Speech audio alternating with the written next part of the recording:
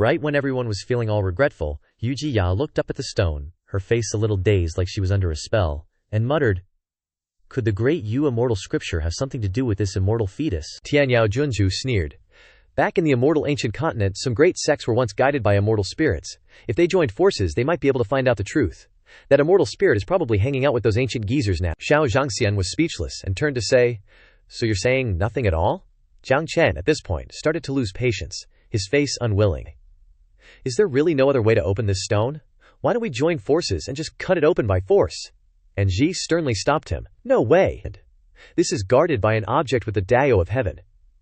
Anyone who forces it open is asking for death." Jiang Chen looked up at the auction organizer and seriously suggested, "If no one bids, why don't you guys represent everyone and open it?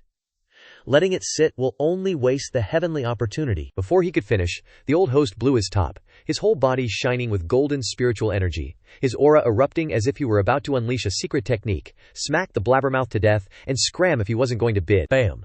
A wave of pressure slammed down, and Jiang Chen couldn't withstand it. Coughing up a mouthful of fresh blood, his body staggered back a few steps. Niu Tian panicked and caught Ah Chen. And Ji also rushed over, her voice worried. "Are you okay? I told you not to talk so much." Someone standing nearby spoke up. A divine origin master is indeed high and mighty, but daring to speak up in front of a Dago manifestation expert is too bold. Being this reckless is like not knowing there's a sky above. Niu Tian next to him frantically patted his friend's shoulder. "Bro, is a Chen okay?" Jiang Chen wiped the blood from the corner of his mouth, glaring over like a fox meeting a weasel, and growled, "Don't call my name!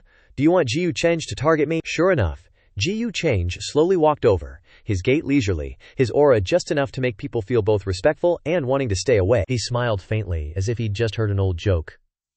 Senior was right. Wanting to cut a divine stone without immortal essence is like daydreaming.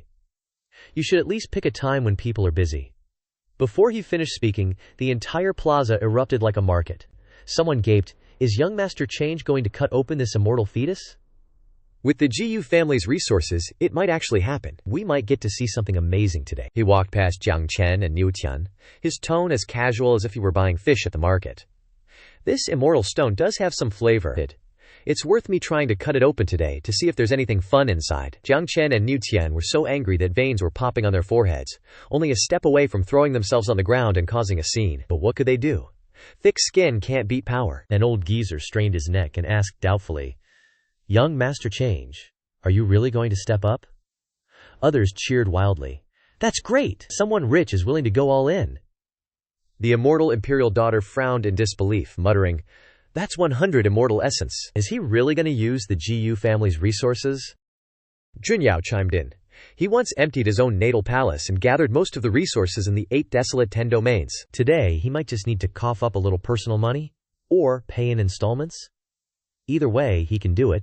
Maybe I should contribute a little too, for a risky investment." Before anyone could nod in agreement, a bunch of people swarmed around Jiu Change like flies to honey. "Young Master Change, I'm the supreme elder of the Tongtian sect. I'll contribute 1 immortal essence. Our sect also wants to contribute 1. If it's not enough, we can add another 1. Is that enough sincerity?" At this moment, a group of graceful beauties in flowing silk dresses, with bright eyes and red lips, advanced like they were stepping out of a dreamlike realm. "Change. Young Master of the 100 Flowers Heavenly Sect, we'd like to contribute 8 beauties at the Great Saint Realm. Are you interested?" Nearly 10 graceful women stepped forward, posing one by one as if they were competing in a beauty pageant. Their calls of Young Master echoing as if they were inviting him to heaven. Each one was as sweet as syrup, incredibly mesmerizing. Just when the atmosphere was starting to heat up in the literal sense, Yin Mei stepped forward and waved her hand to signal rejection, her voice cold. "Our young master doesn't lack beauties." The beauties froze and scattered in silence, each one as if they'd just slipped up in the preliminary round. Jiu Change turned his head, the corner of his lips twitching slightly. He sighed inwardly. "Here it comes. Zhui Ming is automatically blocking rivals for me." Sure enough, once a woman is moved, she's absolutely not easy on anyone else. Yu Jiya seized the opportunity to step forward, her words as sweet as honey. "Young Master Change, why don't you listen to the conditions of our great Yu immortal dynasty?" Without even thinking, Yu Change, Yu Fan waved his hand. "No need, forget it." Yu Jiya froze. The rejection was so blunt that it was like a palm strike shattering her last hope, her heart shaking. Could my previous actions have made him dissatisfied? As if guessing her thoughts, Yu Change smiled slightly and pulled out a golden jar, his voice as clear as a declaration of war. "I'll put in all of it myself." A sentence that shocked the entire venue. You're poor, so you're teary-eyed, you're shaky, so you're jumpy, and you're secretly betting, so you're heartbroken on the spot. Gu Change stated clearly, I will pay the full amount of immortal stones to open the 7-aperture divine stone myself. No one needs to contribute. Hearing this, no one around could hide their shock. The crowd could only gape, eyes bulging as if they were about to fall out of their sockets. Everyone stood frozen, a chill running down their spines, causing sweat to bead on their foreheads and trickle down their cheeks, as if they had just witnessed an unbelievable, transcendent event. What the actual Frank? One person? Pay for everything? Holy shit! Young Master Change, are you kidding me? Whispered words mingled with the sound of thunder booming across the sky. In the midst of the silence, a storm of energy seemed to envelop the space, making everyone feel the extraordinary nature of what was happening. Niu Tian froze, his eyes wide with disbelief. Meanwhile, Jiang Chen gritted his teeth, his stomach full of resentment. That damned Gu Change. What gives him the right to possess something so precious? Baller AF. No wonder he can have an empress in one arm and a holy maiden in the other, look down upon the world, and walk his path alone. It's good to have money, damn. Just thinking about the money. The elder stepped forward, taking the jar of immortal stones from Gu Change's hand, his eyes wide with disbelief, his hands trembling as he lifted the jar. Around him, blue specks of light in the shape of spirits floated, and even he couldn't help but acknowledge Gu Change's awesomeness. His voice trembled as he spoke. This, inside, is immortal spirit. His words were like a bomb exploding, and the crowd around him was instantly shaken. Voices filled with astonishment rang out. What? Even more precious than immortal essence? What do you mean, elder? The elder didn't rush to answer. He simply looked calmly at the 7-aperture divine stone, and finally spoke. What's inside this 7-aperture divine stone should be left to young Master Change. As soon as he finished speaking, the divine stone began to shake violently, and cracks began to appear. A blinding light burst forth, and a rich aura filled the space. All eyes turned to the 7-aperture divine stone, and a buzzing discussion began to arise. This scene is fucking insane. Just a wisp of aura, and the cultivation that has stagnated for many years in me is faintly showing signs of breakthrough. Immortal energy. It's really immortal energy. Before they could recover, just a second later, the celestial stone shattered, and from within, a glossy celestial book appeared, accompanied by a powerful aura. Is that a celestial book? A celestial book was born in the immortal fetus. A cry of astonishment rang out. Oh, that's so sick. Isn't that a legendary being? Gu Change's expression remained unchanged, and he muttered to himself, a celestial book. From Ming, standing behind, was completely stunned, and stammered, older sister. Meanwhile, Euphea also couldn't believe her eyes, and kept thinking in her head, it seems my intuition was right. This thing is definitely closely related to the great Yu immortal canon fragment. This thing has now fallen into his hands, and it will be even more difficult to get it back. No matter what, I have to find a way, even if it's just to take a look. Ignoring the surrounding chatter, Gu was cool as hell, cocky AF, flipping through the pages of the celestial book and reading. He feels so damn good, while everyone around had to admire him. Nowadays, the rules of the upper realm are incomplete, and few cultivators believe in such scenes. Perhaps this mysterious celestial book contains relevant records. Young Master Change is humble and generous, and cares about the world. It is truly a blessing for the upper realm to have this celestial book. That's what they say, but in reality their eyes are full of lust for the celestial book in Gu Change's hands. The lust is so perverted that it's all over their faces. Jiang Chen Xingyi recognized that look, and smiled unconsciously, planning in his heart, these guys are indeed lusting after the immortal book in Gu Change's hands. HMPH, then there will be fun to watch. After thinking about it, Jiang Chen began to make trouble and said, today, all the seniors have gathered. I think young Master Change has great righteousness. Why not be generous for once? And let us take a look at the celestial book. If we can find a way to solve it, it would also be a great contribution to the upper realm, wouldn't it? Young Master Change, what do you think? Jiu Chang didn't answer when he heard this. He just glanced at Jiang Chen, who was speaking proudly. He continued to push forward. If I had this celestial book, I would definitely let you seniors take a look. Young Master Change certainly wouldn't be stingy, right? Jiu Change replied in a cold voice. So you all think so too? Immediately, all eyes turned to Jiang Chen. Instead of cheers agreeing with Jiang Chen's opinion, what was returned was a glare full of murderous intent. Everyone was angry. Immediately, one person spoke on behalf of the crowd and slapped Jiang Chen in the face for the crime of speaking without thinking, being stupid, and still wanting to hang out with life. Haha, he was slapped and scolded. You ignorant brat, who do you think you are to teach young Master Change how to do things? That's right. This is deliberately trying to divide the relationship between us and young Master Change. His sinister intentions deserve death. Little Battle Immortal looked at the scene and turned to Anji. The person you invited to be the Divine Origin Master seems a bit stupid. And Ji was speechless and didn't know what to say, feeling extremely helpless. Only his bro Niu Tian would never abandon him. He rushed to Jiang Chen in a panic and asked worriedly, "Are you okay, bro?" Meanwhile, the people behind turned to Ji Yu Change and fawned. "Young Master Change, please don't blame him. This celestial book was opened by you, so of course you should decide." That's right, that's right. What kind of divine origin master is he? He's just a jumping clown. He doesn't know shut, he's stupid, and pretending to be dangerous. Meanwhile, Jiang Chen was slapped in the face, his cheeks flushed red, and his nose was bleeding. But he still thought he was not wrong. In his heart he was furious. What the hell, why? Why are they so afraid of that dog Ji Yu Change? There are so many people. But they don't dare to talk back. What are they afraid of? It's crazy. But understanding Jiang Chen's thoughts, a cold voice rang out. "Sigh, you're too impatient. Ji Yu Change just led his army to conquer the Barren 10 domains, and his power is very strong now. No one in their right mind would dare to touch him. You'd have to be stupid to provoke him." Meanwhile, Ji Yu Xianxie was still carefully observing the other celestial stones. She sighed and complained. "Da Qing, you've been looking for so long, can you see anything? I think it looks fun. On Ji Yu Change's side, how about we go over there and take a look?" Just then, a thick blood-red spiritual power surged from another corner, and voices of astonishment rang out. "An ominous stone has appeared." Ji Yu Shunhe glanced over and said without much surprise, "Another one." Everyone's attention was drawn to that meteor, including Ji Yu Change. "Is that the stone of misfortune? Phew, damn, that aura is demonic." Ji Yu Change also felt the strong demonic energy, and his face immediately changed when he thought of his little sister. "This is bad," Xianxie. As expected. Just a second later, those dark streams of energy rushed to attack everyone, one by one being caught in it, lifted high into the air. Over here, Ji Yu Xianfei quickly took out her Emperor artifact to block the demonic energy, but before long, that dark aura pierced through her defenses and came whistling to attack. Xianhe frantically widened her eyes, terrified, and not knowing what to do, while the Emperor artifact had shattered. Just then, Ji Yu Change appeared in time to rescue her. If he had been a second later, his little sister would have been a goner. Pulling Xianke into his arms to protect her, Ji Yu Change said reassuringly, "Your cultivation is too weak, you can't even unleash 3/10 of this Emperor artifact's power in your hands. It's normal for it to break." In his heart he thought, as expected, it's demonic energy, and it's from the same source as my own demonic energy. How interesting. Quickly, that demonic energy was extinguished by Ji Yu Change. Everyone around him anxiously asked, "Young Master Change, are you all right?" Yin Mei worriedly rushed over.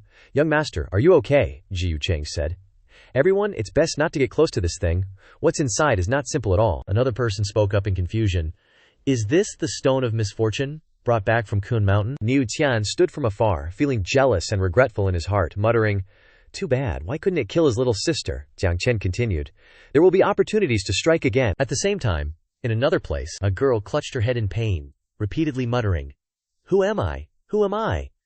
Things fell all over the floor around her, while the girl was still extremely panicked, drooling and mumbling. "I am the one who holds the destiny of nothingness, traversing the river of time to deduce the predetermined destiny of the immortal palace, sacrificing to the great destiny." Streams of memories flashed in her mind. It was a very difficult battle, when she had to face an overwhelmingly powerful force, none other than Big Bro Ji Yu Change, is that his name now? Ji Yu Change, keeping me by his side, most likely means he already knew my identity. And the reason he hasn't made a move on me yet is probably because he's waiting for my physique to fully mature. Then he'll devour my origin, helping him step through the door to enlightenment. I can't let Ji Yu Change know that I've awakened my memories. I can't let him achieve his goal. The creation immortal boat is probably with Jiang Chen. I have to get it back to have a chance. Switching the scene to Kunwu City, two dragons suddenly appeared in the sky, riding the clouds and treading the wind, pulling a building behind them, gliding across the sky, with a thick, dark aura in tow. Below, voices rang out in panic. "What is that? It looks like the forces of Devil Mountain are heading towards Divine Stone Quarter." Each dragon exuded violent killing intent, its red eyes like hellish ruby stars, roaring with its mouth open, creating a sense of earth-shattering power. Black chains coiled around its body, as if trying to restrain an uncontrollable rage. Very quickly it flew to the Divine Stone Quarter. People clamored and talked. A mobile palace, such a grand display. Could it be the crimson-clad devil herself coming in person?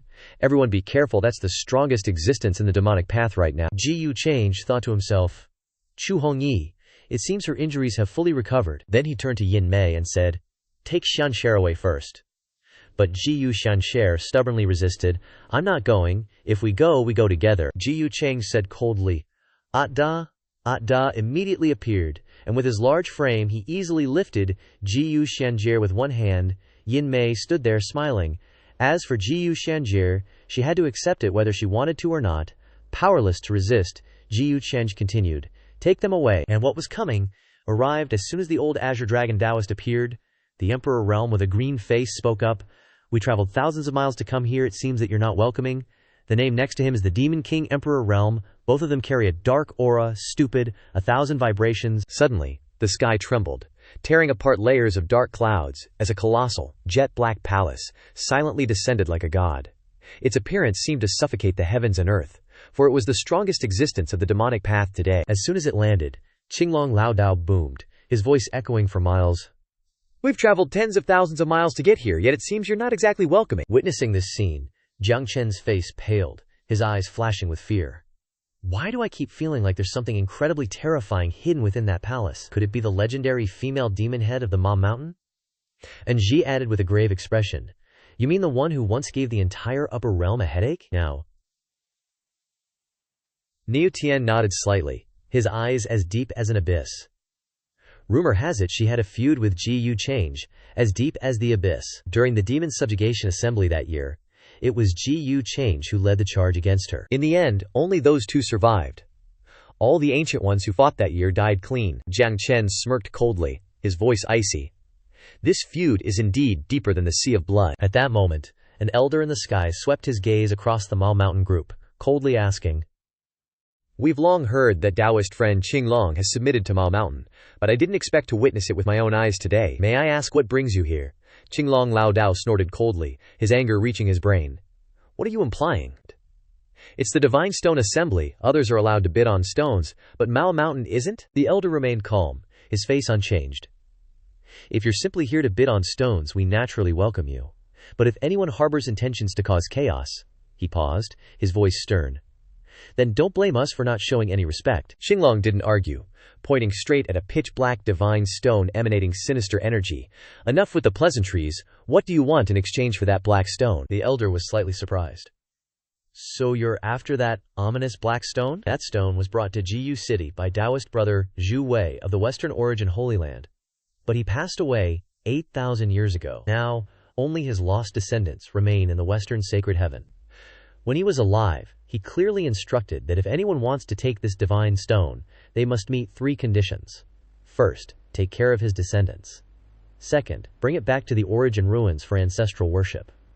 Third, he paused, looking directly at the Mao Mountain group, show worthy sincerity, because Zhu Wei once promised, whoever exchanges for the stone, all the traded items belong to the host, so if Mata Mountain wants it, you should at least have some basic etiquette.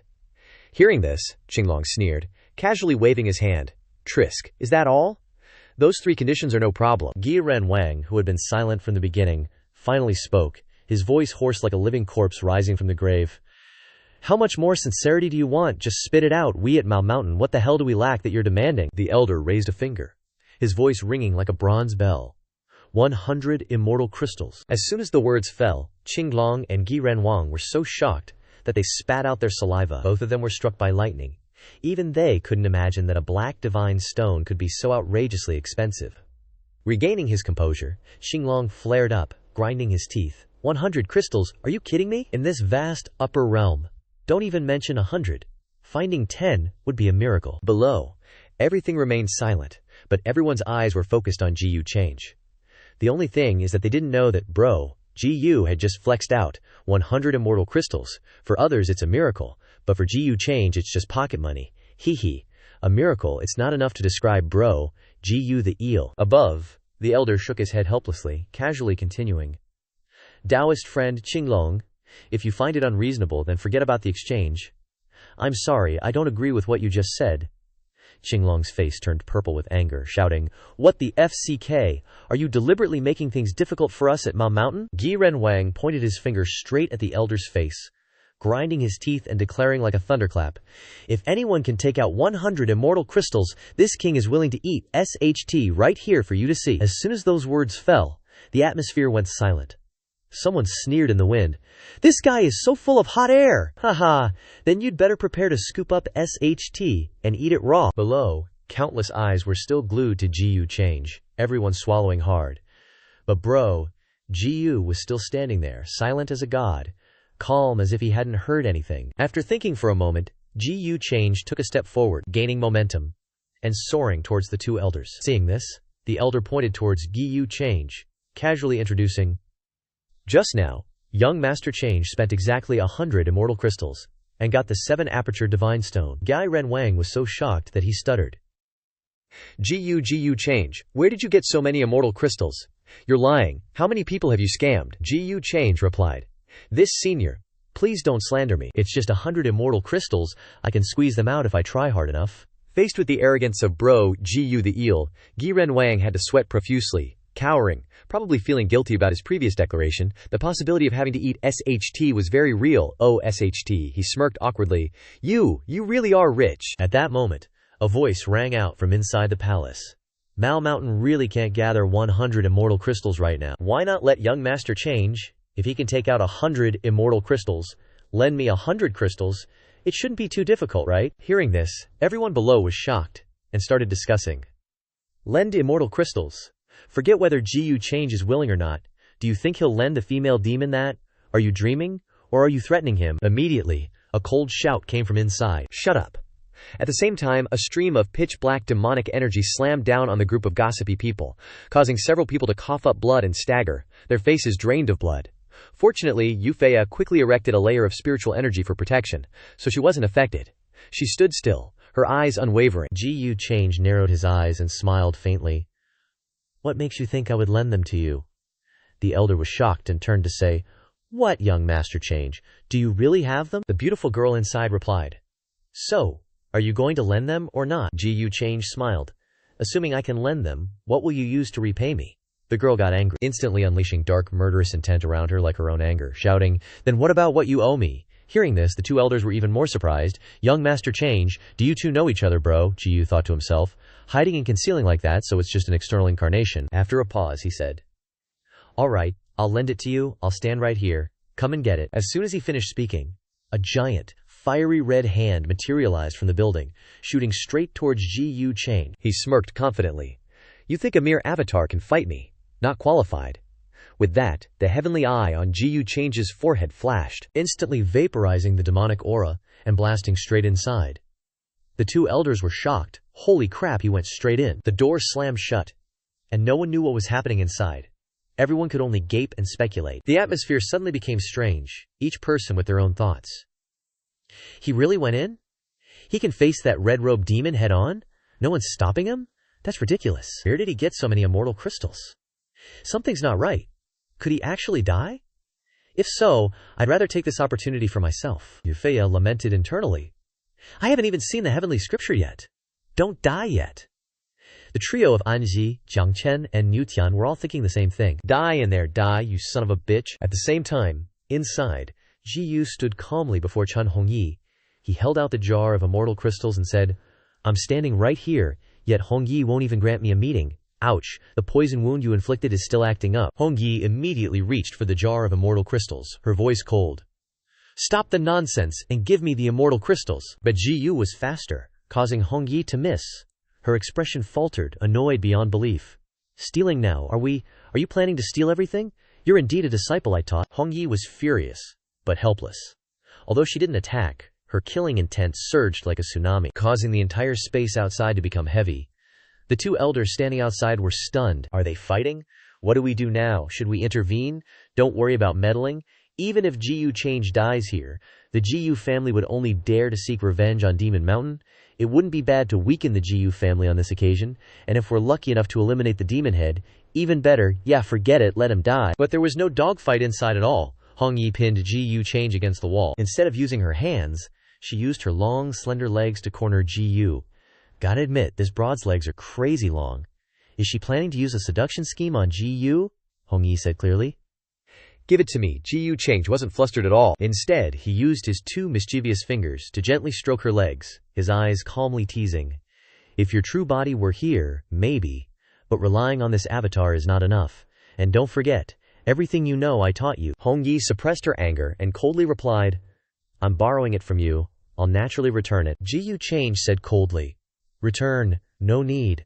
When have I ever withheld anything you wanted? Why are you being so calculating now? He then thrust the jar of crystals directly into her full, round breasts.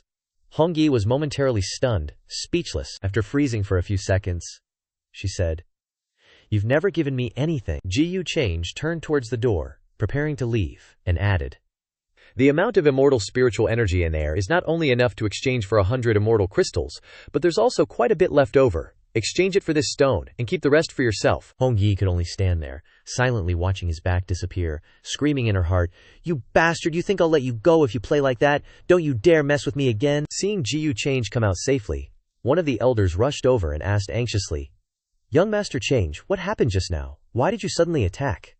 "Are you all right?" Ji Yu Change replied calmly. "I'm fine. Just a small scuffle with the master of Demon Mountain." Seeing this scene, some people were very angry.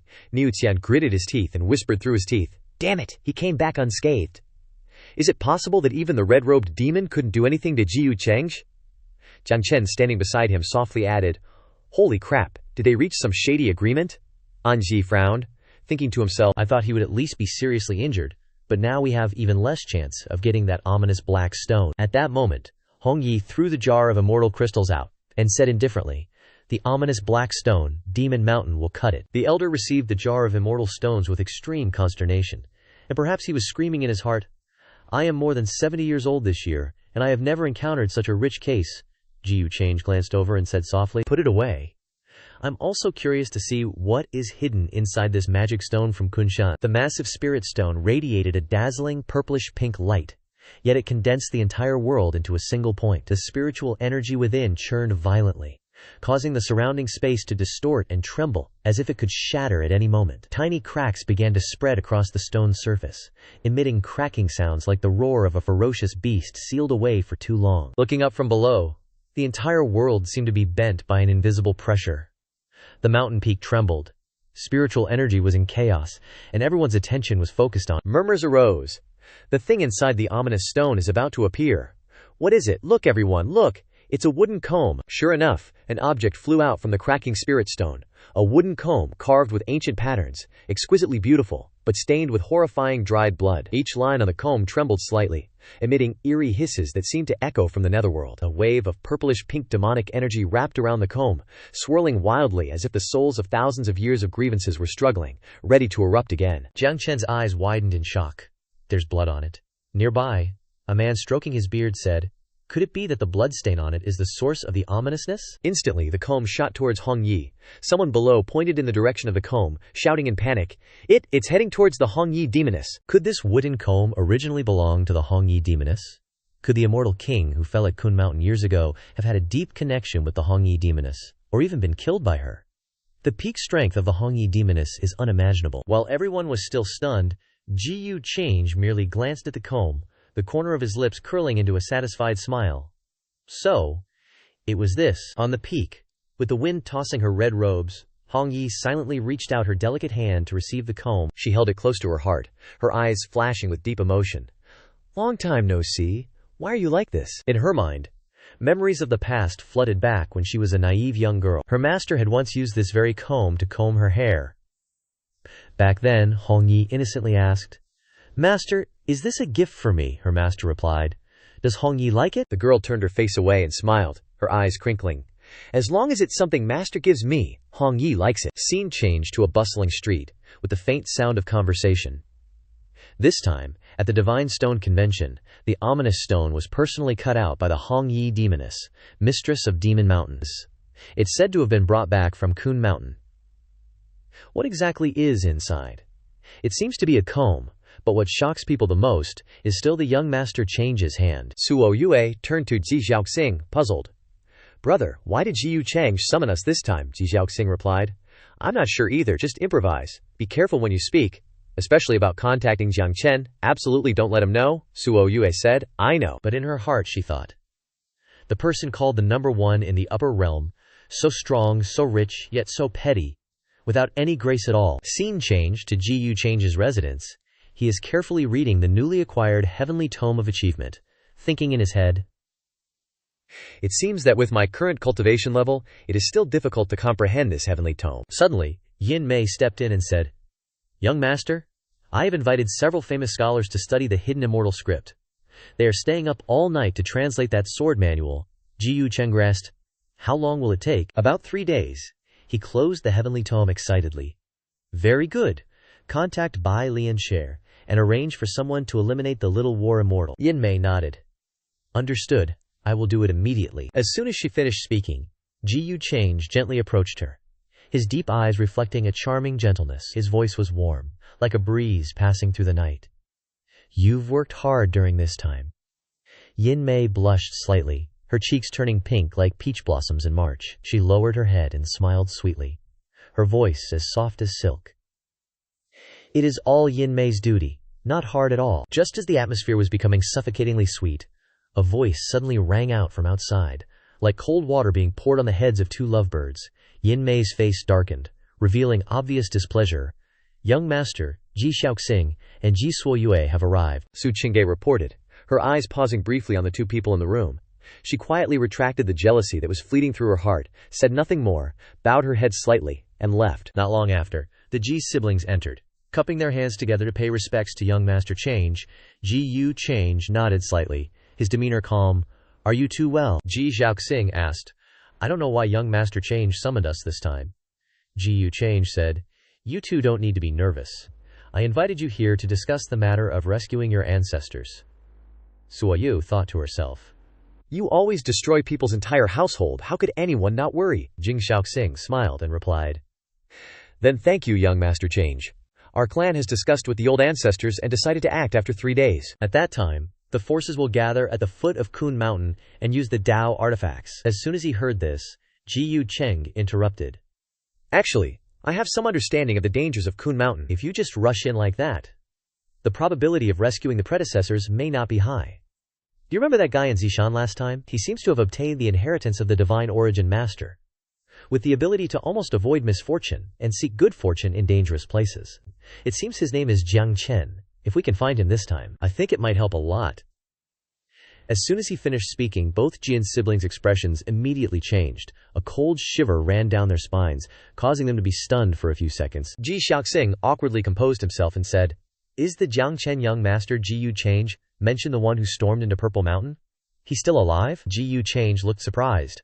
Oh, you guys didn't know? Later, he even set up formations in the Supreme Void Divine Tomb to kill many sect masters, stole the Supreme Void Divine Core, and caused an epic, world-shaking catastrophe. Ji Xiaoxing replied, In that case, his methods might actually be able to help us out.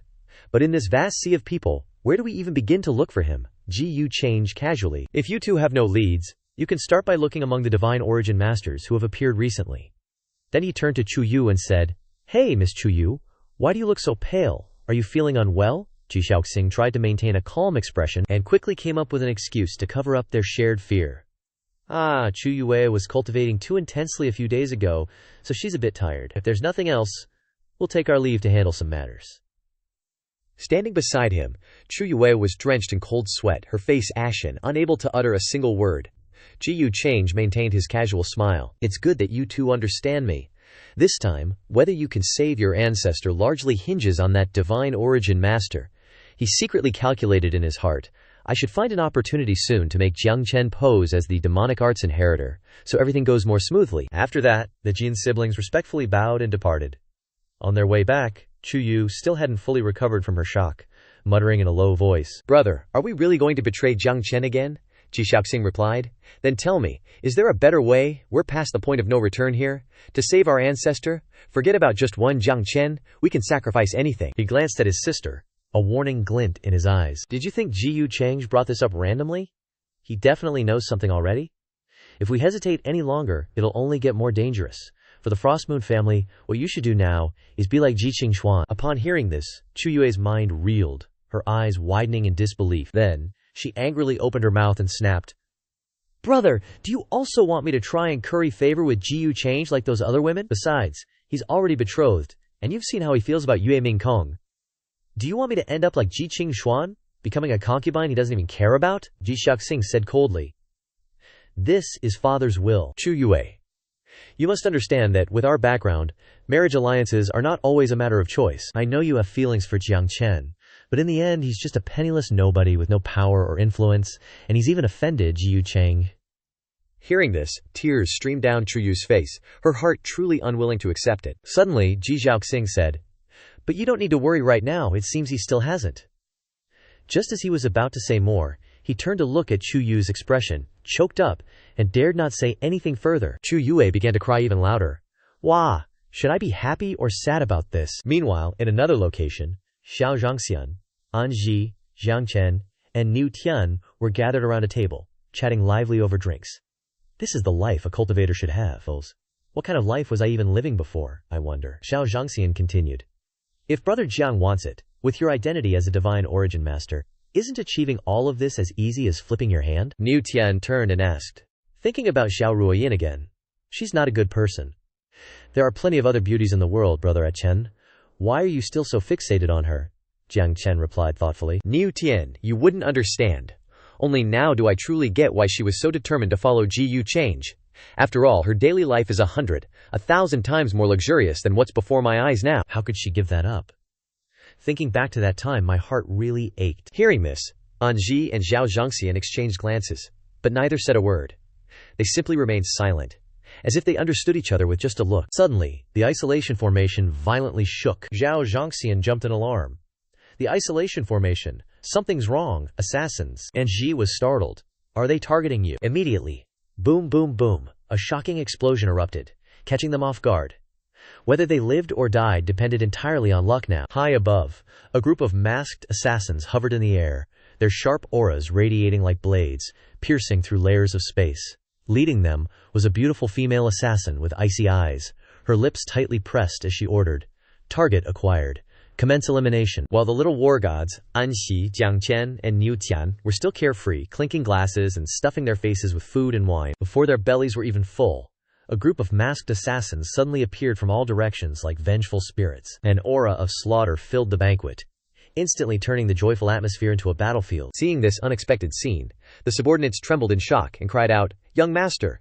Another, without thinking, hurriedly shouted, "Stop them!" Immediately, they drew their weapons and charged into the chaotic battle, rushing to rescue the little war gods. Anji, observing the scene, frowned and thought to herself, assassins at the peak stage, why are they here? She immediately turned to the little war god and said sternly, "Who have you offended?" But the little war god himself was still confused, not understanding what was happening, and angrily roared, "Damn it, who are you? How dare you invade my manor and try to assassinate me?" A female assassin in tight black clothes suddenly swooped down from the sky, landing next to him. Her eyes were as cold as thousand-year-old ice, and her murderous aura rose intensely as she enunciated each word. "We are here to take your life." With that, she unleashed a sweeping kick, her long legs transforming into a blade, slamming straight into the little war god's chest, causing him to cough up blood. His body was sent flying like a sandbag, tumbling dozens of meters across the cold ground. But she didn't stop there. The female assassin immediately circulated her energy, her figure becoming a blur as she pursued him relentlessly, preparing to finish him off. The little war god was in utter panic, his vision blurring with blood, his mind racing. Where are my protectors? Why haven't they appeared yet? At the same time, in another dimension where light was distorted by an ancient formation, a man covered in blood, clutching a serious wound, was panting heavily, struggling to ask, "Two peak stage experts, which force do you belong to?" In response, Ji Yu Wudi merely glanced at him indifferently, his voice deep as an abyss. "We are people you cannot afford to offend." Just as he finished speaking, Bai Liangare, standing beside him, suddenly interrupted, her voice cold and emotionless. "Enough talk, make your move. If you mess this up, he won't spare you." Ji Yu Wudi chuckled, a smirk on his face. "Very well, Pavilion Lord Bai." Below, Jiang Chen was struck by a palm and crashed to the ground, shouting in alarm. Niu Tian.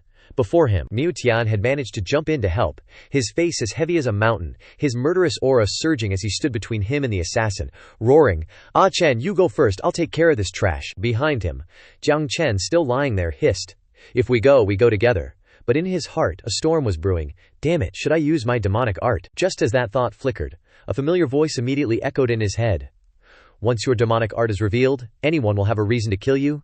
Be careful when using it before you are strong enough." Jiang Chen paused, his mind in turmoil. Niu Tian wouldn't betray me, but I can't be sure. The battle outside was still raging fiercely. Murderous intent, internal energy, and the clashing of weapons rang out deafeningly. And then, boom, boom, boom! Two terrifying forces collided in the air, emitting three earth-shattering explosions like thunder descending upon the world.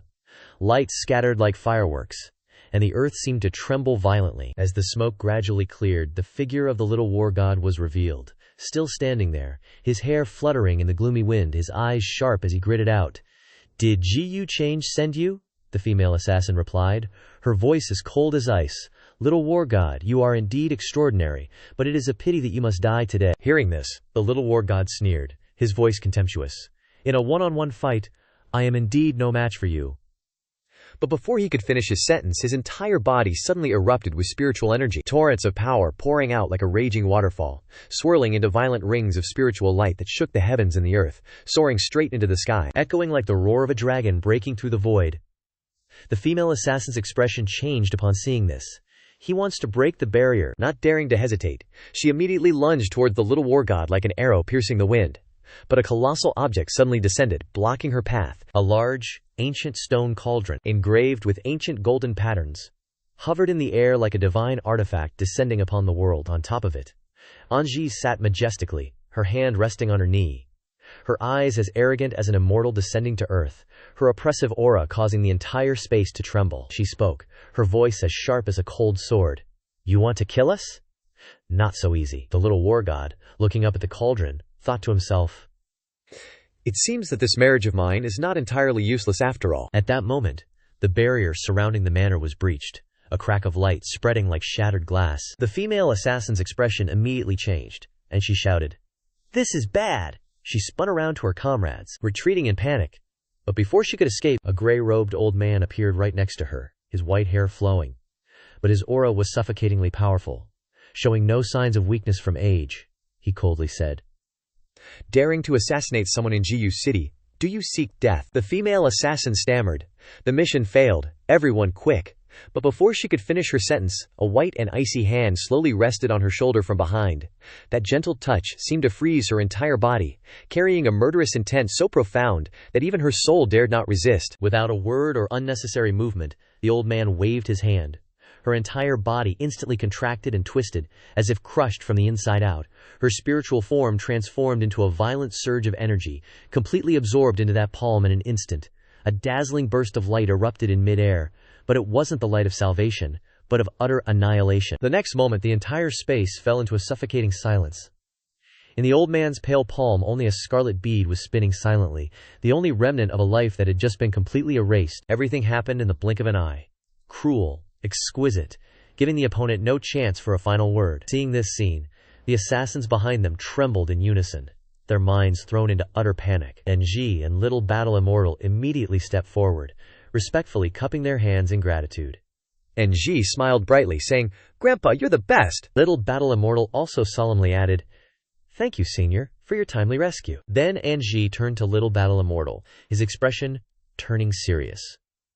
"It seems these guys are extremely well trained, probably death-sworn." Sure enough, at that moment, the remaining assassins, as if having agreed beforehand, simultaneously self-detonated. Blood, inner force, and even remnant souls exploded like fireworks, determined to leave no trace behind. Ji, on the other hand, asked in a low voice, "Do you have any clues about their origins?" Little Battle Immortal didn't answer, only remaining silent. His deep gaze swirled in the void, and two names gradually appeared in his mind.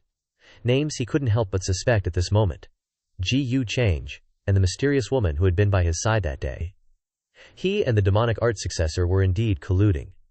Little Battle Immortal gritted his teeth, his eyes icy.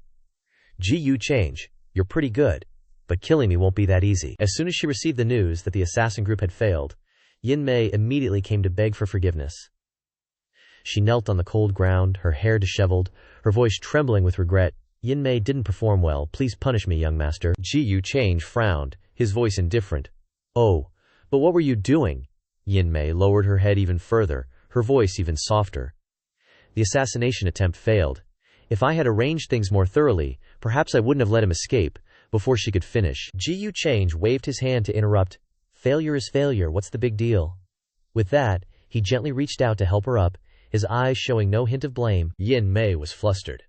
"Then let me send more people. This time, I'll definitely kill him." But Ji Change shook his head. "No need, now that this has happened. He'll definitely be more vigilant. Right now, I'm the center of attention. We should consider the impact of everything we do." Yin Mei clenched her sleeves, her voice irritated. It's still Yin Mei who messed up young master's plans. Ji Yu Change comforted her softly. It's okay, letting him live a few more days won't kill anyone. If he leaves Kunwu City, I'll personally end him. Hearing that, Yin Mei finally smiled slightly. That's true. As long as he leaves Kunwu City, that little battle immortal will be as helpless as a fish on a chopping board. Ji Yu Change nodded, his expression calm, as if he had everything planned out. Moreover, this incident conveniently gives me an excuse. Pass down my order, saying that I want to invite the young prodigies in Kunwu City to the Star-Plucking Pavilion to discuss the matter of attacking Kunwu Mountain to rescue the holy scion of the Qi race. He paused for a moment, then chuckled. Oh no, the human ancestor. Yin Mei narrowed her eyes and smiled playfully. Understood, young master. And then Ji Yu Change leaned in, intending to reward Yin Mei with an encouraging kiss. But just as their lips were about to touch, a cold voice suddenly rang out like a bucket of ice water poured straight down their backs. Su Qingzhe has something she wishes to report to young master in private. Ji Yu Change sighed softly, then said, Yin Mei, go handle your affairs. Yin Mei pursed her lips, trying to hide her annoyance. Yes, young master. Then she quietly left, her heart filled with resentment. Talk about a mood killer. After she disappeared, Ji Yu Change turned to ask, What's the matter? Su Qing stepped out from the shadows, her eyes complex. I overheard that young master sent people to assassinate little battle immortal. Ji Yu Change wasn't surprised at all, only saying calmly, You want to ask why I wanted to kill him? Naturally, because he knows what he shouldn't know. Su Qing was stunned. What he shouldn't know? Looking at that innocent gaze, Ji Yu Change suddenly turned cold, his words cutting. Are you still going to play dumb, Su Qing? The truth exposed. Su Qing's face turned pale, her spine chilled, and her voice stammered. Young master, you already knew. Knew what? Ji Yu Change narrowed his eyes. The fact that you swapped identities with your younger sister, or the fact that you are the successor to the demonic art, how long were you planning to hide it from me? Su Qingge was speechless, tears welling up in her eyes. I remember young master once said that if he knew the identity of the demonic art successor, he would definitely not let him live, so I, Ji Yu Change, slowly raised his hand and placed it tentatively on her neck. That hand was so cold that it made Su Qingge's breath catch in her throat. You still remember those words? He asked. She lowered her head, her voice trembling. I'm sorry, I've disappointed young master. But that hand tightened, his voice cold. Now that you've been honest, you want me to kill you? Su Qingge bit her lip and struggled to say, Young master won't. You think I can't bear to kill you? His voice was as cold as ice. She looked straight into his eyes, her voice choked with emotion. If I could die at young master's hands, perhaps that would be the best ending for me. Inside her body, another soul, the mysterious being residing within, panicked. We're doomed! But while her body was trembling, Su Qing still said, I'm tired. I don't want to hide anymore. Ji Yu Change was silent, his eyes as sharp as knives, looking at her for a long time before suddenly pulling her into his arms. All right, his voice was so soft that it was like a whisper in her ear. You came with me from the lower realm and became who you are today. It's hard for me to deny responsibility. Whether you're the demonic art successor or just a regular cultivator, you're still my Qing. Su Qing was stunned, her eyes brimming with tears, her heart clenching with emotion. Ji Yu Change still held her tightly, continuing softly. You're the person I must protect. Su Qing burst into tears. Those tears were of pain, of fear, of countless days of concealing her identity, but they could also be of love, or just the tolling of a bell foreshadowing an ending, an embrace full of emotion, or perhaps the last embrace before parting. The entire Kunwu city was shaken by the incident involving the little war god. News spread like wildfire, turning the place upside down. Soon after, something even more shocking happened. Ji Yu Change announced he would host a banquet at the Star-Plucking Tower, inviting numerous young prodigies. The reason was none other than discussing a plan to rescue Ancestor Ji, who was trapped in Kun Mountain. This news was like a bolt from the blue, quickly spreading throughout the cultivation world, causing an uproar everywhere. Upon hearing this, all cultivators and living beings were stunned. What the actual F? Ji Yu Change is inviting us to discuss rescuing the Ji family's ancestor? Seriously? What does the Ji family's ancestor have to do with us? But since Ji Yu Change is personally extending the invitation, and under the righteous banner of saving someone, if we don't go, aren't we just asking for a bad representative? He's clearly making a bold move, personally leading the charge. If we hesitate, won't we become a laughingstock? Plus, he can defeat someone who has attained enlightenment. He can protect himself even in Kun Mountain. What about us? He's obviously pushing us to our deaths. Damn it, is Ji Yu Change forcing us to actually go to Kun Mountain? Jin Chan, who had been silent until now, spoke up in indignation. Amitabha, I said it a long time ago, Jiyu Change is insidious and definitely not a good person. You should all be more cautious. Even the little war god and his crew couldn't escape. Their faces turned extremely ugly when they received the invitation. Just when they thought they could have some peace after surviving that last ordeal, Jiyu Change launched a second deadly strike. Fearing that the little war god would use his injuries as an excuse to back out, he even deliberately sent holy medicine to heal him, putting on a show of righteous concern. This act was like a slap in the face, both humiliating and impossible to refuse. The little war god roared in fury. Holy SHT, the assassin who attacked me was definitely sent by Jiyu Change, and now he's pretending to be all benevolent and righteous, bringing medicine for my wounds. It's absolutely outrageous. And Ji was a little worried. What do we do now? Is there no way for us to decline? The little war god said. In the current situation, we can only play it by ear. If we refuse, we'll just give him an excuse to make a move against us. In the future, it's best not to split up. We must always have someone to support us, he thought to himself. HMPH. Those two wanted to cut ties the moment they saw me get assassinated to avoid being implicated. But now that they're on my boat, there's no getting off. Suddenly, Anji asked curiously, "Why does Jiyu Change want to kill you? When did you offend him?" The little war god replied, "This is important. You must promise never to reveal it to anyone.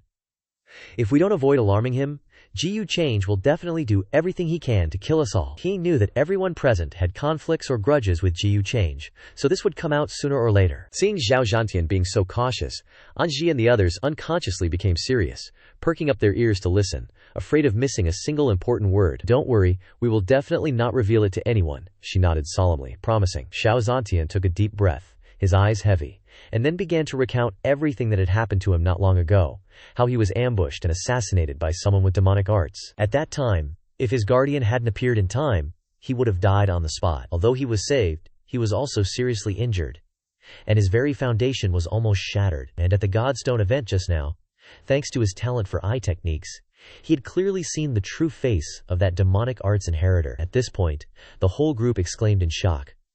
"What? The maid next to Jiyu Change is the demonic arts inheritor?" Zhao Zhantian said sternly. "That's right. The demonic arts inheritor is actually Jiyu Change's person. I can guarantee that." Only then did Anji suddenly understand, muttering to herself, No wonder the demonic arts inheritor escaped from his hands so many times. So that's the reason. If I hadn't heard it from Zhao Zhantian himself, I would never have dared to imagine such a crazy possibility. Jiyu Change, what exactly are you planning? The demonic arts inheritor, whose name makes the entire upper realm turn pale, is actually the close maid by his side. And Ji's face turned pale, and a strong sense of regret rose in her heart for daring to be against Jiyu Change. Such a person, with unfathomable schemes and such ruthless methods, makes one just want to turn around and run away, not daring to face him again, Zhao Zhantian said. This must not be revealed. If we don't have concrete evidence, and he finds out, we will die without a burial ground, Anji replied. Don't worry, we understand the seriousness of this. Just then, a maid rushed in, flung open the door, and said urgently, It's bad, miss. The drop of immortal hidden true blood that you sent people to get from the ancestral star was snatched away by Miss Anyan on the way. Anji was shocked. What? Anyan dared to do that, Niu Tian reproached. What kind of job are you doing? The maid trembled. Miss Anyan's status is too high. The guards didn't dare to resist. Anji gritted her teeth in anger. I didn't expect Anyan to dare to secretly make a move while she was away, openly doing such a huge thing, snatching the item that originally belonged to her right on the road. This made the fire of anger in her heart burn fiercely, wishing she could immediately return to the clan and personally deal with her in a life-or-death battle to vent her anger. But now she was stuck in the current situation. Without even the opportunity to split her body, she could only grit her teeth and endure, with the fire of anger smoldering in her heart, unable to be vented. Seeing this, Zhao Zhantian patted her on the shoulder to encourage her. Right now we should prioritize solving the matter at hand. Anne Ji gritted her teeth. HMPH. After dealing with the matters in Jiyu City, I will definitely settle accounts with that little girl. Soon, 2 days passed. In Kunwu City, the entire Kunwu City was in turmoil because of the news that the Ji family was about to launch a great war, attacking Kun Mountain directly, a shocking event that was enough to shake the cultivation world. And the current meeting place, Star Plucking Tower, was located in the northernmost corner of Kunwu City, like a celestial tower hidden in a remote corner of the world, rumored to be able to pick the stars from here with an outstretched hand. The entire tower was magnificent, extremely ancient, built entirely of top-grade immortal stones, with light flowing on every wall, shimmering with divine light, and immortal energy rising like a dream, giving people the feeling of seeing a divine palace descending from the upper realm to the mortal world. Right at the entrance of Star Plucking Tower, countless cultivators and living beings had gathered early to welcome guests, and even many powerful elders of previous generations personally came to join in the fun, making the atmosphere more lively than ever. Today, all the top young talents of the upper realm may not have gathered, but most of the well-known names were present. Every young prodigy that appeared had divine light flowing around their bodies, extraordinary temperament, and moved with the presence of dragons and tigers, walking as if carrying the might of heaven. Above their heads were dazzling lights, and their mental power was so powerful that ordinary people dared not look directly at them, like true dragons descending, all with overwhelming momentum. The little emperor spoke up. "Everyone, it seems like everyone is in a bad mood today." And Ji walked through the crowd and glanced at Zhao Zantian, saying, "It seems that Ji Yucheng's actions have caused dissatisfaction among many people." Zhao Zantian replied, "In any case, this trip is too dangerous. It's better to avoid it if possible." Just then, the old butler spoke loudly. "Everyone, please take your seats first. My young master will be here soon." The moment the old man appeared, all eyes in the Star Plucking Tower immediately narrowed, and the atmosphere, which was still lively, became abnormally tense. Everyone was shocked, and no one dared to maintain their casual attitude from before. A person who has attained Dago. The old man was wearing a stable butler's outfit, with a humble appearance, but his cultivation was unfathomable. The aura of the Emperor realm vaguely spread around his body, like a separate heaven and earth spinning around, clearly an existence that had entered the realm of Dao attainment, not to be underestimated. Everyone was shocked, and an immeasurable question rose in their hearts. Is this old man really a butler, or is he an old ancestor of the Jiyu family concealing his identity? Lu Guan said to himself, "Emperor Realm. He is an elder of the Jiyu family. I must adapt to the situation." Inside, the appearance of Zhao Zantian surprised the heavenly demon lord quite a bit. "Brother War God, you're here too. I heard you were assassinated and injured." Zhao Zantian forced to smile. "Thank you for your concern, but young Master Change personally invited me. I had no choice but to come." After all, we are of humble status, and have no weight in our words. Hearing this, they could only remain silent, and say nothing more. Over here, Jiang Chen was slightly stunned when he saw Chu Yue. Niu Tian, who was standing beside him, asked, Chen, what's wrong?" Jiang Chen said in confusion. "She's here too?" Niu Tian thought to himself. "Although I don't want you to hang yourself on one tree, I don't want you to immediately find another tree to hang yourself on either." Then he asked, "Who is she?" Jiang Chen said calmly, "She is the princess of the Ji family, Ji Chuyu. Looking back now, she is indeed a pure girl." Before Jiang Chen could finish speaking, Niu Tian interrupted. Chen, I think all the daughters of prominent families are not simple. Moreover, this time they are related to Ji Yu Cheng. Jiang Chen said, "She is not the same. Although she was born into a prominent family, she has never been happy. She is no different from a canary trapped in a cage." Saying this, he smiled softly, thinking warmly to himself, "Even though Ji Yu Cheng and I are enemies, she still chose to help me when we met again at Ji Yu Mountain. Sing. I used to be so focused on Zhao Ruoyin that I overlooked a good girl who was always by my side." Just then, Ji Yu Cheng walked in, saying, "Looks like everyone's here." Following the direction of the voice, everyone looked towards the entrance. Ji Yu Cheng approached Zhao Zantian and said, "Oh, I heard that Brother Zantian was assassinated the other day, and his injuries weren't light. Zenge, I specifically ordered someone to bring healing medicine. Looks like it had some effect." Zhao Zantian replied, "The medicine bestowed by young Master Change is indeed not bad, but my injuries are too severe. I'm afraid I still need more time to recuperate." He smiled faintly. "Is that so? Then I hope it doesn't delay the rescue of the ancestor in Kunshan." Zaihan Tian replied, "My injuries haven't healed yet. I'm afraid I'll disappoint young master." But Ji Yu Change had already calculated everything in his head. It was all as he expected.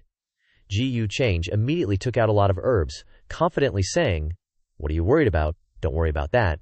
This is a 10,000-year-old blood spirit mushroom, a 10,000-year-old reviving immortal grass, a 10-million-year-old jade ginseng, and a 10-million-year-old boxwood fruit." The amount of spiritual medicine Ji Yu Change took out was enough to cover Zhao Zantian, and he was completely stunned by Ji Yu Change's all-in attitude. Ji Yu Change never disappoints his bros. Everyone around was pale and shocked. This wasn't just for healing injuries, it was enough to revive the dead, and Xiao Zantian was completely frozen in a pile of spiritual medicine surrounding him, an amount he couldn't even imagine. He didn't dare think that Big Bro Ji Yu was this generous, stammering. As expected, young Master Change is thoughtful. I'm extremely grateful, Ji Yu Cheng said calmly. Kunshan is perilous with many obstacles. If your injuries heal, the chances of rescuing the ancestor will also increase by a few points, won't they? Then, the male lead stretched out his hands to both sides, saying, "All right, please take your seats." The senior ancestor Ji Shengchu once protected the upper realm for millions of years and took care of the great and small Dao Tong'an forces. Now that he's in trouble, how can we stand by and watch? If Senior Ji Shengchu is rescued, he will surely be able to resolve the calamity of absolute yin that threatens the upper realm. This is a heaven-sent opportunity, a blessing for all of us. Today, on behalf of Senior Ji Shengchu, I thank you, fellow Taoists, for lending a helping hand. Seeing this, the prodigies below also hurriedly stood up, raising their cups in unison, and no one dared to be even slightly impolite. Righteousness, noble intentions, and not afraid of hardship to stand up for Senior Ji and think of a way to rescue him. Young Master Change is truly the blessing of our upper realm. Xiao Zantian raised his wine cup in his hand and thought in his heart. It is clear that the Ji siblings are here. What are you thanking on their behalf? Too much. Jiang Chen glanced at Chu Yue, confused in his heart. What's wrong with Chu Yue, little sis? On this side, Ji Xiaoxing glanced at her sister, still in a daze, gently calling out, Chu Yu, Chu Yu. She nodded upon hearing this. However, the siblings Ji Xiaoxing and Ji Chuyue also stood up one after another, taking the initiative to go forward and offer wine to the supreme prodigies present at the banquet, as a way of expressing the Ji family's gratitude for responding to the call for support. Even though Ji Chuyue still harbored unspeakable grievances in her heart, she still tried to maintain a smile on her face, gently moved forward step by step, respectfully raised her cup, and bowed her head to thank each young genius. Her expression was gentle and courteous, and her demeanor was as gentle as the autumn moon, making it difficult for outsiders to blame her. Even though she was forced to humble herself in this situation, she still demonstrated the demeanor of a Jia family's young lady, soft but not weak, humble but not lacking in bearing. Ji Xiaoxing said, "Thank you, young Master Change and fellow Taoists, for your concern about rescuing our ancestor. We siblings will drink this cup first. I see that there are a few people serving young Master Change, Chu Yu. You should drink a few cups with him," Chu Yu nodded reluctantly. But Ji Yu Change was not very impressed with this goodwill, and his expression was extremely indifferent. While the surrounding area was shocked and abuzz with discussion, the Ji family is planning to offer a woman in exchange for fame and fortune. This Ji Chu Yu is also not an ordinary person, doing things that we want to do but dare not do. Look, she is still acting pitiful. Trisk, Chisk, and Jiang Chen was now very angry. Could it be that both of the women I love will be snatched away by Ji Yu Cheng? The more he thought about it, the more angry he became. Jiang Chen shouted helplessly, "You are all talking nonsense. Chu Yue is not the kind of person who is greedy for vanity and climbs the social ladder as you say." Before Jiang Chen's reaction, Niu Tian was shocked and quickly stopped him. "Ah Chen, you calm down a bit." Ji Yu Chen said nothing but just smirked slightly, pleased in his heart. So that's it. It seems that Jiang Chen also has feelings for Ji Chu Yue. That noise had already attracted the attention of Chu Yue. Her face broke out in a cold sweat, panicked. Jiang Chen. Without hesitation, Ji Xiaoxing rushed towards Jiang Chen. Chu Yu was extremely uneasy, stammering, Brother. Seeing this, Ji Yu Change said coldly, "It seems that Miss Chu Yu is very concerned about his safety, isn't she?" Chu Yu was hit where it hurts, terrified until her face turned pale. Flustered, young Master Change misunderstood. Ji Yu Change interrupted. "Miss Chu Yu values love and righteousness. That is commendable. But don't forget your identity. You don't want to bring disaster to the family behind you, do you?" At this time, Ji Xiaoxing had caught Jiang Chen, who was causing trouble and disrupting order here. Jiang Chen was controlled and kept roaring, "Let me go, Ji Yu Change. I was only invited to attend the banquet. What basis do you have to arrest me?" Ji Yu Change said seriously, "What basis? You think you can just transform and show off right in front of me?" Jiang Chen was exposed. Jiang Chen was shocked. Cold sweat poured down like rain, every nerve was tense, and he couldn't believe how he could be discovered. He had prepared so carefully, every gesture, every word, every layer of disguise was impeccable. But at this time, everything was like a thin veil torn apart in front of everyone. He felt extremely flustered. When was my identity exposed? Ji Yu Cheng went all out, throwing a lavish banquet. Invitation cards were sent directly to all the chosen ones, with the excuse of an urgent meeting to discuss rescuing the Ji family's human ancestor. It sounds serious, but everyone's really thinking, what's that got to do with me? But the one issuing the invitation was Ji Yu Change, A name that just a single glance is enough to make the chosen ones tremble like leaves. So even though they were bored to death inside, everyone had to dress up nice, prop their chins up, and pretend to be interested in coming. And then, while the banquet was as tense as a stretched string, Jiang Chen indignantly opened his mouth and barked loudly to attract attention. And from that moment on, Jiang Chen's true identity was exposed by Ji Yu Change right on the spot. Everyone was shocked, frantically, and confusedly discussing the matter. Listening to young Master Change, could it be that he has another identity? I've been secretly suspicious, but how could this dog be so dumb as to scold us? He seems to be with that group of little war immortals, right? And she and the little war immortals, who were sitting quietly, suddenly felt their hearts pounding like firecrackers exploding under their butts. They all stared blankly. Crap, we're exposed! Jiang Chen is screwed! But players gotta stay calm. After a 3-second pause, the two instantly turned on their innocent-as-can-be mode. Trembling, faces pale as ghosts, eyes wide like they'd seen a ghost, stammering, Jiang Chen? Who's that? Don't know him? Not friends? Don't play with him? Swear! Before, Jiang Chen spent a whole session talking about his bloody feud with Ji Yu Cheng, plus the full combo of drama in the Taishu Divine Mausoleum. Now that's it. If anyone asks, I swear I didn't hear, didn't know, don't remember, and if I do remember, then I've forgotten. Because they understand all too well, getting involved in this is like signing up for a one-way ticket to meet your ancestors. No matter how big the backing is, it won't save you. The little war immortal quietly reassured. Don't be rash, the urgent thing is to save our lives. Then we'll have a chance to save Jiang Chen. Niu Tian, standing next to him, opened his mouth wanting to protect Jiang Chen. But as soon as he opened his mouth, he heard the sound of funeral drums in his head. So he swallowed the words back into his stomach, sighed like he was saying goodbye, and then became as silent as a dried fish. He thought to himself, damn it! After Zhao Ruoyin's affair, how could Ah Chen become so agitated? Isn't it just being cuckolded? Damn, he's being a dumbass and showing off. Even if Jiang Chen grew wings, it would be hard to escape. Just then, Ji Yu Change spoke. Perhaps I don't need to say much. You all understand when you see it. This guy disguised himself and mixed in with us, just to pull the same tricks as he did back in the Taishu Divine Mausoleum, using divine origin master methods to harm the sect leaders. The surroundings immediately shook. What? He's the thief from back then? Holy crap! But Jiang Chen was still fearless, opening his mouth and shouting loudly, Ji Yu Change, you vile and evil, despicable and shameless scoundrel. You still dare to falsely accuse me. You're really crying thief. Ji Shaoxing immediately shouted, shut your mouth, Ji Yu Cheng said angrily. Even at this point, you're still stubborn, truly dying without remorse. Gag his mouth. As soon as he finished speaking, Jiang Chen's dog mouth was gagged again. Then, Ji Yu Cheng continued, take him away. Ji Shaoxing bowed his head. Yes. And so, even if Jiang Chen wanted to say a lot, he was powerless to utter a word. He helplessly looked towards the little war immortal and Anji, making moaning sounds like,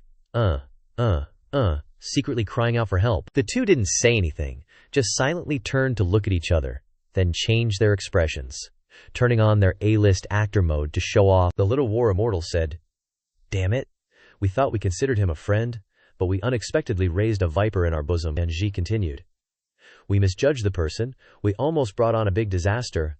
Luckily, young Master Change took action. Seeing this scene, Ji Yu Change smirked slightly and said casually, it's okay, this guy is really cunning, hiding in Kunwu City for many days. I only discovered it today. Then Ai Dao appeared, using his spiritual power to tightly bind Jiang Chen and escort him outside. And his good friend Niu Tian's heart ached like it was being cut, but he couldn't do anything. He gritted his teeth and said to himself, Ai Chen, I will definitely find a way to save you. Lu Guanwang sighed. Looks like today's banquet is over. Everyone silently watched, not daring to act. Jin Chan Zi thought to himself, looking at this situation, it seems that the one who harmed the major sects back then is probably you. Ji Yu Change quickly told everyone to leave as well. Ji Zhaoxing said, Jiang Chen has the inheritance of the Divine Origin Master. He will definitely be useful in tomorrow's trip to Kun Mountain. Chu Yu, go persuade him later. He's smart. He'll know what to do. Chu Yue hesitated and replied, me? Brother, don't you think doing that is too cruel? In Ji Chu Yue's heart, she couldn't bear it a bit. When she saw Jiang Chen's extremely angry appearance just now, like a wild beast cornered, she didn't even dare to raise her head to look at him. It's better to let him completely despair. You shouldn't be soft-hearted at this time. Ji Shaoxing said in a deep voice. Ji Chuyue didn't answer. Her heart was in a mess. She really didn't know what to say to Jiang Chen later. She wasn't someone who was absolutely unfeeling, Ji Shaoxing added. What should be cut off must be cut off. True pigs will become a disaster. It's good to make him give up at this time. On the other side, Niu Tian dragged his heavy steps away. While everything around him was rosy, his heart was dark gray. Now I only have a dead end when facing Gu Change. What should I do? A flash of light suddenly appeared in his mind. That's right, Zhao Ruoyin. Isn't she Gu Change's person? If she still has a bit of old feelings, it might be worth a try. Scene change. A moment later, at the entrance, a disciple of the Daoshan Immortal Palace changed his expression, not daring to be disrespectful, and immediately hurriedly entered to report. Junior Sister Ruoyin, there is an old friend named Niu Tian asking to see you. Inside, Zhao Ruoyin was sitting in meditation and practicing, wearing a thin dress revealing her 2 round and juicy peaches. At the same time, ancient silver runes on her body shone brightly, flashing mysterious light. She slowly opened her eyes and muttered, Niu Tian, could it be related to Jiang Chen? Hasn't he been very close to the people of the War Immortal Palace and the An family recently? Then, she changed her clothes and stepped outside to meet him. As soon as he saw Zhao Ruoyin, Niu Tian's face was beaming. Beautiful Zhao, you're here, Zhao Ruoyin said. Don't call me that, what's the matter? Niu Tian said. If it wasn't urgent I wouldn't want to bother you, but now I'm really out of options. This matter is very dangerous, related to life and death. Today, at Peking Star Tower he was captured by Gu Change. Hearing these words, Zhao Ruoyin's eyebrows furrowed slightly, her eyes sinking. She knew very well that this matter was definitely not as simple as Niu Tian thought. It was complicated, dangerous, and every wrong step could drag herself into the abyss. Now being by Gu Change's side, she was no different from someone walking on thin ice in the middle of winter. Every word and every action had to be carefully considered, not daring to breathe loudly. There was no freedom, no leisure as outsiders imagined. Save Jiang Chen? She bit her lip lightly. In this situation, that was no different from seeking death. Niu Tian continued. Falling into the hands of a cruel person like him. A Chen is afraid that he will suffer endless torture. If no one saves him, I'm afraid there will be more bad than good, the girl helplessly replied. Then what can I do? Niu Tian said. Gu Change treats you so well. I think Ruoyin you must have a way. Zhao Ruoyin frowned slightly. She didn't know if Niu Tian's words were sincere or just teasing. What kind of person was Gu Change? Didn't he know clearly? If she recklessly opened her mouth to persuade him in front of Gu Change, what would the result be? What would he think? Thinking of that, she only saw a worse prospect waiting ahead, her situation at that time, or else she might fall into an irreversible tragedy, Niu Tian continued. You just need to whisper a few words in his ear, beg him to spare a Chen. Who knows, out of respect for you he might let him go. Before he could finish, Zhao Ruoyin angrily interrupted. What are you saying? What kind of woman do you take me for? Seeing her expression, Niu Tian froze, stuttering. But in his heart he was utterly bewildered. Isn't that what you are? He hurriedly explained. Ruoyin, don't misunderstand, I didn't mean it that way. Gu Change released us from the dungeon before because he respected you, right? She thought to herself. Alright, Jiang Chen can't die just yet anyway. Then, Zhao Ruoyin spoke up. I understand, I'll try my best, but I can't guarantee I can save him. Hearing this, Niu Tian's face lit up. Great, I knew you'd agree, Zhao Ruoyin said. Then you should leave first. It's not convenient for you to stay here for long, Niu Tian replied. Absolutely no one will know I met you today. It won't cause any trouble for you. But in his heart he cursed. What a friggin' joke. Just a woman who sells her body for power, acting all high and mighty. If it weren't for Jiang Chen, I wouldn't bother seeing your trashy ass. Now that I'm in deep shit, this Jiang Chen isn't making things any easier. If it weren't for the immortal creation boat on him, I wouldn't even ask for your help. Scene change.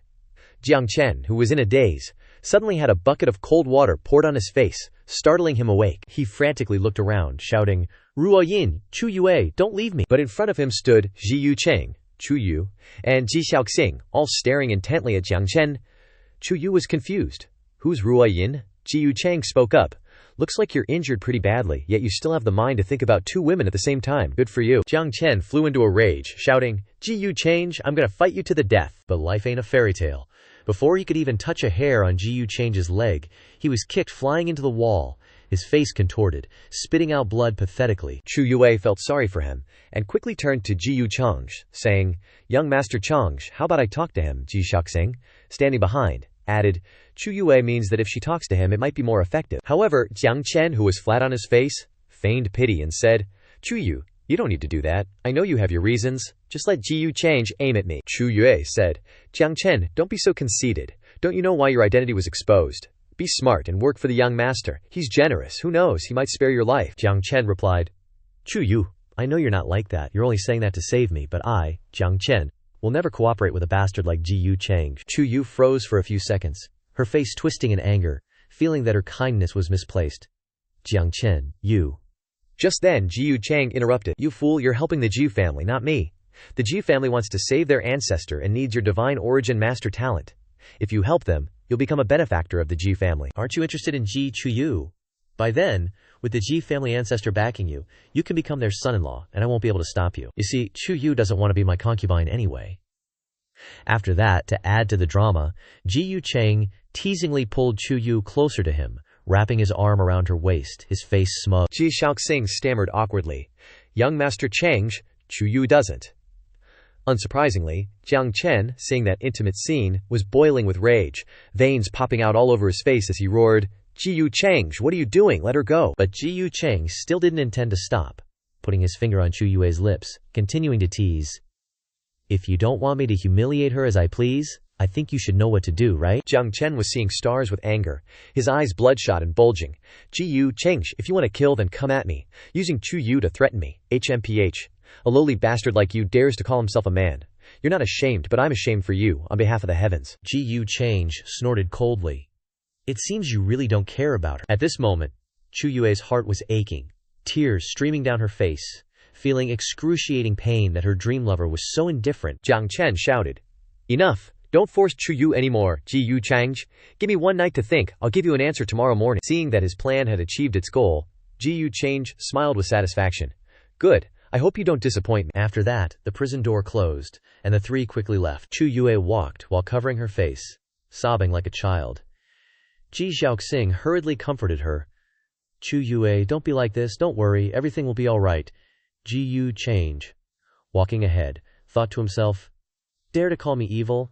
I find you so annoying that even looking at you for one more second is a waste of my life. No sooner had Ji Yu Chang left than Jiang Chen slumped against the wall, sighing, he talks a good game, but pushing me this hard, Xu Feng definitely has a hidden agenda. How could someone like him genuinely care about saving the Ji family ancestors? Just then, the immortal boat spirit piped up. I don't get it either, but we can't deny it's an opportunity. This trip to Kun Mountain, gotta tread carefully. I'll see if I can trigger the grand formation inside and create a chance for you to escape, Jiang Chen said. The problem is, as long as Ruo Yin and Chu Yue are still in his clutches, even if I escape I'm still screwed. Hopefully Kun Mountain will give me a chance to send him to hell. Outside the dungeon, a fiery sunset blazed in the west, and the autumn wind howled, bone-chillingly cold. As soon as Ji Yu Chang stepped out, his eyes locked onto a familiar figure, delicate and graceful, standing right in front of him as if she'd been waiting for ages, none other than Zhao Ruoyin of the Dao Heaven Immortal Palace. The one rumored to be super close to him. Ji Xiaoxing and Ji Chuyu saw and immediately understood, quickly slipping away, not daring to ask anything. Ji Yu Gongzi, with his slender figure like a willow branch, red hair blowing in the wind, soft, curved eyebrows, skin as white as snow, lips as red as rouge, a face that made it hard to look away.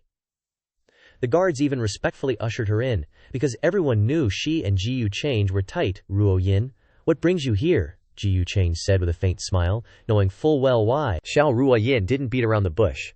I heard Ji Yu Gongzi captured Jiang Chen. The main character raised an eyebrow, a smirk playing on his lips. Oh, so you're here for Jiang Chen? Ji Yu Chang knew Jiang Chen had spilled everything to her. The way she stood before him today felt different. No matter how well she hid it, he still caught a flicker of something strange in her eyes, gone in a flash.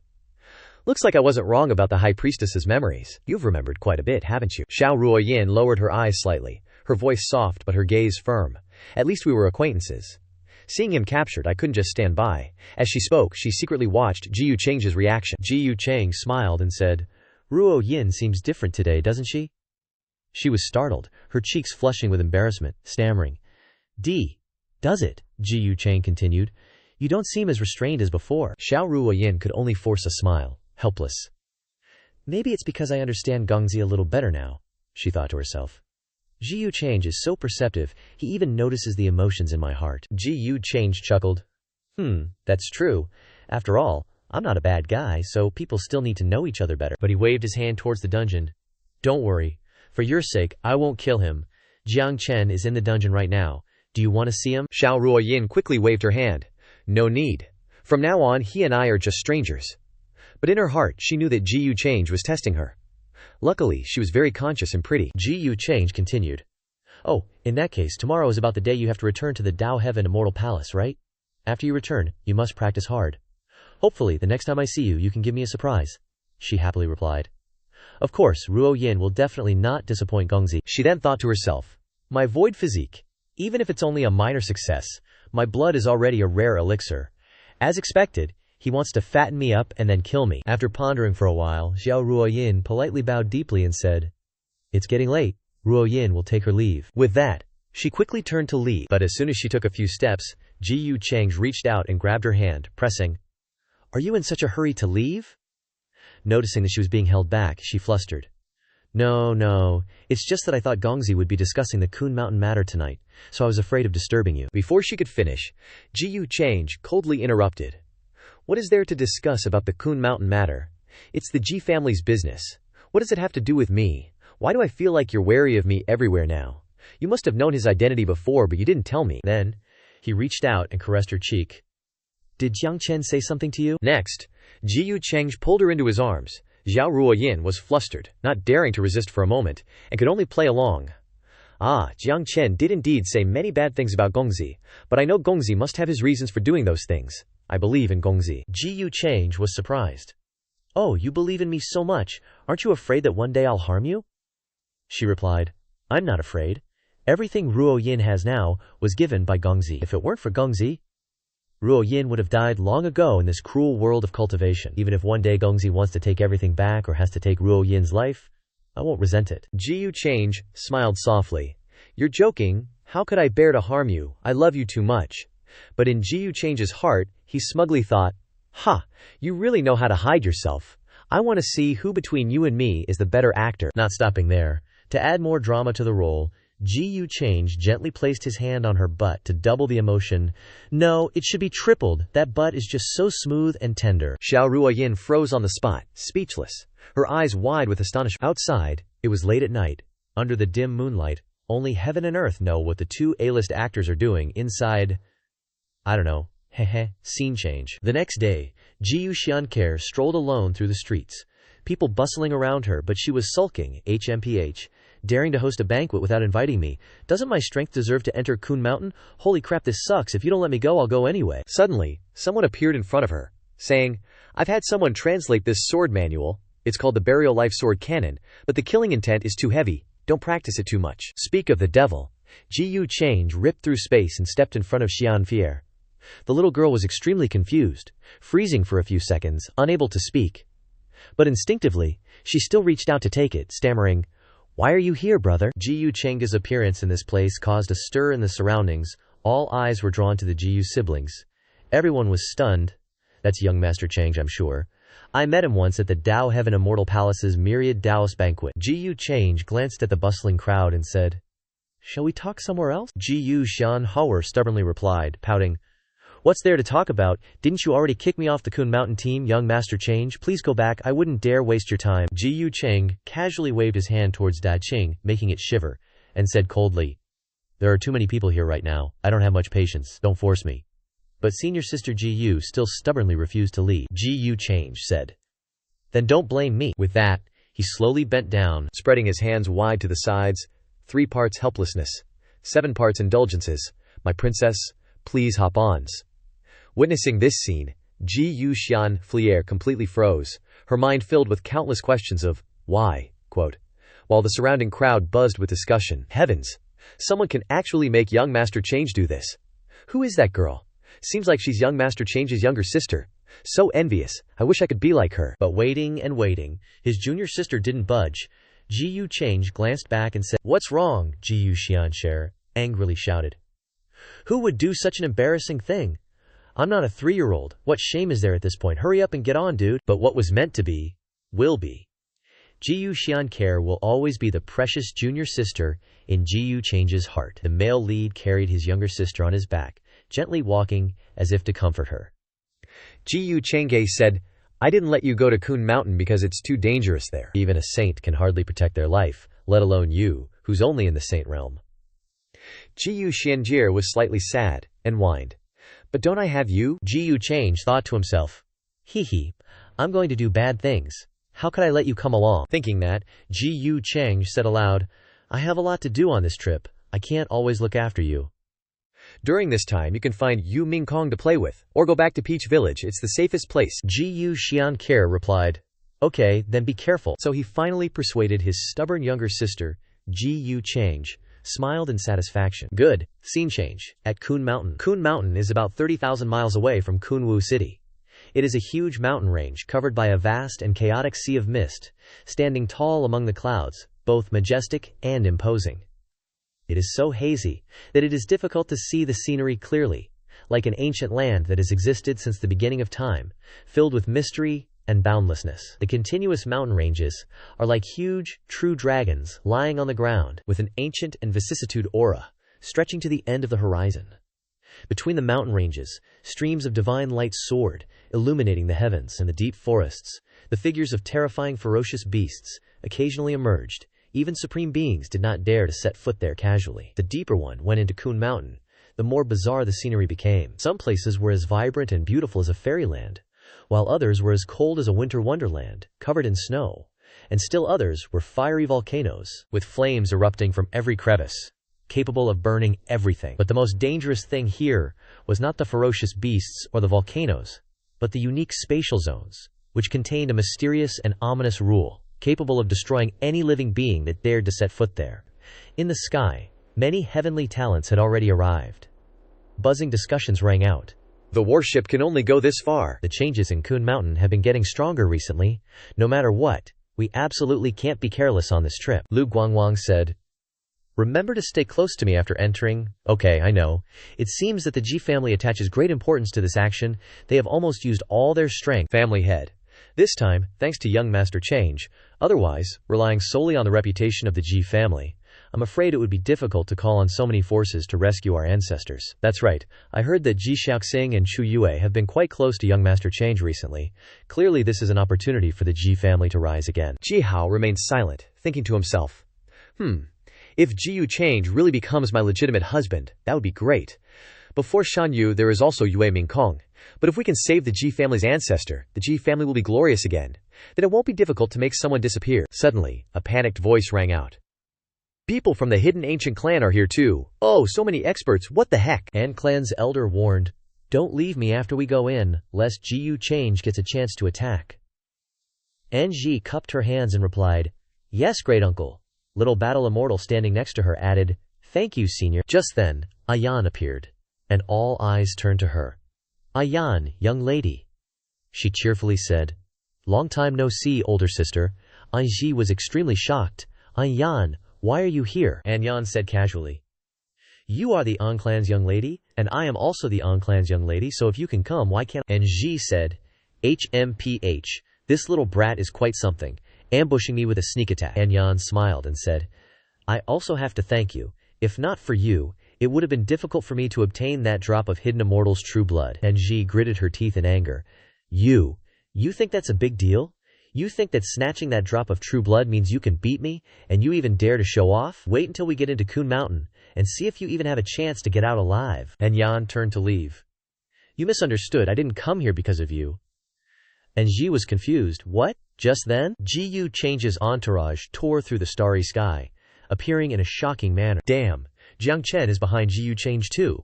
It seems he has long returned to Brother Gu's team. The crowd buzzed. Young Master Change is here. Anyan quickly spoke up. Young Master Change, Anyan has not failed in her mission. Seeing Anyan being so close to Ji Yu Change, Anji was startled. When did she get involved with Ji Yu Change? Could it be because of Ji Yu Xianqi? Niu Tian in the back was dumbfounded when he saw Jiang Chen. Jiang Chen looked at everyone's reactions. Ji Yu Change was very pleased. Then he turned to Ayan and asked casually, did you get it? Continuing from the previous events, Kun Mountain suddenly became the center of attention as countless powerhouses from all over rushed to rescue the ancestor of the Jinqi family. The situation gradually became chaotic, with forces gathering in such large numbers that even the An family, who weren't interested in this matter, were dragged in and had to grit their teeth and show up against their will. But what surprised the crowd wasn't the An family, but the unexpected appearance of An Yan, someone the entire clan didn't expect. Before they could even question it, Ji Yu Change unexpectedly showed up, drawing even more attention. Moreover, when Anyan immediately stepped forward to greet him, he acted intimately, as if they had known each other for a long time. But don't let appearances deceive you. No matter how affectionate Anyan seems, she is just a pawn in Ji Yu Change's hands. Anyan smiled.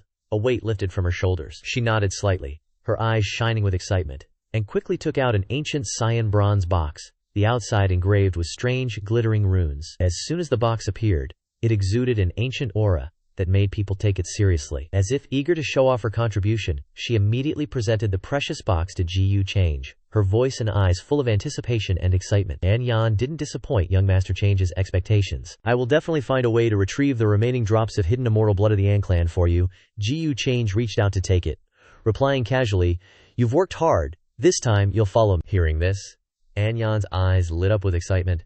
"Really?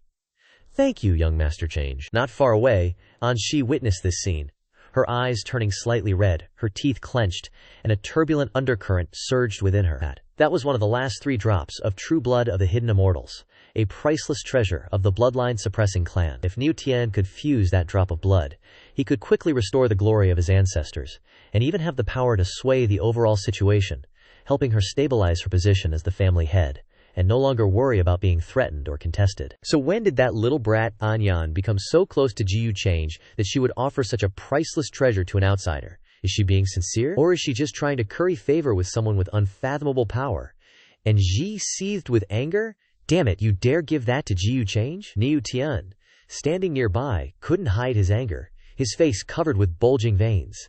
He was pissed but couldn't do anything about it. Is she betraying the entire clan just to curry favor with Ji Change? Even the grand uncle standing beside them changed his expression, his face as gloomy as dark clouds gathering. According to clan rules, An Yan had the right to decide what to do with the drop of blood after obtaining it, and even if she threw it away, no one had the right to interfere. But witnessing her offer the item to Ji Change with such a cheerful and flattering attitude filled many clan members with resentment. Their eyes followed her back, filled with both anger and unwillingness, as if they saw a crack gradually forming in the loyalty and pride of their tribe. At that moment, someone walked towards the elder of the An clan and sarcastically said, "It seems that Brother An needs to clean up his internal affairs." The elder replied helplessly, "Brother Zihan is joking. She is still a member of the family head's bloodline after all." Although he appeared calm on the surface, he was inwardly screaming with rage. "You ingrate! If I have the chance, I will definitely make you die before you can even yawn." Meanwhile, Ji Change walked towards the Ji family. Everyone clasped their hands in salute. "Young Master Change, greetings." "Young Master Change," Ji Change said. "Family head Ji, you've gotten close enough, you can enter the mountain now." After speaking, Ji Hao flew out, his voice clear and resounding in the sky. "Everyone, this is a momentous occasion. I hope everyone will act with caution. If we can save our ancestor, the Ji family will reward you handsomely. Let the enlightened ones go first to pave the way, and the younger generation follow them into the mountain." As soon as he finished speaking, the horns blared loudly, urging the powerhouses forward. Kun Mountain, with its treacherous terrain, layer upon layer, was filled with hidden killing intent and indescribable dangers. But it was also in this land of life and death that creation and opportunities bloomed everywhere, like scattered stars, tempting countless brave cultivators. Now, thanks to the great completion realm cultivators leading the way, the oppressive aura that originally covered Kun Mountain had weakened considerably. Compared to normal times, this was the golden moment to seize opportunities, find rare treasures, and gain opportunities that could change their cultivation destinies. Therefore, many young powerhouses who had been forced to enter by Ji Change earlier now harbored their own plans once they set foot here. Under the premise of keeping their lives, who wouldn't want to take this opportunity to acquire some rare treasures or magical artifacts, and even rise to prominence in one step? In Kun Mountain, every piece of spirit soil, every wisp of spiritual energy, even a dry branch or a drop of water could contain opportunities to merge with the great Dao. Therefore, once they entered this place, who would dare to retreat? The elder of the An clan looked at the crowd rushing forward with excitement and thought to himself, "Stay away from that Ji Change." Thinking this, he said, "Let's go this way." At this time, the people of the An clan and the Zhanxian Palace together turned into another path.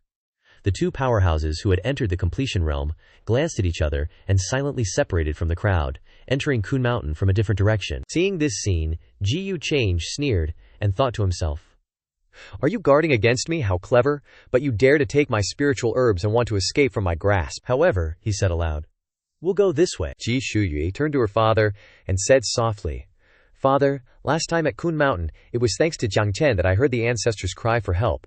He possesses the inheritance of the divine origin master and will definitely be of great help this time." She glanced at Jiang Chen, her voice hesitant. "If we can really save the ancestor this time, I hope father can protect Jiang Chen afterward." Jiang Hao smiled and replied, "Shuyu, don't worry, would I be an ungrateful person?"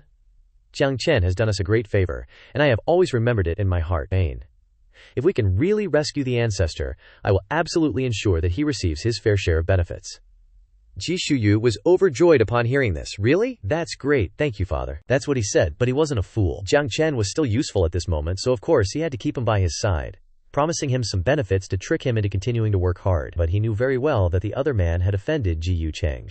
How could the Ji family dare to openly protect such a person? Once the ancestor was freed, and the overall situation was settled, wouldn't it be time to cut the kite string? During this opening of the absolute yin heaven, many sharp-eyed cultivators noticed an abnormal phenomenon. There were living beings existing within it, as if they were living in that place, considered to be a forbidden land of death, and the appearance of those living beings was very similar to that of the human race. For the older generations who had a deep understanding of the absolute yin heaven, this immediately led them to a chilling judgment. The absolute yin emperor throne is about to appear. Throughout history, the number of times the absolute yin emperor throne had manifested in the world could be counted on one's fingers. But each time, it brought great calamity, with all living things perishing and Tao traditions shaking. And now, that sign was gradually manifesting, causing countless great powers to tremble, sensing a clear and indescribable sense of danger. The only hope was that the Ji family could successfully rescue their ancestor Ji Shengchu. Only an existence of that level could suppress the great disaster about to descend upon the absolute yin heaven. They scattered and fled in a panic. Run! These guys are in the great saint realm. Without elders guarding us, we're doomed. At that critical moment, a suppressing magical artifact appeared above his head. Just a second later, it crushed him instantly. Below, the crowd was stunned. It's a supreme treasure. It's the Holy Maiden of the Human Ancestor Palace. The girl turned back to them, reassuring them. Everyone, leave this place to the Human Ancestor Palace. Go back and report the situation in the absolute yin heaven clearly to your sect. Hearing this, they looked at each other in confusion. But the sect master seems to have already entered Kun Mountain. Su Qingge thought to herself when she heard this. Kun Mountain. Huh. It's been a few days now.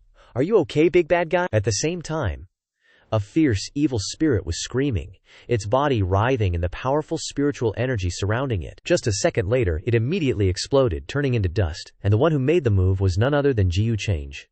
Standing not far away, Ji Hao looked at Ji Yucheng in front of him and exclaimed, "These are all evil spirits transformed from the remnants of cultivators who died in Kun Mountain, but their cultivation is far beyond their peak. If young Master Ji Yucheng hadn't paved the way, I'm afraid we wouldn't have been able to get here." After finishing, Ji Yucheng turned around and said, "There is still a distance to the depths of Kun Mountain. Everyone be careful to stick close." After saying that, they all replied in unison, "Yes." Chu Yue was also surprised by Ji Yucheng's awesomeness. Damn, he's so OP. Although Ji Xiaoxing didn't say anything, she couldn't help but be shocked in her heart. Ji Yucheng is even stronger than I thought.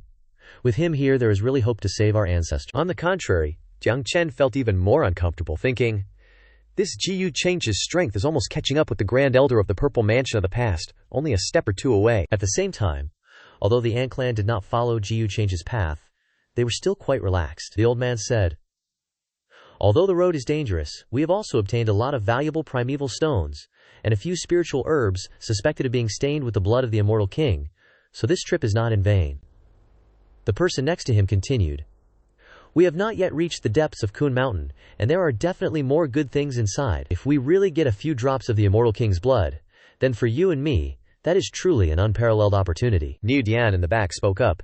"Miss Anji, we must find a way to save Jiang Chen," Anji gently reminded.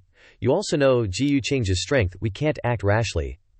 Little War Immortal also agreed. "That's right, brother Niu Dian. There's no need to rush this matter. I see that Jiang Chen isn't in mortal danger right now, so don't worry too much. We have to think this through carefully." Switching the scene to Ji Yucheng's side, he muttered to himself, "Almost there. Then I'll go collect some interest first." However, just when everyone thought everything was safe, a vast gray mist like from hell poured out, surging and covering the sky and the earth. No one knew where it came from, only that the whole world was being swallowed inch by inch. A cold wind blew from the abyss, gloomy and eerie. Streams of aura like icy blades brushed against the skin, penetrating directly into the soul, making people's hair stand on end, trembling from the spine. In just an instant, the entire surrounding space had turned into a hazy expanse. The light disappeared, the directions were lost, and everything sank into a blind world without end. What is this?" A Ji family cultivator exclaimed in horror, his voice trembling uncontrollably. Everyone's complexion changed drastically. The Ji family members all raised their hair on end, feeling like they were being submerged in the abyss of death. each breath as if being suffocated. "Do you change?" said loudly. "Be careful. This mist is too fierce. I'm afraid it has touched the restrictions in Kun Mountain." Hearing this, Ji Hao continued. "Everyone, don't separate. This is probably a great danger in Kun Mountain. Gather together, the Ji family elders protect everyone in the middle." Ji Chuyu suddenly cried out in panic. Young master, Cheng is missing." Ji Hao took out the family's magic weapon and said calmly. "It is not clear how long this mist will last. The urgent matter is to save our lives first. Young master Jiyu Cheng has great divine powers. He will be fine." Behind, Jiang Chen, the voice of the creation immortal boat artifact spirit, spoke softly.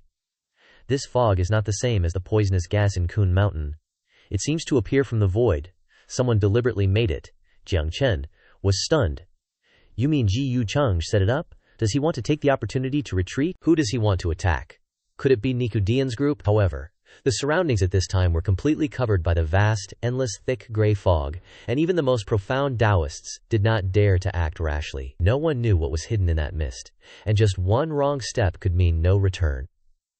Even if he knew that Anji and his group were in danger, in this situation, Jiang Chen could only clench his fists in helplessness, because he had no way to help. At that very moment, not far from Jiang Chen, in a frigid, snow-covered ice field, Anji, Little War Immortal, Niu Dian, and the cultivators of the tribe and the War Immortal Palace were hurrying across.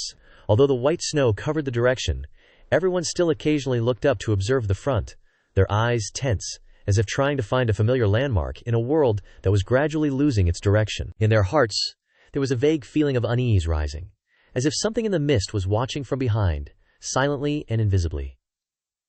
"There's movement. Be careful." They panicked. "Who's there?" Anyan, young master Ji Yu Change, appeared in front of them. "It's Ji Yu Change," with Anyan standing there, and Ji said uncomfortably. "What are you doing here, Little War?" Immortal continued. "No need to be polite with him. He must be here to silence us. You were the one who sent assassins to assassinate me back then, and now you can't help but take action yourself after seeing the failure." "Yeah," the An clan elder said angrily. "Anyan, you dare to collude with outsiders to harm people in the clan. Aren't you afraid of the clan knowing? Aren't you afraid of your father knowing?" The War Immortal Palace's Bu Ping spoke up. "Jiyu Change, no matter how lawless you are, you must be afraid of the forces of the upper realm." Anyan raised her face and said, "Uncle and sister, don't you understand yet? Today you will all die here. Who will know what happened by then?" Ji Yu Cheng said coldly. "An Wangshan, you killed the people I sent, right?" Immediately, the old man took out his magic weapon and said loudly, "Juniors, step back, everyone follow me. Killing Jiyu Change. You really don't take the War Immortal Palace seriously. Don't show mercy, charge." Jiyu Change's killing intent surged, and he gritted his teeth. "Let me practice with you guys." Then he gave an evil smile, extremely excited. Ultimate technique, sword point burial. Immediately afterwards, Jiyu Change tilted his head slightly, waved his hand, and slashed out a sword without saying a word. A shocking sword aura containing the ultimate rules of annihilation, as if to tear apart the laws of the universe, roared and rushed in another direction. The sword light swept past, not tearing the wind but tearing the sky, sweeping away all living beings in an instant. Continuing from the previous chapter, Ji Yu Cheng took advantage of Kun Mountain's treacherous terrain, leading Anyan along to wipe out the Ang clan and War Immortal Manor. In the blink of an eye, corpses were piled upon corpses. Sure enough, Brother Ji Yu walks the talk, even settling things in a jiffy. Right now, the survivors can be counted on one hand. Anji, Little War Immortal, and Niu Tian. All three are totally shook, sweating buckets, faces pale and panicked. Anji was stunned into disbelief, blurting out, "Our ancestor died?" Little War Immortal beside her was equally horrified. They didn't expect that the moment they met, their ancestor would be taken down by Ji Yu Change with a single strike. The terrifying difference in strength plunged them all into despair. Standing before them, Ji Yu Change, unscathed, said coolly, "Your turn. Who wants to die first?" And Ji, terrified, immediately knelt down, begging obsequiously, "Young Master Change, spare me. I shouldn't have saved Niu Tian back then. As long as you spare me, I, Anji, will do anything, whatever Anyan can give you, I can give you too." But Ji Yu Change's face remained impassive, and he simply waved his sleeve. Rumbled, terrifying pressure descended, and sword energies surrounded Anji. Despite her fear, she still clung to a glimmer of hope. Her eyes filled with sincerity, even though she had previously loathed Ji Yu Change. The male lead said coldly, "Too late. I always value the order of things." With that, he immediately sent Anji to meet her ancestors, utterly ruthless and decisive. Red blood splattered everywhere, and Anji kicked the bucket right then and there, a death too quick to yawn. Witnessing this, Little War Immortal screamed bitterly. "Gu change! Even if you kill us all, your secret will be exposed. Unless you wipe out this entire upper realm. I already informed my master. If anything happens to me, the Yuan Liu image stone will be made public immediately, with the image I personally witnessed." Little War Immortal trembled all over, his hair disheveled, his face twisted with terror. At this moment he was no longer the young prodigy everyone hailed, but a desperate wretch, using his last threat to cling to life. But Brother Gu just replied nonchalantly, "Oh really? Who's helping you spread the word?" Little War Immortal said. "My master." Gu Change smiled wickedly. "Got it. I'll go kill him later." The statement left Little War Immortal speechless, completely frozen, his whole body turning ice cold. "Gu Change, you can't kill me," Little War Immortal said, his voice trembling. But he forced himself to remain calm, hurriedly blurting out, "If you kill me, the secret about your maidservant will be exposed immediately. Everyone will know. You have to understand that. If you let me live, I swear I'll keep today a secret and never reveal her identity." He tried to negotiate, but his heart had already collapsed. He knew it was his slip-up during the Divine Stone gathering that allowed Gu Change to notice something amiss, leading to his current predicament. Now regret was useless. With that, Little War Immortal immediately ran for the hills. But where do you think you're gonna run? Gu Change simply reached out and stopped him in his tracks. Little War Immortal's face turned ashen, desperately shouting, "In that case, Gu Change, let me go, and I can swear on my Dalio heart that I'll never reveal your secret." Brother Gu clenched his hand, which meant the sword energies directly pierced Little War Immortal, causing him to scream in agony. Gu Change sneered, "I've never believed in that Dao heart crap." After injuring Little War Immortal, he nonchalantly collected the remaining soul into a jade bottle and sealed it shut. He wasn't in a hurry to wipe it out because he hadn't dealt with Little War Immortal's master yet. As long as that soul wasn't erased, the master wouldn't know the truth. Once he left Kun Mountain and found someone to eliminate the master, everything would be over for good. Little War Immortal, with a shred of consciousness left, still screamed, "Gu Change, you won't have a good end." Hearing this, Gu Change sneered, as expected of a War Immortal manner successor. The methods for preserving life are truly layered. But rest assured, I won't kill you until I find your master. After dealing with Little War Immortal, Gu Change turned to Niu Tian and said, "I didn't expect you to still be alive after all these years," Niu Tian said. "You actually remember? I thought you wouldn't even spare a glance at a nobody like me. I really don't understand. If you let us come to this world, why aren't we the main characters? What's the point of transmigrating?" Gu Change said, "Transmigrators? You think only you guys are special." Then, with a snap of his fingers, a dazzling transparent flower bloomed from the void, and upon seeing it, Niu Tian was utterly horrified, his eyes widening, because the flower transformed into a stream of light, falling directly into Niu Tian's glabella. Like a greedy plant, it took root, piercing through flesh, sucking blood, gnawing on bones, swallowing organs, and even reaching into the soul, finally piercing deep into the depths of the spirit sea. At that moment, Niu Tian couldn't help but worry. "Shen, run!" A moment later, Niu Tian's desiccated body lay coldly on the frozen snow. Gu Change retrieved the flower, saying, "This faint, hidden immortal bloodline of yours is still somewhat valuable even in death." Behind him, Anyan trembled all over at what she witnessed, her face pale. This method was too eerie and terrifying, using a cultivator's own bloodline essence as nourishment to refine a flower of the Grand Dalio essence. Wasn't this a demonic method? But she was smart, and immediately understood many things, silently lowering her head, pretending not to see anything. She knew that as long as she obediently listened to Gu Change, she wouldn't encounter any trouble. Before long, the dim gray mist gradually dissipated, and heaven and earth regained their tranquility. On the vast expanse of white snow, the scenery of the northern kingdom appeared pure and cold, as if nothing had ever happened. But scattered here and there were still a few shattered pieces of magical artifacts, mixed with the exploded remains of corpses, as faint traces attesting to how fierce the battle had just been. A desolate chill permeated the space. Gu Change turned to Anyan and said, "Let's go." Still trembling with fear, she bowed and replied, "Yes."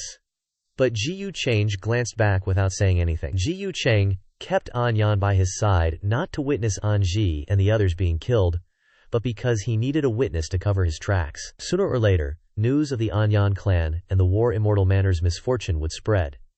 If anyone became suspicious, he could present Anyan as evidence. Would a woman who belonged to them dare to be crazy enough to kill her entire clan? Her presence would become the perfect shield, all within Gu Change's secret calculations. Truth be told, Big Bro GU also believes that even if something happens, who would dare suspect him? They wouldn't dare breathe a word, even if they ate a bear's gall. Anyan spoke up. What is it? Gu Change replied. Nothing. Then, they both quickly left. Not long after they left, a figure appeared and whispered. What secret of Gu Change did the An clan and the War Immortal Manor discover to meet such a tragic end? And that girl was Zhao Ruoyin. Who knows how long she had been following them? Looking at the desolate scene before her, she thought, did he recognize me? No. If he had, he definitely wouldn't have spared me. With my current strength, I have absolutely no chance of escaping death at the hands of Gu Change. I must be more careful. With that thought, she gently waved her hand, using snow to cover Niu Tian's corpse. After all, they had once been friends. Although having witnessed everything from beginning to end, she could only watch helplessly with her limited strength. With everything taken care of, the mist gradually dissipated completely. Ji Hao panicked. The mist has finally cleared. Quickly, check the situation, another person added. Patriarch, we've lost quite a few clansmen, probably all swallowed by the mist. Ji Xiaoxing gritted his teeth and growled. Just a strange mist has caused such heavy losses. If it weren't for young Master Cheng's care, I'm afraid we wouldn't have been able to set foot deep into Kun Mountain. Jiang Chen, standing nearby, felt extremely uncomfortable, thinking, HMPH, I can't believe that Ji Xiaoxing is so foolish, not even knowing who harmed him. But what exactly is Gu Change up to? On one hand, he wants to save the Ji family's ancestors, but on the other hand, he slaughters so many Ji family members. How vicious. Just then, Gu Change appeared and said, Is everyone all right? Chu Yu excitedly exclaimed. As expected, young Master Change has returned safely. While everyone crowded around asking questions, Jiang Chen quietly stood back, thinking, Gu Change is back? In front of them, they excitedly asked, What is the origin of this mist? It's so strange. Gu Change explained. This must be the resentment that condensed after a fallen immortal king fell in this place. Meanwhile, Jiang Chen's heart was uneasy, wondering how Niu Tian and the others were doing. And coincidentally, their eyes met, and Gu Change immediately flashed a triumphant smile. Seeing that smile, Jiang Chen's hair stood on end, his face paled with extreme panic, and the unease in his heart grew even stronger. Afterwards, they continued on their way, venturing deeper into Kun Mountain. The deeper they went, the more bizarre and desolate the scenery became. This is the depths of Kun Mountain. The Ji family's ancestors must be imprisoned there. After examining the situation, someone reporting, all the families have suffered losses. Among them, the hidden An clan and the War Immortal Manor were completely wiped out. What? Even An Wangshan and the War Immortal Manor's Dao Attainer are dead? Yes, Your Highness. It is said that the Ji family also encountered a rare gray mist, and many people died. It was already difficult to reach this place, yet even several Datao attainers have fallen. There are still many unknown dangers lurking here. This is the place where a true dragon undergoes nirvana, the legendary dragon's nest. Just then, Gu Change and his group arrived, along with the Ji family and young Master Change. Is that the divine inscription master who was captured by Gu Change at the star-plucking pavilion? It seems he was forced to come here as well. An ancient elder spoke. I wonder if this young friend has any insights. Kun Mountain is fraught with danger, and we have already suffered too many losses. That's right. If we blindly proceed, I'm afraid we'll perish here before we even meet Senior Ji Shengchu. Jiang Chen said. This place is the Dragonclaw land, and where we're standing is the first joint of the Dragonclaw, which is also the gateway to enter deeper into Kun Mountain. The swirling mist is the Dragonclaw's breath. Hearing this, an elder asked, Then does this young friend have any way to help us enter smoothly? Jiang Chen looked ahead and said, As long as we avoid the dragon's breath and pay attention to the direction of the Dragonclaw, we will be able to enter. But I need several Dao-attaining seniors to cooperate, otherwise I can hardly guarantee safety along the way. Ji Hao smiled and said, Then our Jin family will take the lead. May I ask all fellow Taoists to join forces with this young friend? Hearing this, the two elders thought to themselves, You're saving your ancestors. Who else would take the lead? Ji Hao continued. As long as you help us save our ancestors, we can agree to any conditions. Jiang Chen turned around and said, I hope that all the seniors will keep their promise. Ji Hao said, Of course, I would never deceive a junior. That's right, young friend. Rest assured, the Ji family will not let you suffer. Jiang Chen pondered. A bunch of flattering hypocrites. Once I lose my value, will anyone care about me? Then you all can just die together in Kun Mountain. With that thought, Jiang Chen turned to Ji Yu Change and said, Young Master Change has heaven-defying methods and unfathomable strength. Even Dao attainers are no match for him. If you are willing to cooperate, saving the Ji family's ancestors will be much easier, Ji Hao said. Then what does young Master Change think? Ji Yu Change smiled and replied, Since there's a need for Gwen's help, then Ji-yu will naturally not hesitate to act. While smiling and talking like that, Ji-yu Cheng thought to himself, this Jiang Chen still doesn't forget to scheme against me even when he's about to die. What an effort to the end. In another script, he would definitely become a great figure. Seeing Ji-yu Cheng's expression, Jiang Chen bitterly smiled. Ah, there will be a time when you cry. Niu Tian, I will definitely avenge you. After Ji-yu Cheng is trapped and killed in Kun Mountain, I will begin to implement my plan to destroy the Ji-yu family of longevity, so that he can also taste the scene of his family being torn apart and his home being destroyed. Continuing from the previous chapter, Ji-yu Cheng made a ruthless move, secretly taking care of the An clan and the war immortal man. Each move was swift and decisive, like thunder descending. Before the blood could even dry, the group immediately advanced deeper into Kun Mountain without delay. Jiang Chen then spoke, his voice heavy. They've set foot in what's legendarily called the Dragon's Nest, hiding at the Dragon's Nirvana location. As long as they avoid the pressure of the dragon's breath and carefully follow the trail of dragon bones, they'll have a chance to go deeper inside to rescue the Ji family's old ancestor. But little did Jiang Chen know, he himself was also slowly walking towards death's door.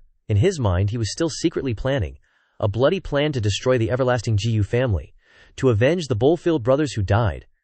That's probably a crazy plan. How the hell can he destroy bro Ji Liang? It's really overestimating his strength. After that, the group traveled several dozen more miles without encountering any danger. On the contrary, in that silent space, a strange fragrance suddenly filled the air, vaguely like a spreading mist, both sweet and enchanting, stirring people's hearts. Is this the power of the divine source master? Even the terrain of Kun Mountain can be easily manipulated. What is this smell? How can it be so fragrant? Finally, a freezing lake appeared ahead, from which a strange scent emanated, so strong that anyone who inhaled it felt intoxicated. What shocked the group was that around the hazy lake, strands of dragon energy swirled, as if guarding this place. On the shore, countless strange spirit herbs grew densely, their bodies emitting a faint, mysterious purple light, with a large fruit growing on each plant. A girl suddenly pointed at it, and exclaimed, "Old ancestor, what is that?" An old man immediately cried out in a falsetto voice, his face full of joy. "This is Earth Dragon." Legend has it that it can only grow after being nourished by dragon energy for tens of millions of years, and it only ripens once every 30 million years. But there are 9 fruits here. Inside it contains a strand of true dragon energy, which can even help creatures with dragon bloodlines transform. Its value is unimaginable. Hearing this, everyone's eyes burned with excitement. The old man from Heavenly Emperor Mountain immediately sneered, opening his mouth to calculate, "Treasures like this must be shared by our major forces." A young noble from Heavenly Emperor Mountain couldn't resist the temptation, and flew out, "Old ancestor, I'll go pick them." But just as the girl was about to approach the treasure, suddenly, a terrifying cold air erupted from under the water, instantly engulfing her. With a bang, the surface of the water cracked, and a ferocious giant dragon slowly emerged from the pond, its blood-red eyes shining with cold killing intent. It opened its mouth as wide as an abyss, intending to swallow the girl whole. And what had to come came immediately. She was immediately bitten by the dragon with a pop, spraying her blood everywhere, ending her short life in a flash. Below, the crowd was in an uproar. "It's a cold flood dragon at the completion realm level," Jiang Chen then sneered in his heart. HMPH, these old fogies basically don't understand how dangerous this place is. It seems it won't be difficult to set a trap for them. Beside him, a senior couldn't help but exclaim, "This beast dares to provoke us. Let's join hands and kill it." But the cold flood dragon had already developed intelligence. Seeing so many experts gathered here, it stuck out its tongue, taunting everyone, then turned into a streak of light, rushing straight into the depths of Kun Mountain, disappearing without a trace in the blink of an eye. Seeing this, the crowd below shouted, "What the F?" It ran away. At that moment, Ji Change spoke. "Everyone, don't chase. Who knows what ambushes are behind us?" Ji Hao added, "What young Master Change said makes sense." You led the way and continued, "Well, let's divide these earth dragons." Many completion realm experts sighed regretfully, could only shake their heads, and then focus their attention on the earth dragon fruits. Each ripe fruit, emitting a faint purple light, was picked one by one, and divided among themselves to store. Ji Change also received 2 fruits, but he casually put them away, not paying much attention. This thing didn't have much effect on him. Jiang Chen watched jealously and thought, "Stop talking nonsense." Then he spoke up. "That's right, seniors. The most urgent task now is to save the Ji family's ancestor. It's better to hurry on our way." In his heart, Gi Change was secretly planning. "It seems that there are many powerful creatures like this in Kun Mountain. Perhaps I can use them." Finally, as they advanced deeper into the heart of the mountain, the group suddenly encountered a scene that shocked everyone. Before them was a land emitting a faint, mysterious glow. It was like a giant waterfall pouring down from the sky, and like a giant demon well, its dark mouth wide open, leading straight down into the depths of the earth, looking as if this place was the gateway to the 9 hells in legends. But at the entrance of the cave, a giant cyan jade block sealed the entrance, standing silently, as if it had been there for tens of thousands of years, motionless in time, both sacred and frighteningly dangerous. What is that? It looks like a cyan jade block. Inside the cyan jade block, everyone vaguely saw a figure sitting in meditation. It was a Taoist wearing a shimmering feather robe, his body exuding an extraordinary aura. He closed his eyes. Is he Ran? His appearance is as vivid as a real person, as if he is only in meditation. No one knows how many years he has existed in that jade. Thousands of years. Or even longer. There is someone inside, and he is exuding such a strong aura of the great Tao. I can't temporarily discern who the Taoist in the mystic jade is. Jihao was confused. Could it be that this person had surpassed the completion realm and reached the realm of immortals before being sealed? Ji Yu Change behind him smiled softly, thinking, interesting. Although the person in the mystic jade is dead, a new glimmer of life is sprouting in his corpse. I wonder how much strength is left now. Jiang Chen secretly asked the immortal boat artifact spirit in his heart. Can you see it? What is this thing after all? It replied. This place may be the dragon's nest. That Taoist may have offended the true dragon of this place, so after death he was sealed in the mystic jade, used to suppress the dragon's lair. Jiang Chen asked again. Is he dead? It replied. Although his body has died, if the seal is broken, even in his current state, we will find it difficult to suppress him. Hearing this, he thought to himself, don't go back, I've blocked it off. If that Taoist is released, wouldn't my plan be ruined? Ji Yu Change, I want your dog life. Ji Yu Change was also secretly planning in his heart, what reason should I use to release him? Now one wants to release him and one doesn't want to release him. The fun is just getting started. Just then, Jihao turned to Jiang Chen and asked, little brother, is the only way to proceed to break the mystic jade in front of us? Jiang Chen replied, the seniors have also seen. There is only this path ahead. But in everyone's heart, a sense of vigilance arose, and no one dared to take another step. The atmosphere was filled with hesitation and tension. Suddenly, a voice rang out. Don't touch him! The crowd was shocked. Everyone was extremely surprised, mixed with confusion. Jihao was startled. Is this the voice of the ancestor? Realizing that his plan had been ruined, Jihao gnashed his teeth in annoyance. Damn it, this Ji family ancestor wants to interfere at this time to ruin my plans. The plan is ruined, you wait, damn it, how annoying. Ji Chu Yu cheered excitedly. As expected, the ancestor is still alive, Ji Xiaoxing said. Our ancestor doesn't allow us to touch that black jade block. Jihao turned to Jiang Chen and asked, little brother, is there any other way? Jiang Chen calmly replied. I also heard the voice transmission of Ji immortal ancestor, but we cannot proceed unless we destroy or move the mystic jade, Ji Yu Chang said. Grand Senior Ji Shengchu warned us not to touch it, so there must be another way, but you're just stubbornly trying to break it. What's your motive? Could this be your trap? Jing Xiaoxing muttered softly. Ji Yu Chengge and Jiang Chen already have a significant feud, so if he wants revenge and is playing tricks now, it's not impossible, right? Suo Yue, standing beside him, still firmly believes that Jiang Chen isn't that kind of person. Jiang Chen said, since young Master Change doesn't trust me, why do you want to use me? That's all I have to say. Believe it or not, it's up to you. Whether you save the Ji family's ancestor or not, it doesn't matter to me anymore. Jihao said, how can we trust that you won't harm us? You're the only divine origin master here, if you've already done something in the dark. Before he could finish, Jiang Chen immediately interrupted. If you guys have another way, go ahead and try it. Ji Yu Chang spoke up. I think we should listen to Grand Senior Ji Shengchu. Let's not touch this Xuan Jade for now, and try to find another way. Someone nodded in agreement. Yeah, young Master Change is indeed cautious. Let's do that. Jiang Chen was so fed up with their words, he roared in his heart, damn Ji Yu Change. Just one sentence, and he made them suspicious of me. He keeps messing with me. I can't quell the hatred in my heart unless I kill him. Just you wait. Then, Ji Yu Change approached the Xuan Jade and said, I know you can hear me. Listen up. I can save you, but you have to agree to one condition. At that moment, the Taoist, being sealed inside the Xuan Jade, suddenly moved slightly, a movement so small that it was almost imperceptible. If you didn't observe carefully, no one would have noticed.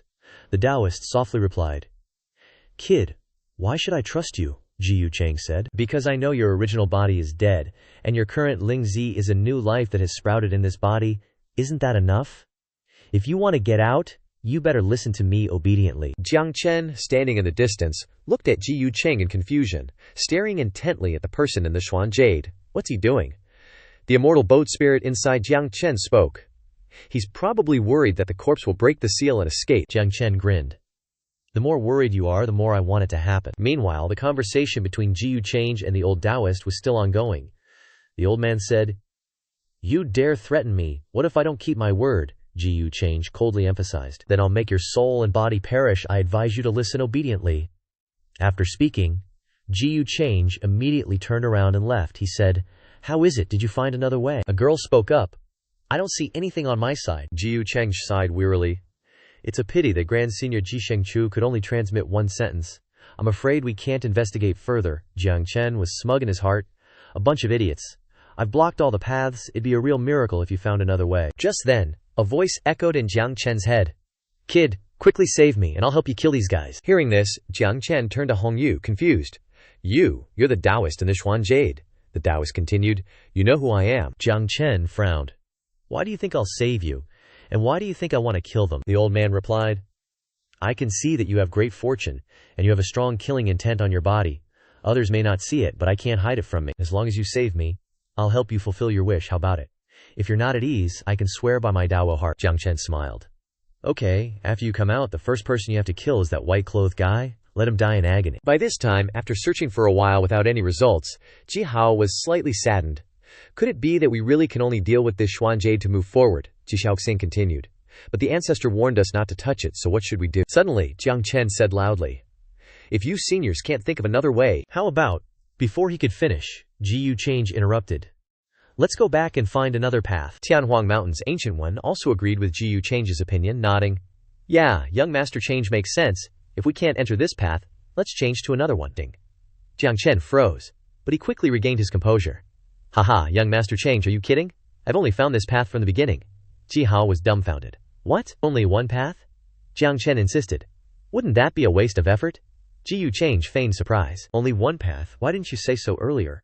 If there's only this path, how did Ancestor Ji get in and get trapped inside?" Jiang Chen was speechless. "Dude, how would I know that? If you want to know, just ask your ancestor," Ji Yucheng said. "You won't admit it. Back in the Taishu Divine Tomb, you harmed many sect leaders. They must have been in a situation where the path ahead was blocked, and the path behind was sealed. Just like now, I originally intended to spare your life, hoping you would atone for your sins by helping to save Ancestor Ji. But who knew you would be so ungrateful and even dare to plot to harm us?" Knowing this truth, everyone's faces immediately turned extremely ugly, and anger surged in their hearts, feeling as if they were being played by Jiang Chen. Immediately, a terrifying pressure erupted, like a mountain collapsing, crashing down on his body. "What?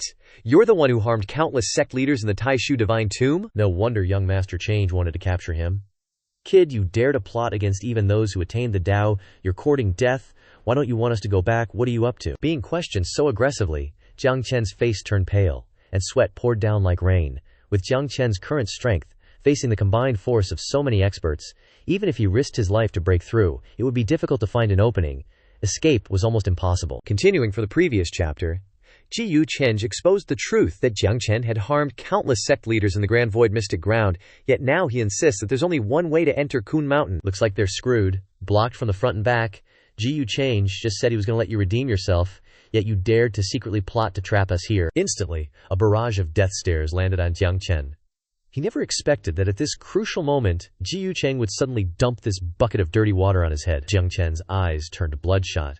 Veins popped out, and he gritted his teeth so hard that blood vessels seemed about to burst. But no one present believed him, especially the powers that had lost their sect leaders in the Grand Void Mystic Ground. Murderous intent surged, layer upon layer, locking Jiang Chen in place, leaving him frozen, unable to move. Ji Yucheng just shook his head slightly, his tone calm but full of hidden meaning. "Actually, I've always been curious. Those sect leaders had no grudges against you. So why did you heartlessly deceive and kill them? A cold-blooded, scheming bastard like you doesn't need a reason, does he? Just looking at you, it's clear you're no good." These words made countless experts even more furious. If Jiang Chen wasn't still valuable as a divine origin master successor, someone would have probably already smashed him to bits to eliminate future trouble. Just then, Jiang Chen suddenly roared, his body trembling violently. From his Danshan spirit sea, a surge of dark light erupted, fiercely spewing out, enveloping his entire body as he shouted, Ji Yu change. This was clearly a plot by you and the Grand Void Mystic clan, yet you're framing me, and you guys, you're all just a bunch of idiots, believing everything he says, letting him lead you around in circles. Your brains are no different from pigs. Open your eyes and look. The one in front of you is the most despicable, shameless, and evil one. But a surge of dense, dark light erupted, as black as an inverted dark sun, piercing through Jiang Chen's soul, organs, spirit sea, and soul palace. The black light swallowed the river of time, making viewers feel as if they were witnessing the extinction of all living beings, the drying up of the universe, and a demonic shadow covering the sky, a hand capable of destroying the ages. A terrifying demonic aura spread from him. Ji Yu Cheng pointed at Jiang Chen and said, "Everyone, he has demonic energy on him. Is Jiang Chen still hiding this terrifying identity?" Ji Yu Cheng continued to ham it up, playing the part of being shocked. Well, so you're the demonic arts inheritor." Jiang Chen put on an innocent and pitiful act. "What? How could that be? I don't have any." These words made everyone highly vigilant. No one dared to underestimate him. Because this is deep within Kun Mountain, Jiang Chen is not only a demonic arts inheritor but also a divine origin master. Just then, someone ran over in a panic to report, "Old ancestor, young master Change is right. Our escape route has disappeared. All of them are gone." What the fuck? Taking advantage of the crowd's confusion, Jiang Chen turned and ran for his life. Seeing this scene, they panicked. "Oh shit, this kid's about to go all out." Jiang Chen ran to the mystic stone, placed his hand on it, and confidently said, "Spirit, help me release the Taoist inside. Kill them all." As soon as he finished speaking, energy was released from his hand, and the surface of the mystic stone immediately cracked. Ji Yu Cheng shouted, "Stop him, Ji Hao!" And the elders rushed forward in a panic to stop him, shouting, "You audacious brat!" But it was too late. From within the mystic jade, a terrifying, murderous aura shot out, covering the heavens and earth, as if wanting to swallow the myriad realms. The terrifying, murderous aura erupted from the mystic jade, surging like a great flood sweeping in all directions. Everyone's expression changed simultaneously, both horrified and furious. No one expected Jiang Chen to be so reckless, not caring about the consequences. He directly shattered the seal on the mystic jade. Ji Chuyu's face was pale, her eyes trembling. The Jiang Chen before her now was completely unfamiliar, no longer the resolute, confident person she once knew. He concealed his identity as a demonic arts inheritor, betraying everything she believed in. A piercing pain arose in her heart, as if she had been deceived and exploited. This guy harbors evil intentions, clearly wanting to deceive and kill us all here, then devour our origins. As a demonic arts inheritor, why would he have the kindness to rescue the Ji family's ancestor? In an instant, monstrous, murderous intent covered the area, and all eyes focused on Jiang Chen. Jiang Chen didn't care at all, the corners of his lips curling up, revealing a joyful smile. He looked directly at the mystic jade and shouted, "You promised me. Once you're free, you'll kill them all." Crack, crack, crack. The seal on the mystic jade shattered under his hand, pieces breaking off and falling, disappearing into the darkness of the cavern. At that moment, a tremor echoed within the mystic jade. The Taoist, wearing star-patterned robes, whose body was withered, suddenly trembled slightly, his closed eyelids seemingly wanting to open. At the same time, an endless surge of murderous aura erupted, causing the void to howl, as if countless living beings had been slaughtered by him. The scene made all the experts present shudder, their skin seeming to crack, their bones vibrating. Even those at the Supreme Realm couldn't help but tremble, a sense of unease spreading throughout their bodies. "The old Taoist has finally escaped," an old man in robes muttered softly, his voice both a sigh and a joy. But in everyone's ears, each word was filled with monstrous, murderous intent, making it hard to breathe. In Jiang Chen's mind, the immortal boat spirit urgently shouted, "Jiang Chen, take this opportunity to leave. That Taoist is not easy to deal with. His murderous aura is too terrifying. You can't stay for long." Jiang Chen nodded vigorously. He understood the principle that stroking a tiger's beard would lead to death, and immediately ran straight towards the cavern, fleeing without looking back. In his heart, he still yearned to see Ji Yu Cheng killed by that robed Taoist, but he had no other choice at the moment. "Not good, that kid's running," someone shouted in alarm. Jiang Chen ran and turned his head back, shouting, "Let them deal with him for me. You must kill that white-robed guy." The old Taoist said nothing, only a strange smile blooming on his face, a sinister smile breaking his original immortal demeanor, revealing a creepy aura. He swept his gaze over everyone, but there was no regard in his eyes. To him, these cultivators here were no different from shrimp and crabs, not worthy of his serious attention. In fact, he was just a corpse nurtured from evil thoughts. But he inherited most of the original Taoist techniques and divine powers when he was alive, and that alone was enough to sweep across this entire place. Someone took a deep breath, their voice trembling. I think I know who he is. Feathered Ascension, Ancient Heavenly Venerate. A supreme existence from the immortal ancient era, who only lost to reincarnation, Ancient Heavenly Venerate. and then disappeared without a trace. Never expected to be trapped in this Kun mountain. Hearing this, everyone was shocked. If it really was an ancient heavenly venerate, even if he was just a mutated corpse, he would still be at least at the immortal realm level. Even if his blood qi had dried up over countless eras, how many in the upper realm today could rival him? No wonder the G-clan ancestor transmitted a warning just now, telling us not to touch that mystic jade. Damn it, a demonic arts inheritor actually released a peerless fiend. If he escapes from Kun Mountain, wouldn't he become a second red-clothed demoness? Ji Yu Change smirked, thinking to himself, "Oh, is it that guy?" Chu Yue's whole body was covered in cold sweat, her pale face trembling, stuttering. "Brother, I can't move." On the other side, the immortal imperial princess wasn't much better. Her lips were purple, her voice trembling like the wind. "I have a feeling, just by blinking, we'll be killed on the spot." Jun Yao stepped forward to shield her, trying to reassure her.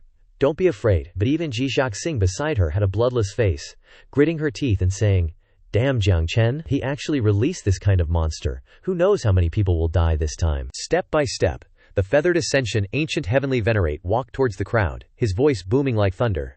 "You are fortunate to witness my power. Even dying here can be considered fulfilling." One person in the crowd suddenly widened his eyes, sweating profusely, and just as he managed to shudder, swish, his head was already in the feathered ascension ancient heavenly venerate's hand. "How dare you!"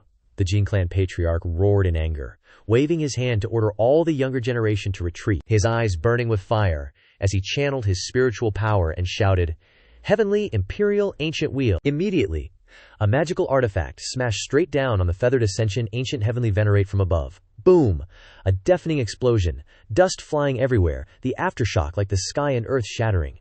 The patriarch roared, going all out. There was absolutely no room for carelessness when dealing with this monster. Amidst the chaos, Ji Yu Cheng quickly retreated, keeping his distance. "Everyone, hold him back. I'll go after that thief Jiang Chen. If he escapes Kun Mountain, he will definitely cause great disaster to the upper realm. By the way, I'll see if I can save Senior Ji Qingshu." The Ji family head was momentarily distracted, turning his head to shout, "Young Master Ji Yu Change, we'll have to trouble you then. If you can save our ancestor, the Ji family will surely reward you handsomely." Meanwhile, Jiang Chen, drenched in sweat, desperately plunged deeper into Kun Mountain, his heart pounded, glancing back to see if anyone was catching up. Ji Yu Change might be strong, but that Taoist priest should be able to hold him back for a while. In the dark cave, he muttered a curse.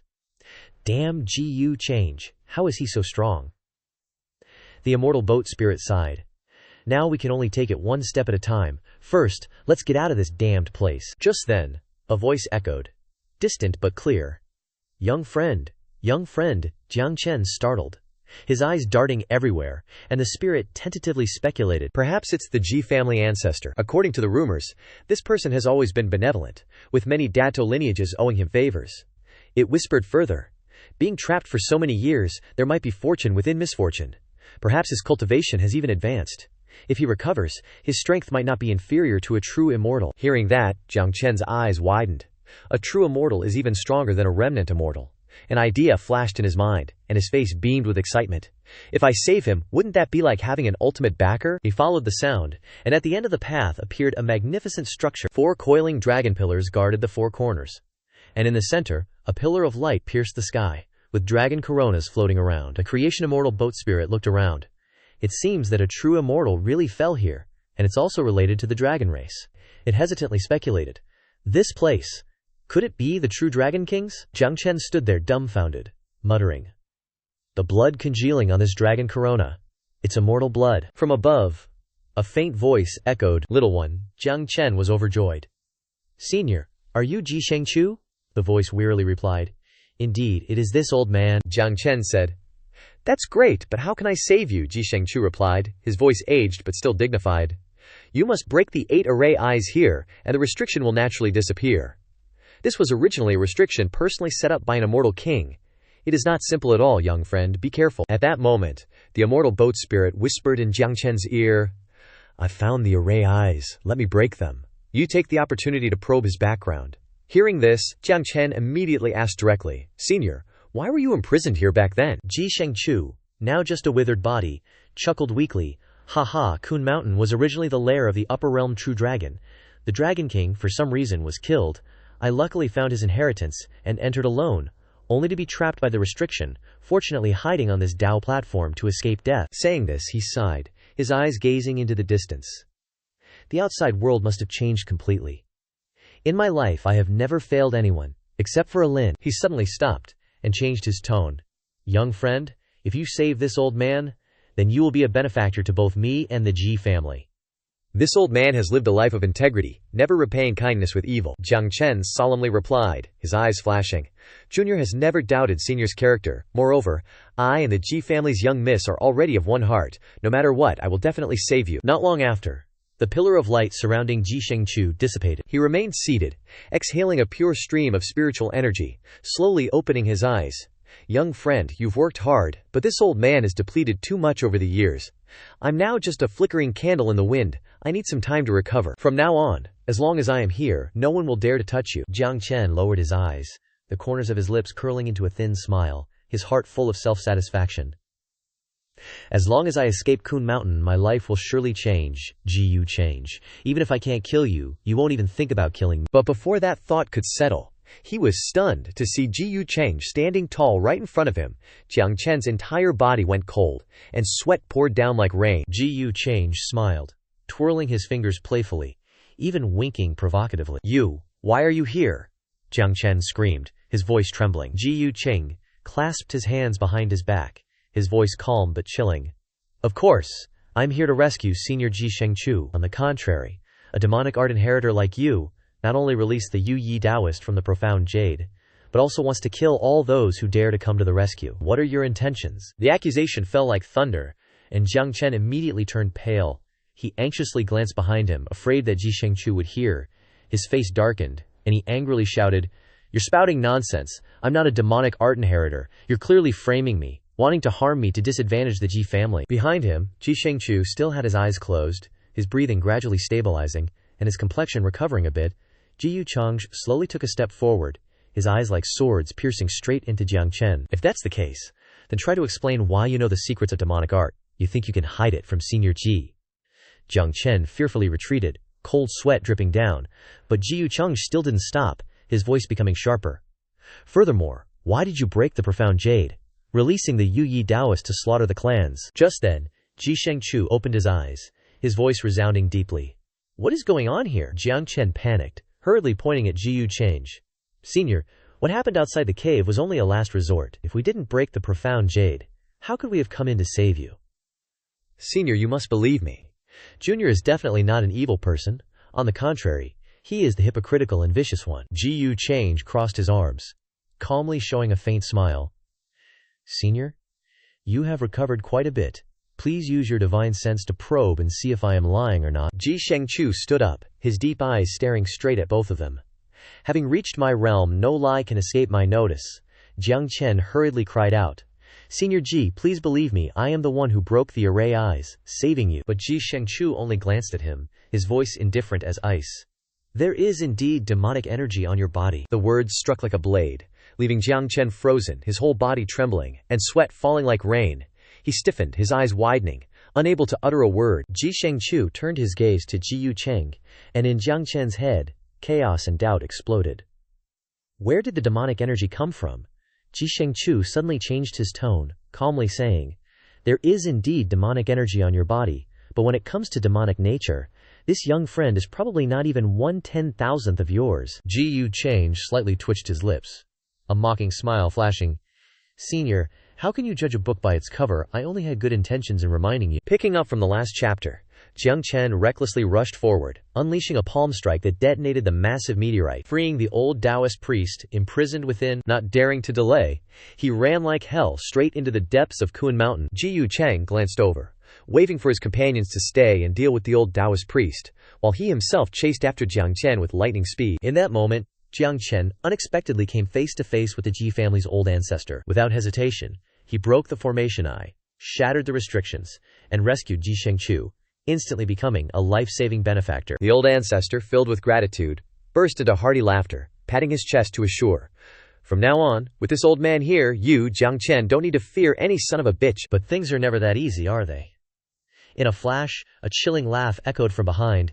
Ji Yu Cheng had appeared unnoticed, his eyes like sharp blades, not giving Jiang Chen a chance to breathe. He coldly exposed him. Don't be fooled by his deceitful appearance. Jiang Chen is not only a successor of demonic arts, but he also dared to release Taoist priest Yu Yi, who was sealed in the profound jade, and wants to slaughter everyone who came to save Senior Jisheng Chu. As soon as the words fell, a heavy aura, like a mountain, pressed down. Jisheng Chu was shocked, instantly realizing that Jiang Chen's body indeed contained surging demonic energy. However, when it came to dark demonic nature, Ji Yucheng's eyes and murderous intent were not the slightest bit inferior. In that moment, Ji Yucheng smirked inwardly, a hint of appreciation rising in his heart. After so many long years, I finally met someone truly intelligent, worthy of being called a true immortal. He stepped forward, his tone calm, but each word was like a cold blade slicing through the air. Senior, although you have escaped imprisonment, your strength probably hasn't recovered much. Do you really want to openly antagonize our Chengsheng Jiyu family for the sake of an unknown kid? His words rang out like thunder from a clear sky, causing Jisheng Chu to tremble all over, his face turning pale. Jiyu family? You're from the Chengsheng Jiyu family? Jiang Chen stood to the side, catching a glimpse of the true immortal's terrified expression, and cold sweat poured down, his heart empty, extremely disappointed. Holy shit, are even true immortals afraid of the Jiyu family? Jiang Chen's expression instantly stiffened, his heart pounding like a drum, a very unsettling premonition rising within him. Could it be that Ji Yucheng really wants to make a move against Jisheng Chu? Is this his real purpose for recklessly barging into Kun Mountain? Not to rescue but to eliminate? The thought flashed through his mind, and Jiang Chen almost couldn't believe it. Who does he dare to target? The person in front of him isn't ordinary, but an ancient existence who once dominated the world, whose reputation shook all directions, an invincible being whose power far exceeded anyone's imagination. In that instant, Jisheng Chu frowned slightly, his eyes sweeping over Jiang Chen as if to reassure him. He spoke in a deep, resonant voice, each word striking straight into the heart. Little friend, rest assured, even if he's from the Jiyu family or some royal family, he's currently only at the quasi-emperor realm. This old man promised to keep you safe, and I will never go back on my word. Those words echoed like thunder, causing Jiang Chen to tremble, his eyes shining brightly. An indescribable joy surged in his heart. He hurriedly bowed, his voice trembling but clear. Thank you, senior. Hearing everything from a distance, the corner of Ji Yucheng's lips involuntarily curled up, his smile as cold as a knife. HMPH, you don't appreciate a toast, so you prefer a penalty drink.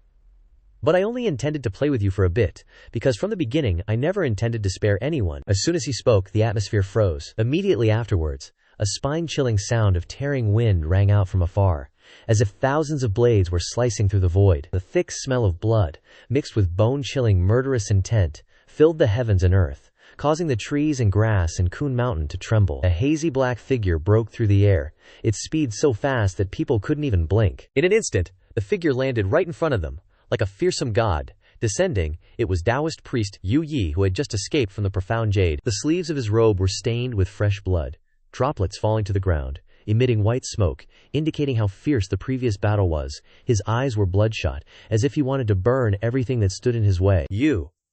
Taoist priest Yu Yi. How is he here? Jiang Chen was petrified, his eyes wide open to the extreme. He never expected that the person he had inadvertently released would appear at this moment, in an atmosphere that was so tense it was about to explode. After a brief daze, indescribable joy surged in his heart.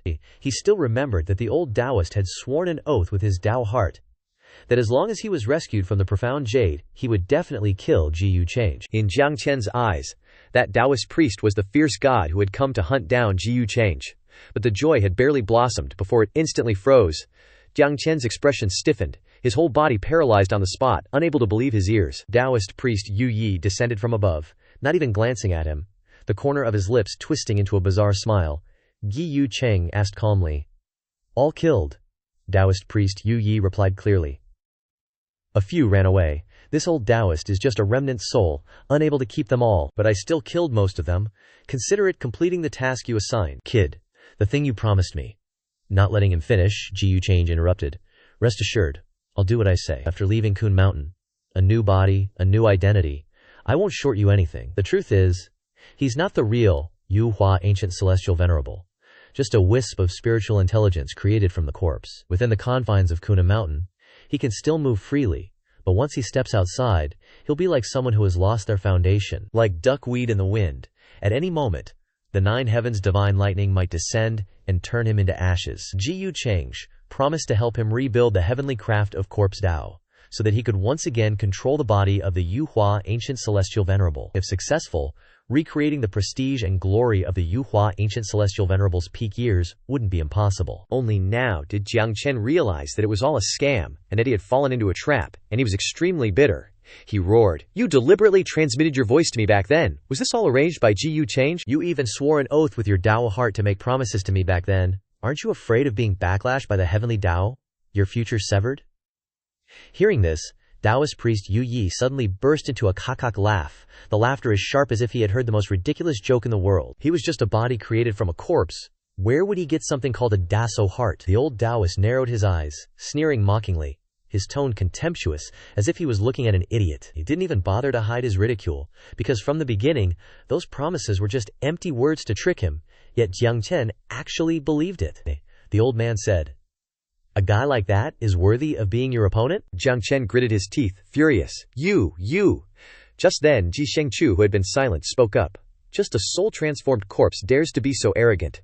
As he spoke, he channeled his spiritual energy and struck directly at Taoist Yu Yi. In an instant, the old man was sliced into 2 pieces. The powerful slash was so strong that even the boulder behind them was split in half, and the world trembled. Jiang Chen stared at that power, completely frozen. In his mind, the voice of the immortal skyship spirit echoed. "It seems the laws of heaven and earth in this Kun Mountain aren't very strong. Even a mere escaping true immortal can still destroy the heavens and earth with a flick of a finger." Hearing this, Jiang Chen knew he had found a powerful backer, and his face lit up with glee. But Taoist Yu Yi wasn't fazed at all, Ji Yucheng said in a cold voice. "Take him somewhere else." The old man laughed and replied, "All right, I don't think you're much better, just an empty shell trying to act tough." As soon as he finished speaking, he charged straight at Ji Shengchu, with spiritual energy surging around him. "Let's go, old man, let's play over there." Just like that, the two quickly moved away. Jiang Chen stood there, his face paling, stuttering in utter panic. Elder Ji. Before this moment, Jiang Chen had never thought his life would come to this. He had lost all vitality, with only despair enveloping him. He knew he was no match for Ji Change's strength. Even if he used every single one of his trump cards, it would all be useless. The gap between them was too vast, so vast it made one despair. Ji Change slowly walked toward him, his posture calm, but his presence was as heavy as a mountain pressing down. He let out a soft sigh, his tone indifferent, but every word was like a nail being hammered in. "I originally intended to keep you alive and kill you when the time was right. What a pity you chose to seek death on your own. It seems your last support can't be relied on anymore." Jiang Chen tried to put on a strong front, his demonic energy constantly erupting, saying, "Don't come over here, I'm a demonic cultivator." But right after, Jiang Chen's expression completely changed. "What the? You! He seemed so terrified he couldn't speak, because in front of him, a familiar figure appeared beside Ji Change. With demonic energy constantly radiating from his hand, Ji Change placed a hand on his shoulder, nonchalantly saying, "Oh, he's my puppet. You must be quite familiar with him, right?" With that, the person who had just appeared took off the mask he was wearing. His appearance shocked even the immortal skyship spirit. How can it be him? Jiang Chen's face turned ashen with terror, stammering, "Elder!" With that, Jiang Chen gnashed his teeth until they bled, his whole body trembling. For days, he had been searching for the whereabouts of the senior in black robes who had once saved his life and granted him a cultivation technique, but the more he searched, the more he found nothing. That person seemed to have vanished from the world, as if he had never existed. This had tormented Jiang Chen for a long time, making him feel for the black-robed benefactor, thinking he had met a powerful enemy and perished in an accident. But he never, ever imagined that even that black-robed senior was just a pawn in a game set by Ji Change. This realization choked Jiang Chen. His chest felt constricted, and he felt like he was falling straight into a bottomless whirlpool. No matter how much he struggled, he would only sink faster. Unable to escape the end of drowning in despair, Jiang Chen struggled to speak. "So from the very beginning, I was just living in Ji Chang's plan. So you're the true heir to the deepest hidden demonic cultivation, and the maid next to you was just a ploy to fool the world." Ji Chang gave a cold laugh, his voice full of hidden meaning. "You've been watching long enough. Aren't you going to show yourself? If you don't save him, I'll kill him right now. Then you won't get the fortune immortal skyship you want." Jiang Chen was trembling in despair, but hearing those words, he was stunned. He instinctively turned his head to look at Ji Change. Was there someone else here besides them? The void suddenly vibrated as if a painting had been touched, with ripples spreading in all directions. From within the misty waves, a slender figure in white robes stepped out, her appearance pure and ethereal, her silky green hair shimmering like a stream. Her skirt and sleeves fluttered, and her exquisite cold features gave her an otherworldly aura, as if a celestial maiden had descended from the Guanghan Palace. "Ruo Yin!" Jiang Chen's eyes widened. looking at the familiar yet strange figure, almost unable to believe it. Zhao Ruoyin, why are you here in Kun Mountain? Are you here to save me? Just then, a flash of light appeared between Jiang Chen's brows, and a brilliant radiance radiated from the top of his head. At this moment, the spirit of the Fortune Immortal Skyship cried out with joy, "Master, Master, this spirit body is extremely sensitive to auras." It instantly recognized that the person in front of it was no longer the Zhao Ruoyin from before, but her true body. The great fate priestess has restored her memories of her past life. Zhao Ruoyin didn't even spare a glance for Jiang Chen as she appeared, only looking at Ji Yucheng. A complex emotion flickered in her eyes, and she finally let out a soft sigh. "You found me out after all. I should have realized it earlier," Ji Yucheng said. "Ruoyin, you truly disappoint me. But should I call you the great fate priestess now? You're not honest at all. Do you remember what you said when you were serving me?" Remembering how they were once entangled with no clothes on, Ji Yucheng had playfully asked her, "Ruoyin, are you still hiding anything from me?" At that time, Zhao Ruoyin had stammered back, "Of course I'm not holding anything back, and what happened after that romantic scene, I don't need to spell it out for you. You guys can figure it out on your own. Hee. It could have been 3 minutes, 5 minutes, or even a few hours." Arg! Over here, Jiang Chen was going insane with anger. His eyes bloodshot, his gaze murderous. In his heart, he seethed. Holy crap, how could he treat my white moonlight like that? The immortal skyship spirit quickly reminded him to calm down. "Calm down, little master," Zhao Ruoyin said. "My identity was different back then, and it's different now. Of course, my words are different too." "Why must young Master Ji Yu be so aggressive?" Ji Yucheng said. "What do you mean, you want to stop me?" Zhao Ruoyin sighed and explained. "The Fortune Immortal Skyship was originally formed by Jiang Chen. If you kill him, you'll also destroy the Immortal Skyship spirit." She wasn't allowed to finish. Ji Yucheng immediately reached out and grabbed her by the neck. Furious. "You think you can stop me? I'll give you 2 choices. 1. Hand over the method to cultivate the Fortune Immortal Skyship, and I'll let you go and forget about everything before. 2. I kill you first, then I'll find a way to extract the immortal skyship spirit from his body and cultivate it myself." Seeing this, Jiang Chen's heart ached. "Ruoyin, you don't have to do this for me." Zhao Ruoyin didn't hesitate and spoke softly. "Then I can only choose the first option." In Zhao Ruoyin's words, Jiang Chen heard both a sense of helplessness and a touch of guilt. But those words were like a knife stabbing straight into his heart. "I misjudged you, Zhao Ruoyin. You've disappointed me so much." He gritted his teeth, hatred surging, his eyes gradually turning icy. Even though he could understand her choice, it felt no different than being betrayed. Zhao Ruoyin only said one sentence, then fell silent. That silence filled Jiang Chen with stifled resentment. 1,000 words he wanted to say, all swallowed down, leaving only the unwillingness screaming in his heart. "Master, how could you do this? This is no different than killing Jiang Chen with your own hands." The artifact spirit of the creation immortal boat cried out, trembling, its face horrified and disbelieving. In its eyes, this was completely unlike the master it once knew. That master would never be so indifferent and cold. But Zhao Ruoyin didn't respond at all. She just nodded slightly, as if her heart had already made a decision. Even having merged the memories, she was no longer the pure Zhao Ruoyin of the past. If she wanted to obtain a complete creation immortal boat, Jiang Chen would have to become a sacrifice sooner or later. The only difference was when. If it was later, he could at least retain his awareness and memories, but right now, he would almost certainly have his soul scattered and destroyed. Zhao Ruoyin was never a merciful person. Once she made her choice, her face regained its calm, indifferent, as if everything before her had nothing to do with her. Ji Yucheng chuckled. "As expected, I didn't misjudge you. Smart people always know how to seize opportunities." Zhao Ruoyin didn't open her mouth upon hearing that, only sighed inwardly. She slowly began to transmit the method for refining the creation immortal boat to Ji Yucheng. "The method is all here." Jiang Chen was totally flabbergasted. "Ruoyin, you really want to help Ji Yucheng kill me? You've disappointed me too much." Zhao Ruoyin said nothing, only glanced back at him, thinking to herself, "Sigh, even now, you still think you're right." Jiang Chen said resentfully, "Ji Yucheng, you only know how to bully the weak like us. If you have the guts, wait until Senior Ji is free before you say anything." Ji Yucheng gently stepped in front of him, causing him to retreat in fear, then collapsed to the ground. But Ji Yucheng didn't do anything. He just brushed past him, saying casually, "This fight is quite lively, isn't it?" In the distance, streaks of divine light shimmered, accompanied by the roar of black thunder, as if wanting to pierce through the Tianyu and tear apart the entire universe. On the Dao platform, Ji Shengchu and the Yu Yi Taoist were still fighting relentlessly, the battle earth-shattering. with no clear victor. Each burst of chaotic energy spread in all directions. The void shattered into countless fragments, silently burying everything. The two were fighting so fiercely that they completely lost their minds and couldn't pay attention to anything else. Not even the conversation between Jiang Zhen and Ji Yuchang reached their ears. Even though they hadn't fully recovered to their peak, the fluctuations in each move were still enough to cause the heavens to tremble and the earth to split. Even if someone had already become an immortal, they would still feel their heart pounding in the face of this battle, not daring to approach. Even though Jiang Chen was extremely disappointed in Xiao Ruoyin, he still held on to a glimmer of hope.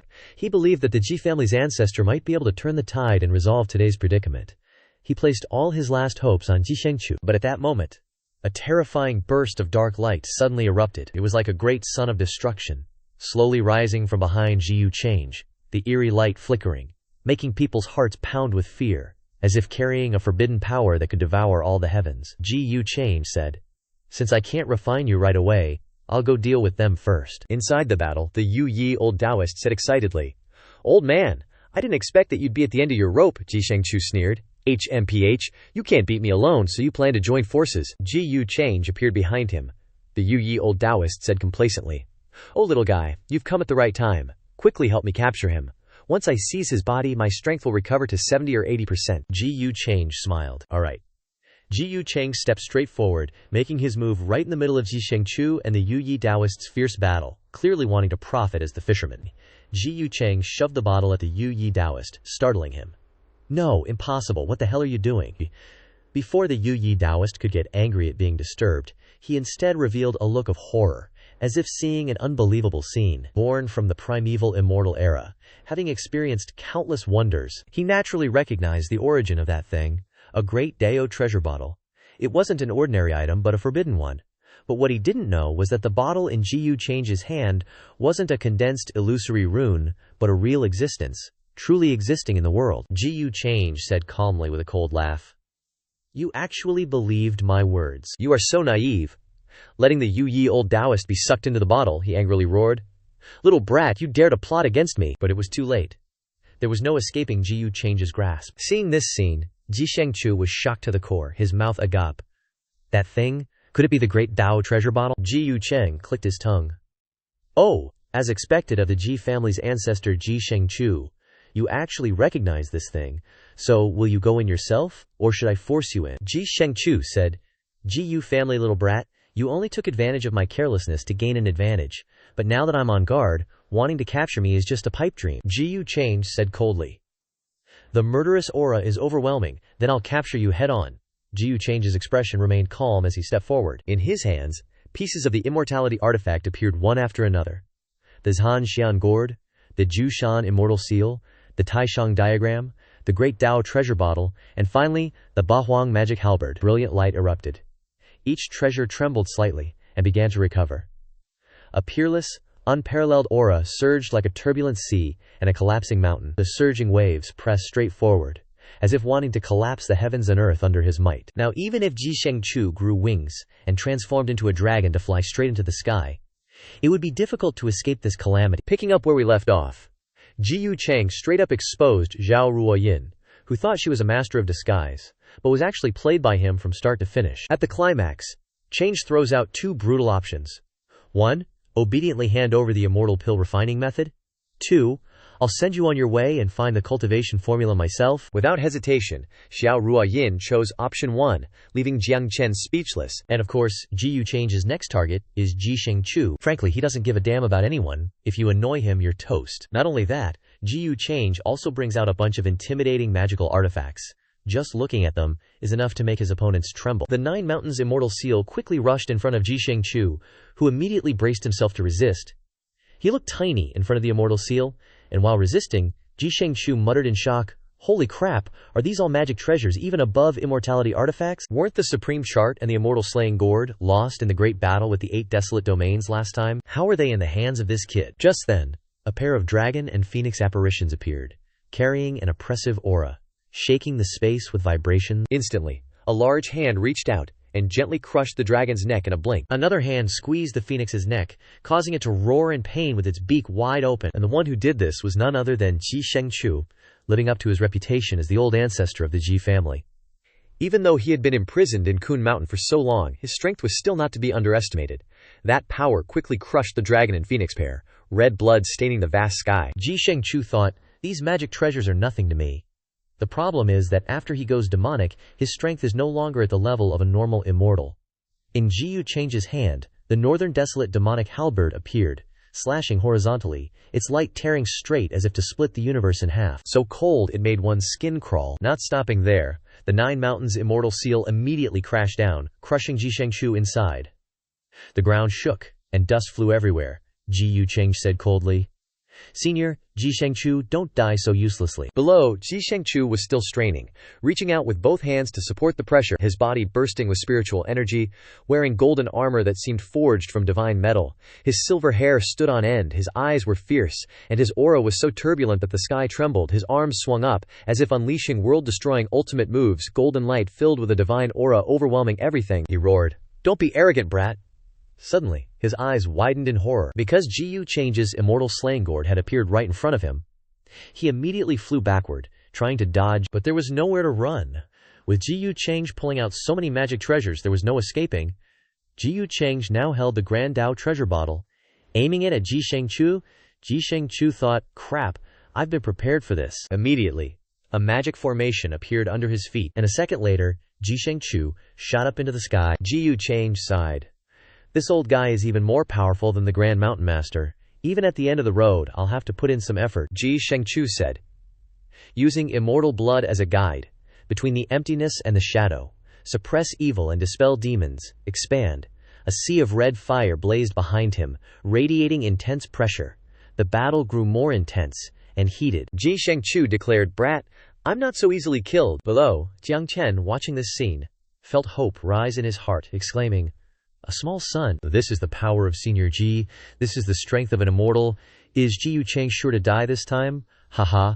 Zhao Ruoyin, standing beside him, could only laugh inwardly at his words. Alas, the poor guy is unlucky to have met Ji Chang. He's about to die and doesn't even realize it. Above, Ji Shengchu quickly launched those condensed auras straight toward Ji Chang. Not only was the main character not afraid, but he also smiled coldly with satisfaction.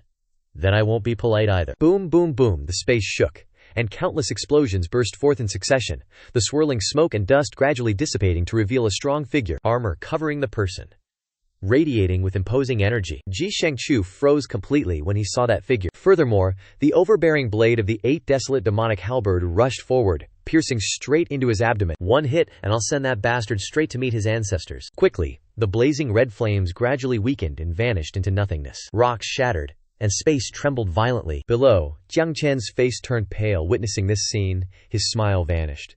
He was just gloating about how awesome old ancestor Ji Shengchu was, and now he was speechless.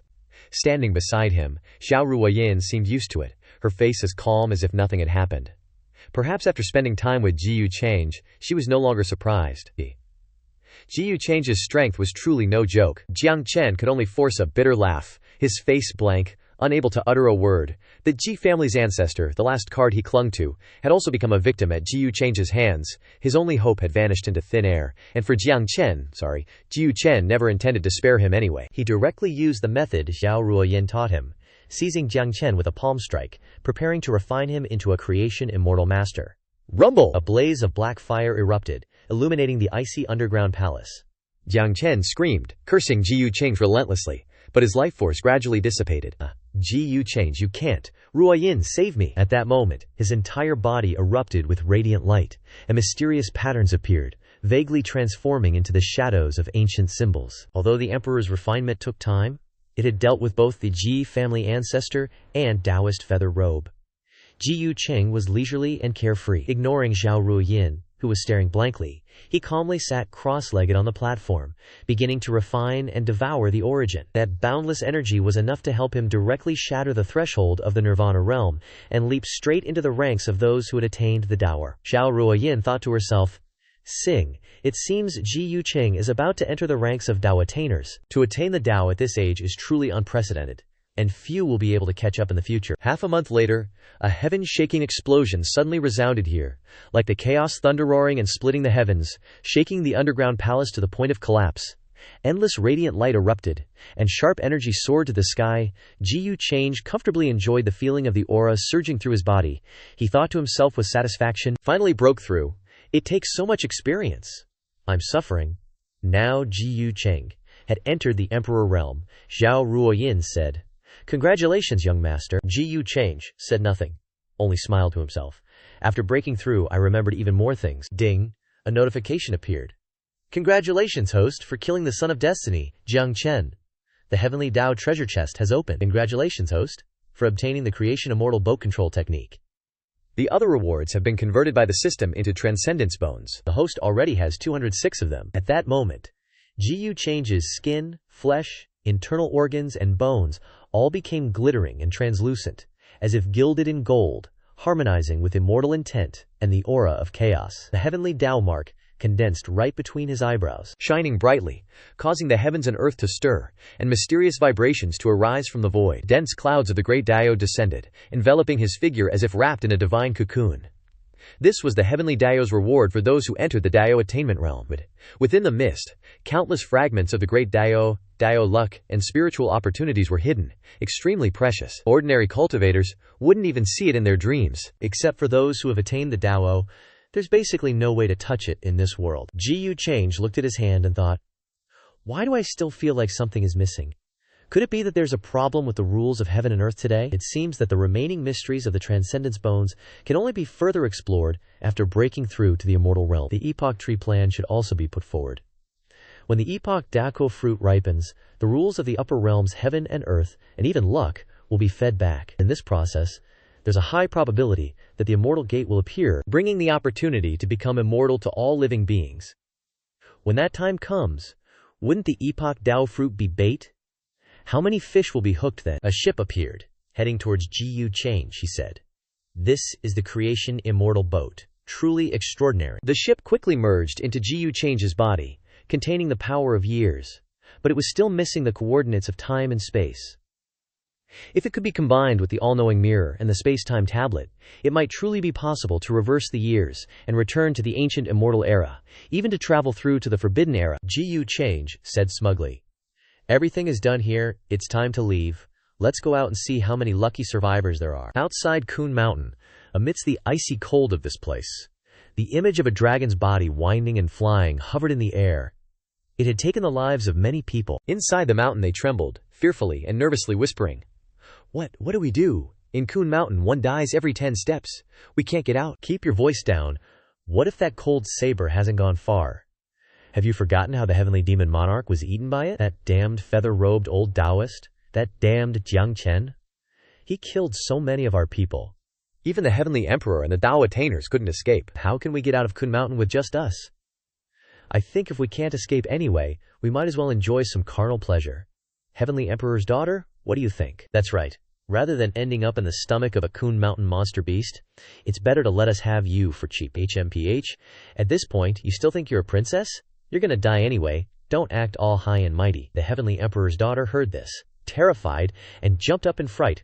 What are you planning to do? Let me go. Seeing this scene, Chu Yu jumped up, and Ji Xiaoxing hesitantly called out, Chu Yu. The girl stepped forward to protect the weak girl. You disciples of the Shu Tian sect, you're all geniuses and descendants of aristocratic families. How can you be so despicable and shameless? If the family head was still alive. Before she could finish speaking, they interrupted her.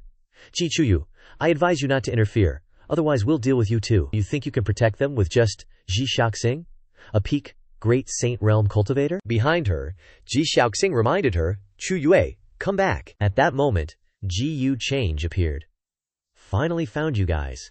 It seems that the feather-robed Taoist killed quite a few of you, huh? Stuck in Kun Mountain for months, the cultivators here had almost fallen into despair. No one dared to act rashly. Death lurked in every corner. One wrong step, and you're done. Just when they were about to turn to stone from fear, Ji Yu Change suddenly appeared, his aura like a god descending. That sight caused everyone to be both surprised and delighted, feeling like they had found a lighthouse in the middle of the night. This is our savior, bros. Even though they were once afraid of him, at this moment everyone couldn't help but breathe a sigh of relief. Even being suppressed didn't matter, as long as they were alive to see the light. Everyone was so moved that they were teary-eyed. Ji Chuyue choked up and said, Young Master Change, you're not dead. Young Master Change, great, you're alright, that's great. Quickly, the two beauties rushed in front of Ji Change, causing Ji Change to startle and feel bewildered. Ji Chuyue continued. Woo, so many of us died. When my father and the Dao attainers were fighting with that Taoist, countless Kun Mountain monster beasts suddenly poured out and attacked us, causing almost all of the seniors to perish. On the way of escape, some died, some went missing. Fortunately, young Master Change, you're still alive, otherwise I'm afraid it would have been difficult for us to survive. Hearing this, Ji Change could only laugh coldly in his heart. Ha ha! It really is a good opportunity to kill all of you. Continuing from the previous chapter, after Xu Feng dealt with Ji Shengchu and Jiang Chen, he successfully refined the creation immortal boat. Then, he leisurely stepped outside. The dying cultivators, upon seeing Ji Change, all breathed a sigh of relief as if they had been reborn, a glimmer of hope flickering in their eyes, like finding a savior in their desperate situation. However, little did they know that Ji Change still harbored a ruthless intention, seizing this opportunity to wipe them all out, leaving no one alive. Just as his killing intent surged, he smirked, thinking to himself, nah, if I'm the only one who makes it out of here alive, it'll probably draw even more suspicion. Leaving a few alive will both serve as witnesses and sing my praises for my unparalleled virtue. It'll also give those mortals something to pass down, hey. Thinking this, Ji Change, being the master of acting that he is, briefly recounted the hardship he had just endured. So that's how it is, no need to panic anymore. From the moment I appeared, your lives have been in my hands. Rest assured, I will lead you all out of Kun Mountain. Hearing this, everyone was overjoyed, excitedly cheering. That's great! Young Master Ji Change is our savior. With young Master Change's strength, we definitely have a chance to live. Thank heavens we're alive. Suddenly, Ji Xiaoxing spoke up a little awkwardly. Right, has that young Master Jiang Chen been killed by you? And also, our ancestor, Ji Change, seized the opportunity to put on a pitiful face, lamenting, It's really embarrassing to say, but the truth is, I couldn't catch up to Jiang Chen. Not only that, but I also got caught in a bizarre mist that came out of nowhere, trapping me for half a month, making it hard to escape. When I finally got out, I sensed a world-shattering battle deep within the mist. The aura that erupted was too terrifying, so I didn't dare to get close. Thinking about it, it's most likely Senior Ji Shengchu dueling with that Taoist in the feather coat. As for why they haven't come out yet, they're either trapped or they perished together. Ji Yu, the master liar, is so good at acting. They believe every word, without a shred of doubt. Ji Xiaoxing, hearing this, felt a surge of anger. Damn it, that beast Jiang Chen. This time you've killed so many powerhouses, I'm afraid there won't be a place for you in the upper realm anymore. Ji Chuyue, who had previously firmly believed in Jiang Chen, was also shaken by this, stammering, I didn't expect him to be a successor of demonic arts. Then she kept blaming herself. It's all my fault. I caused the ancestor to be trapped, and I killed the family head and all the elders. I am the eternal sinner of the Ji family. Seeing this, Ji Change gently placed his hand on Ji Chuyu's head, stroking it, and comforted her gently. Miss Chuyu, why blame yourself so much? Even I didn't see through him. If we're talking about blame, wouldn't I also be a sinner? But remember, from now on, you must be more cautious. Not everyone deserves your kindness. On the contrary, they might use that very kindness to stab you in the back. Now everyone believes Ji Change's words are the truth. In their eyes he is like a living bodhisattva, and they all nod in agreement. That's right, young Master Change is absolutely right, Ms. Ji, you are too kind, to the point of letting others take advantage of you. The mistake lies with that beast Jiang Chen. Don't blame yourself anymore. Hearing this, Chuyu also felt relieved, as if the knots in her heart had been untied. Yes, I will follow young Master Ji Change's arrangements. Ji, the master liar, is acting too well now, successfully winning over everyone who survived. Done, he said clearly. All right, everyone, pack up. I will do my best to lead you out of the mountain. Behind him, everyone's faces lit up, becoming invigorated, constantly chanting, Young Master Change! Young Master Change! At the same time, in another canyon, while the outside was full of massive dire beasts, inside, Tian Huangnu was channeling her inner energy to heal Lu Guanwang's wounds. It seemed he was seriously injured, covered in bruises, Lu Guanwang said weakly. The dire beasts in this Kun Mountain are all difficult to deal with. If you still carry me, I'm afraid it will be difficult to escape. Not letting him finish his sentence, Tian Huangnu interrupted. Shut up. In her mind, she suddenly recalled the terrifying moments that had just occurred. When the Taoist priest was released by Jiang Chen, he had killed countless people. He waved his hand, slaughtering without mercy, hacking as if he had never hacked before. She remembered the moment he pointed at her, smiling slyly. You can't escape, you little brat. Under that invisible pressure, her face turned pale, filled with fear. In that critical moment, Lu Guanwang appeared and saved her, fully unleashing his seals. But just a second later, the mask on Lu Guanwang's face shattered, covered in blood. He was too strong and cruel. Therefore, Tian Huangnu felt extremely upset, because Lu Guanwang was injured all over to save her. She smiled gently, leaning close to him and comforting him. At worst, none of us will get out, and we'll all die here. At the same time, outside, Ji Change's newly immortal gourd soared up, shining brightly in the void. Instantly, countless ferocious dire beasts were sucked into it without being able to resist, leaving only a look of bewildered confusion on their faces. After the dire beasts were dealt with by Ji Chang, everyone happily ran outside like birds released from their cages. One person shouted happily, "Tian Huangnu, you two hurry up and go, young Master Chang is clearing the path to lead us out of the mountain." A moment later, Ji Change had escorted all the survivors out to the outside, escaping danger. Ji Change said loudly, "All right, it's safe from here on out, everyone. Return to your respective sects and families." Ji Xiaoxing said, "Young Master Chang's great kindness, my younger sister and I will never forget it in this lifetime. In the future, if young master needs our help, just give the word, and even if it's a mountain of knives or a sea of fire, we will not refuse." Everyone cupped their hands respectfully, saying in unison, "Thank you, young Master Change." Someone sighed in relief. "We finally got out. I never want to set foot in this ghostly mountain again in my life. Let's bounce, bros." As soon as he turned to leave, Ji Chuyu worriedly said to her brother, "Bro, does this mean our Ji family's gonna drop to a second-rate power from now on?" Ji Xiaoxing sighed. "The ancestor couldn't be saved, and the family head and elders have all kicked the bucket, I'm afraid." Ji Change, who was standing behind them, overheard their conversation, and smirked smugly. Ji Change is super satisfied now. After everyone left, Ji Chang said, "You should head back to Dao Tian Immortal Palace. I said I'd let bygones be bygones, so I won't hold it against you, but I don't want to next time." Zhao Ruoyin replied, "Yes." In her heart she thought, "I need to go back and sort through my memories." Just then, Ata and Bianyan appeared and spoke up. "Master." Ji Change glanced back and said, "You're out." Anyan stood up and said happily, "Thank you, young Master Change, for sending this tall, dark, and hulking senior." Before she could finish, Ji Change cut her off. "I'll leave everything concerning the An clan to you. I hope you don't disappoint me." Anyan clasped her hands and replied seriously, "Please rest assured, young master. Anyan will definitely not fail you. I wonder if you're still free. If possible, Anyan would like to invite you for a stroll." Hearing this, Ji Change dipped out ASAP, leaving only his voice echoing, "This is the best time to win over the remnants of the An clan, and revitalize the An clan in your hands. Focus on business, and don't get distracted by trivial matters. If you really want to stroll, have Ada accompany and protect you." The two of them blankly turned to look at each other, a big question mark appearing in their heads. Adair was like, "Young Master Change is so weird, suddenly passing the buck to me." Scene changed to outside Kun Mountain. At some street corner, everyone was buzzing. This trip to Kun Mountain could be said to be a complete failure. The An clan, War Immortal Manor, Heavenly Phoenix Mountain, Ji family, and other major powers all suffered heavy losses. The young generation that survived this time all owe it to young Master Change. Young Master Change is too great, I'm gonna cry. In the end, the blame still lies with that Jiang Chen.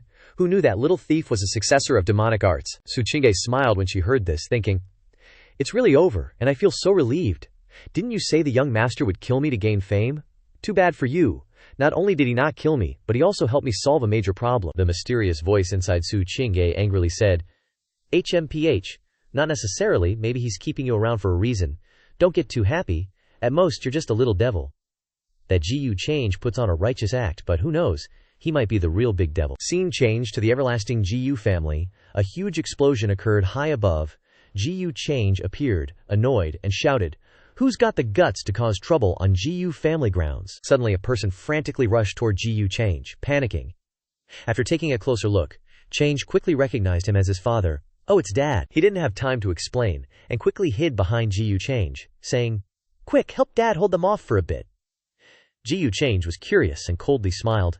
"Oh, I want to see who dares to be so arrogant within Ji family territory." As soon as she saw her son return, Ji Change's mother spoke up. "Change, you're back." Change immediately understood the situation and bowed with his hands clasped. "Mother, I have matters to attend to, so I'll take my leave." Then Ji Change dipped out ASAP, ignoring his father, "'Cause even bro Ji can't handle this one." The old sayings are always right. Those who put their wives first will live forever. Those who oppose their wives will only suffer. The two of them continued to clash noisily.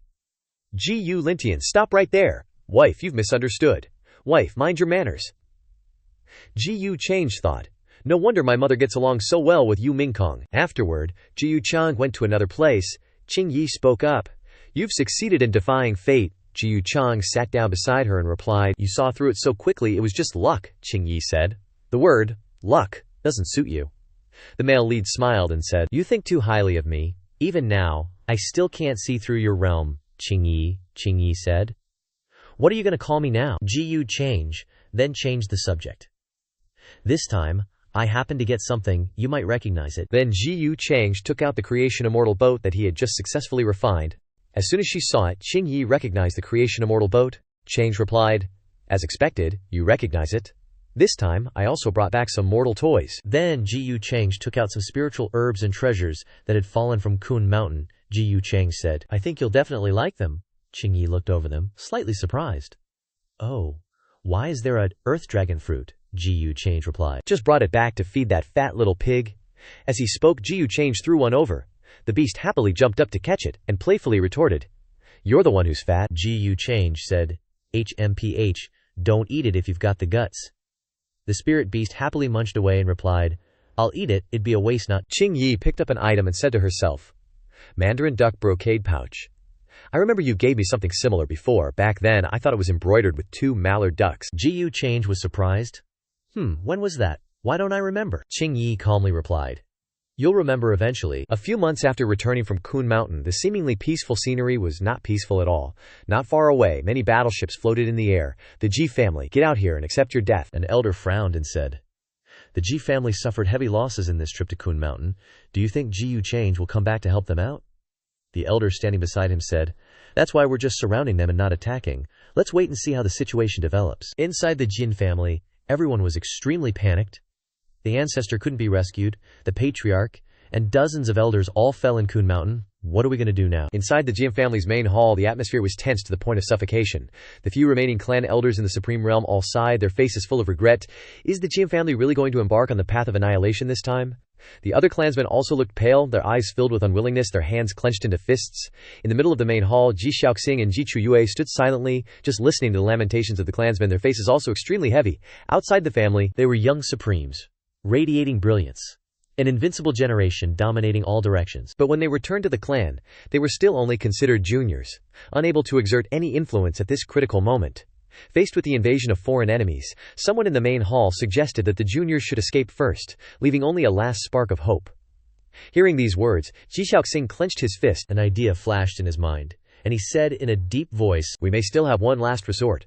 What resort? Ji Chuyue looked blankly at her brother, feeling that this place was already a dead end, with no way out, but seeing the flame of intense hope rising in her brother's eyes, she couldn't bear to extinguish it.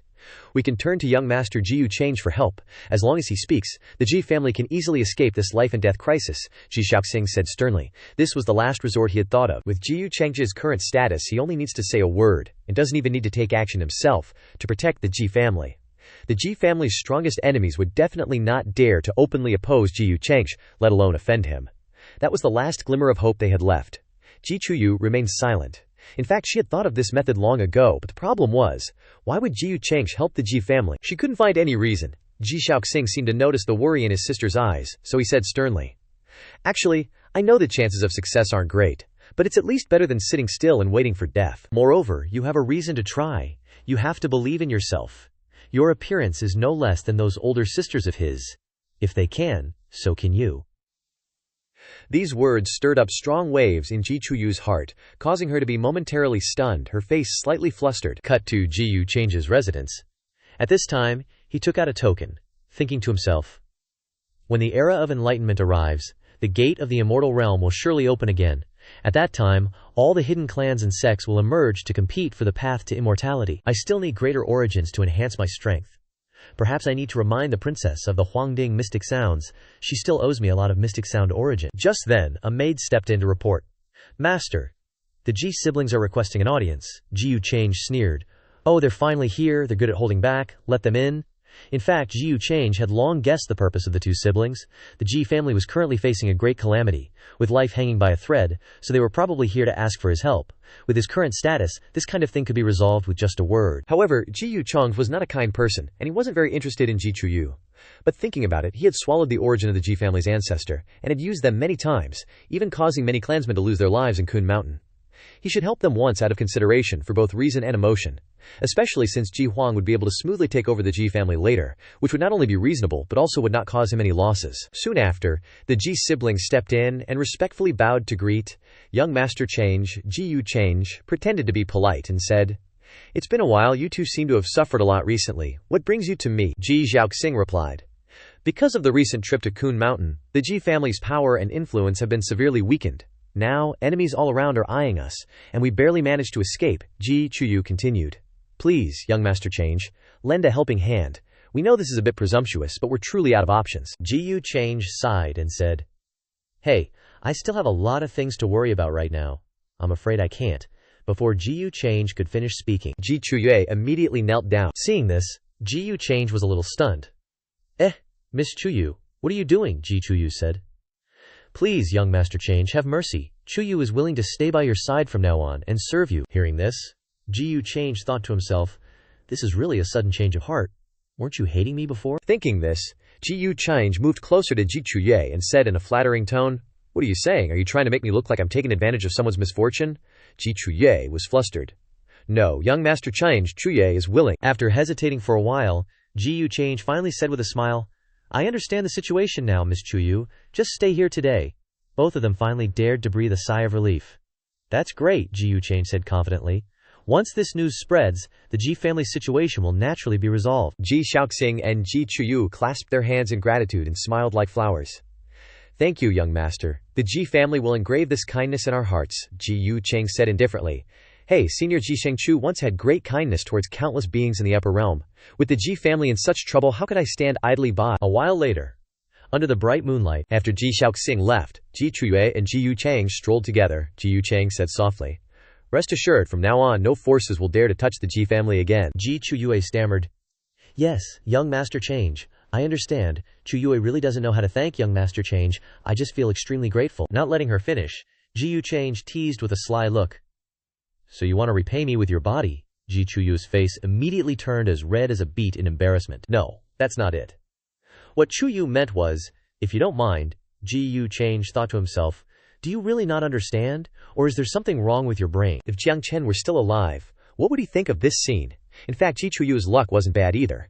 If things had gone according to the usual trajectory, she could have become a female lead character alongside Jiang Chen, but now that Jiang Chen was dead, he didn't care about her future. If it were before, he might have thought about using her to absorb more luck or heavenly destiny value, but now he no longer needed it. Thinking this, he spoke up. "Do you know why the Ji family insisted on having you come here?" Ji Chuyu replied. "Isn't it to please young Master Change?" Ji Change could only laugh inwardly at this. You can just say that out loud. She really is an idiot. But Ji Change said, "So you are just a bargaining chip. But rest assured and stay here, and go back when the Ji family is safe. I won't force you." Before Ji Change's indifferent and perfunctory remarks, Ji Chuyu was confused, thinking, "Is he looking down on me? What kind of girl does he like?" At that moment, in the upper realm's celestial domain, a massive palace appeared in the most ancient and prosperous central region. It rose majestically, like a celestial palace descending upon the mortal world. The palace was built magnificently, with pure white jade roof tiles. The eaves were made of million-year-old Zidane wood, and the ground was paved with pure black starlight crystals that reflected light like the Milky Way. Its aura was ancient yet majestic. The dense celestial qi surged like an ocean, making the place look no different from a divine realm. Countless silver threads from all directions frantically gathered here. These were the threads of belief, the prayers, and the worship from innumerable cultivators and living beings everywhere, converging as a result of the human ancestors' boundless merit. The pure white light emanated an unparalleled sanctity. Inside the great hall, a beautiful young woman in a pure white robe, her face lightly veiled, was meditating. Her skin was fair and delicate, her eyebrows curved like a painting, and her deep black eyes sparkled like precious gems, beautiful enough to move one's heart. However, her eyes were completely calm. Besides tranquility, they revealed no other emotion. It was as if she was born indifferent or had long since severed all ties to human emotions. She was one of the two saintesses of the human ancestor hall. Chu, a person behind her, said, "Reporting, Saintess. News has spread again from the southwestern celestial domain that the catastrophe of absolute yin has erupted.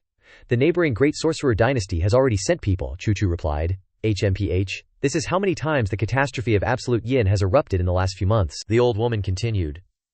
We suspect that a member of the absolute yin royal family has appeared, causing the continuous catastrophe of absolute yin.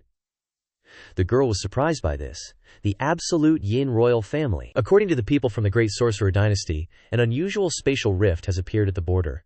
Not only has the catastrophe of absolute yin erupted there, but it also seems to be connected to an ancient, unexplored world. But that's just a rumor whose truth is unknown, and the Great Sorcerer Dynasty is also deliberately trying to hide this matter. Chu said. An ancient, unexplored world. If that's true, the Great Sorcerer Dynasty will definitely want to monopolize it. It seems I must go there myself. All right, you may withdraw. But at that moment, she sensed someone's presence, her expression briefly showing surprise, before she quickly clasped her hands respectfully. Ji Chang raised his hand to signal her to keep it a secret. He wanted to appear in a surprising way. As a result, Chu, who hadn't noticed Ji Chang's appearance, calmly said, "Is there anything else?"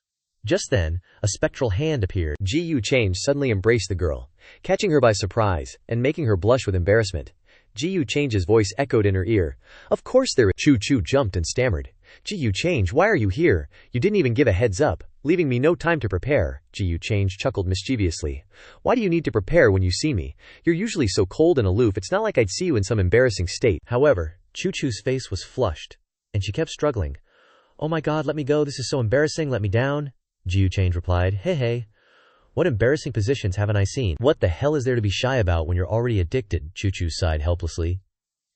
Ji Chang, you shameless rascal, how can you say such things without even blinking? The male protagonist said. Are you injured? Didn't I already give you a supreme chi? Chu replied. There have been too many absolute yin catastrophes in the past few months, and the human ancestor hall's forces are simply not enough, so, without letting her finish, Ji Chang cut in.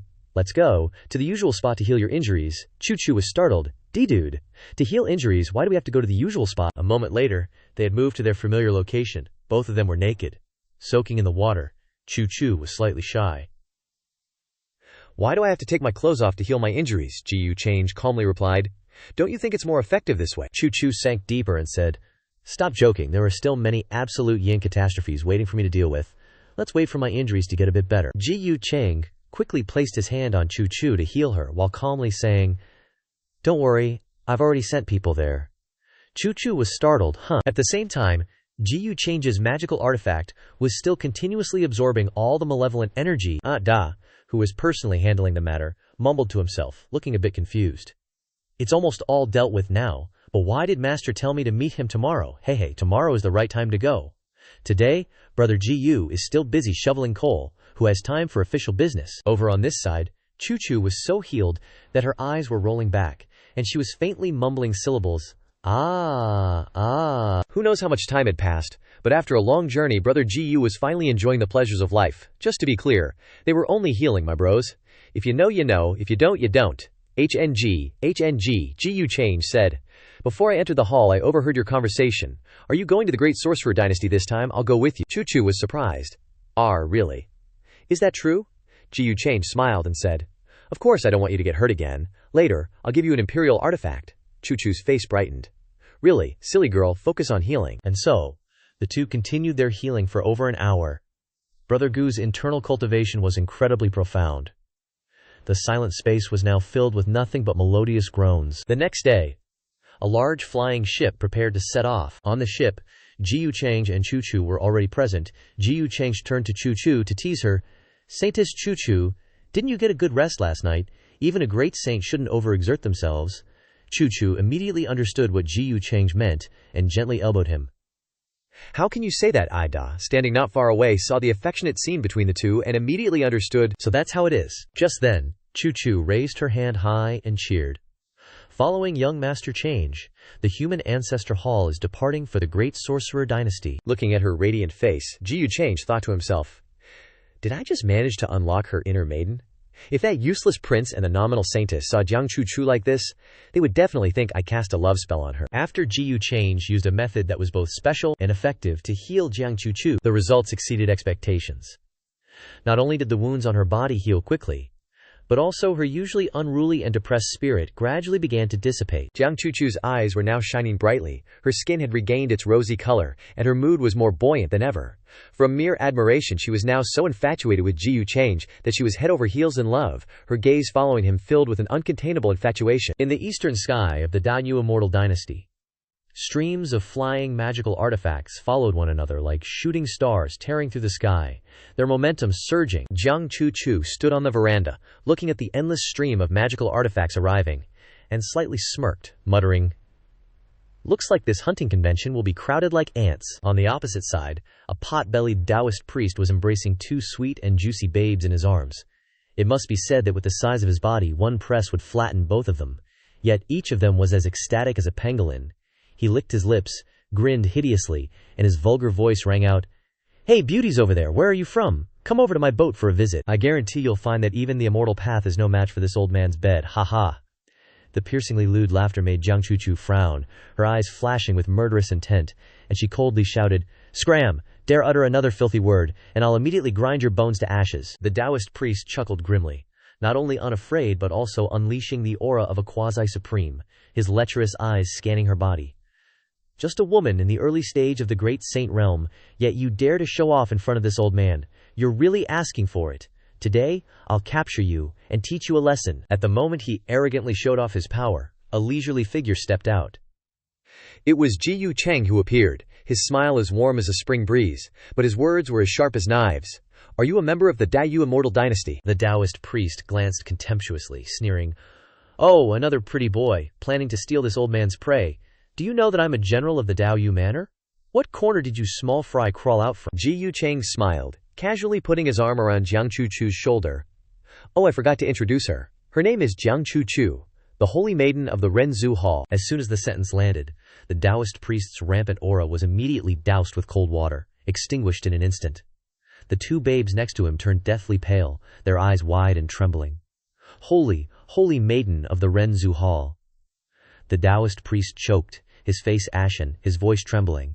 Then, "Who are you?" Ji Yucheng narrowed his eyes, his warm smile turning icy, and calmly replied, "The successor of the Renzu Hall, Ji Yucheng." Rumble, and in less than a quarter of an hour his flying magical artifact was smashed to pieces, exploding into fragments, and black smoke covered the sky. The Taoist priest collapsed, trembling under Ji Yucheng's feet, no longer possessing even a trace of arrogance. Ji Yucheng placed his hand on his head, his spiritual power died into threads that coiled around, soul-searching.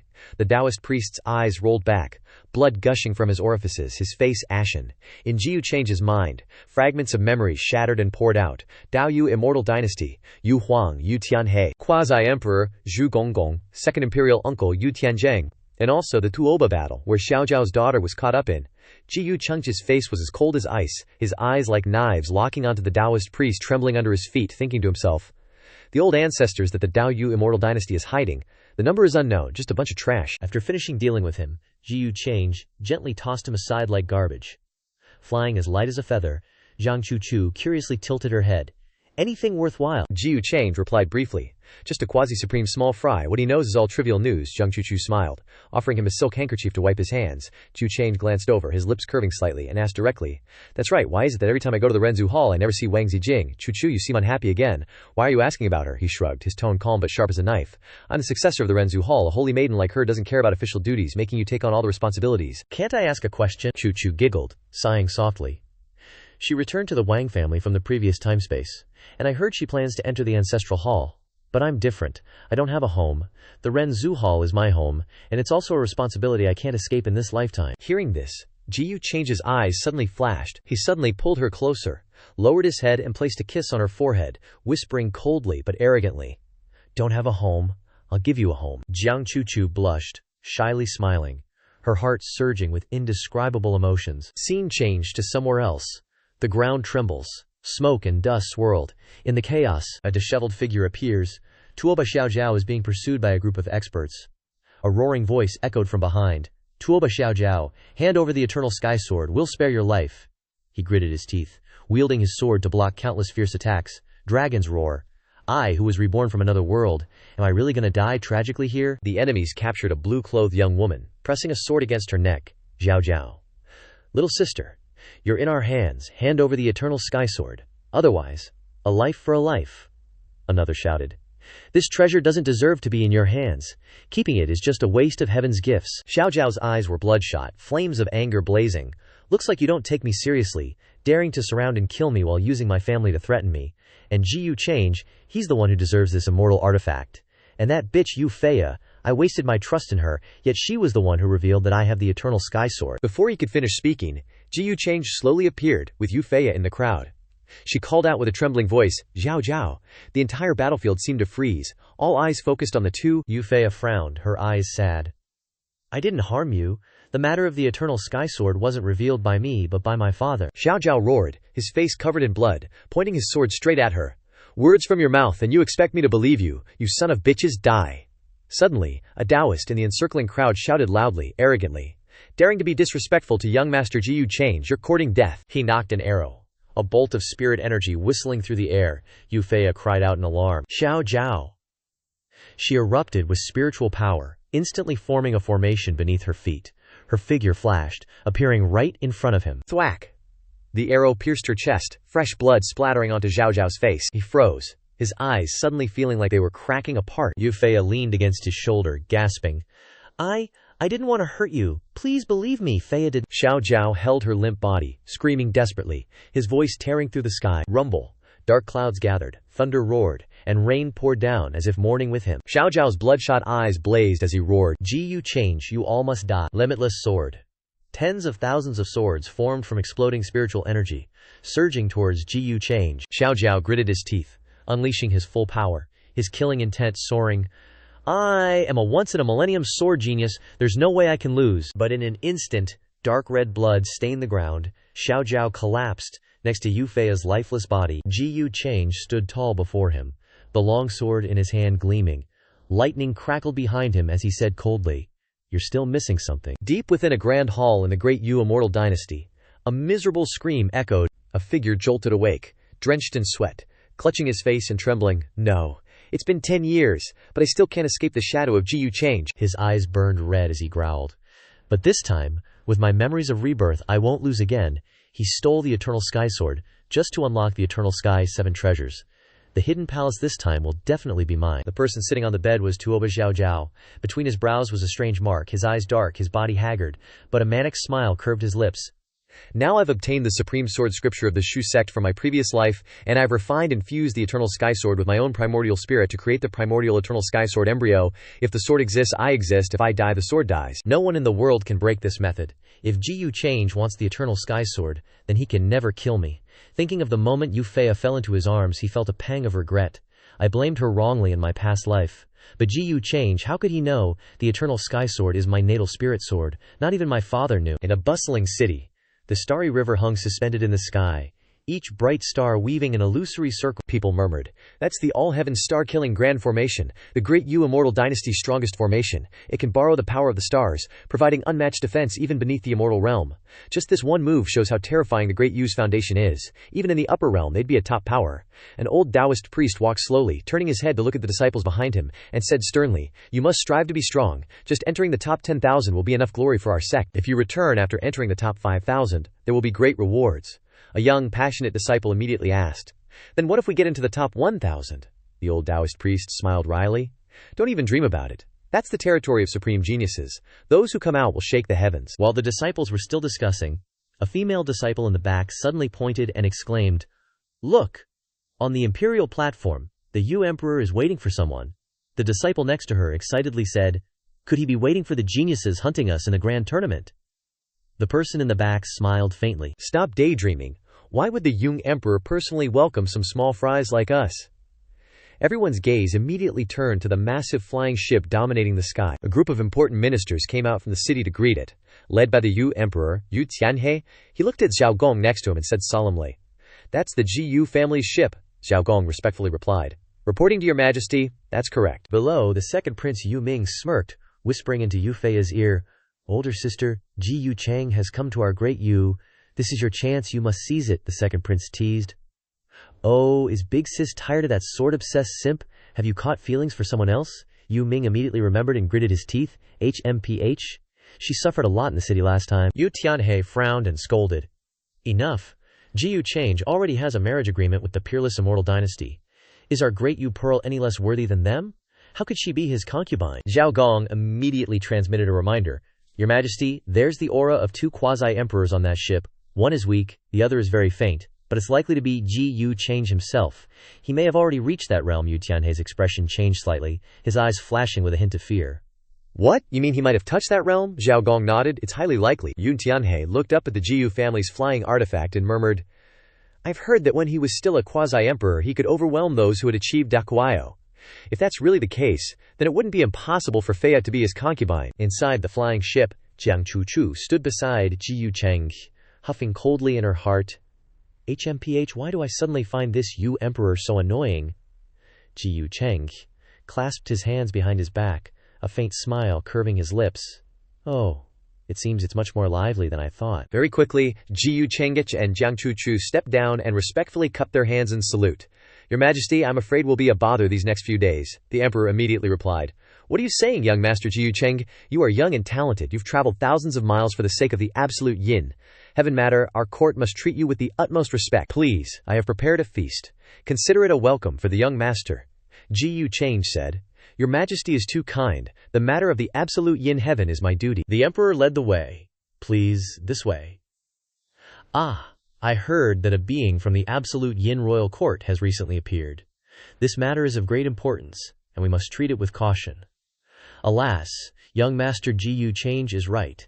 If the absolute yin royal court truly appears, it is definitely an ominous sign. Yu Ming, standing nearby, glanced at his older sister and whispered, Older sister, it seems father is already considering that idea. Yu Feiya huffily watched them, her eyes a little annoyed, but she said nothing. At the same time, on the other side, a certain someone's graceful, curvy figure strolled along leisurely. As soon as she entered, and saw Tuoba Xiaoyao still enthusiastically practicing his sword, she said, Third brother, what are you still practicing your sword for? Hurry up and tidy up. The Emperor's banquet is about to begin. Xiaoyao seemed indifferent. Banquet, you guys can go. Why do you have to drag me along? Don't you know, young Master Ji Yu Chang has arrived?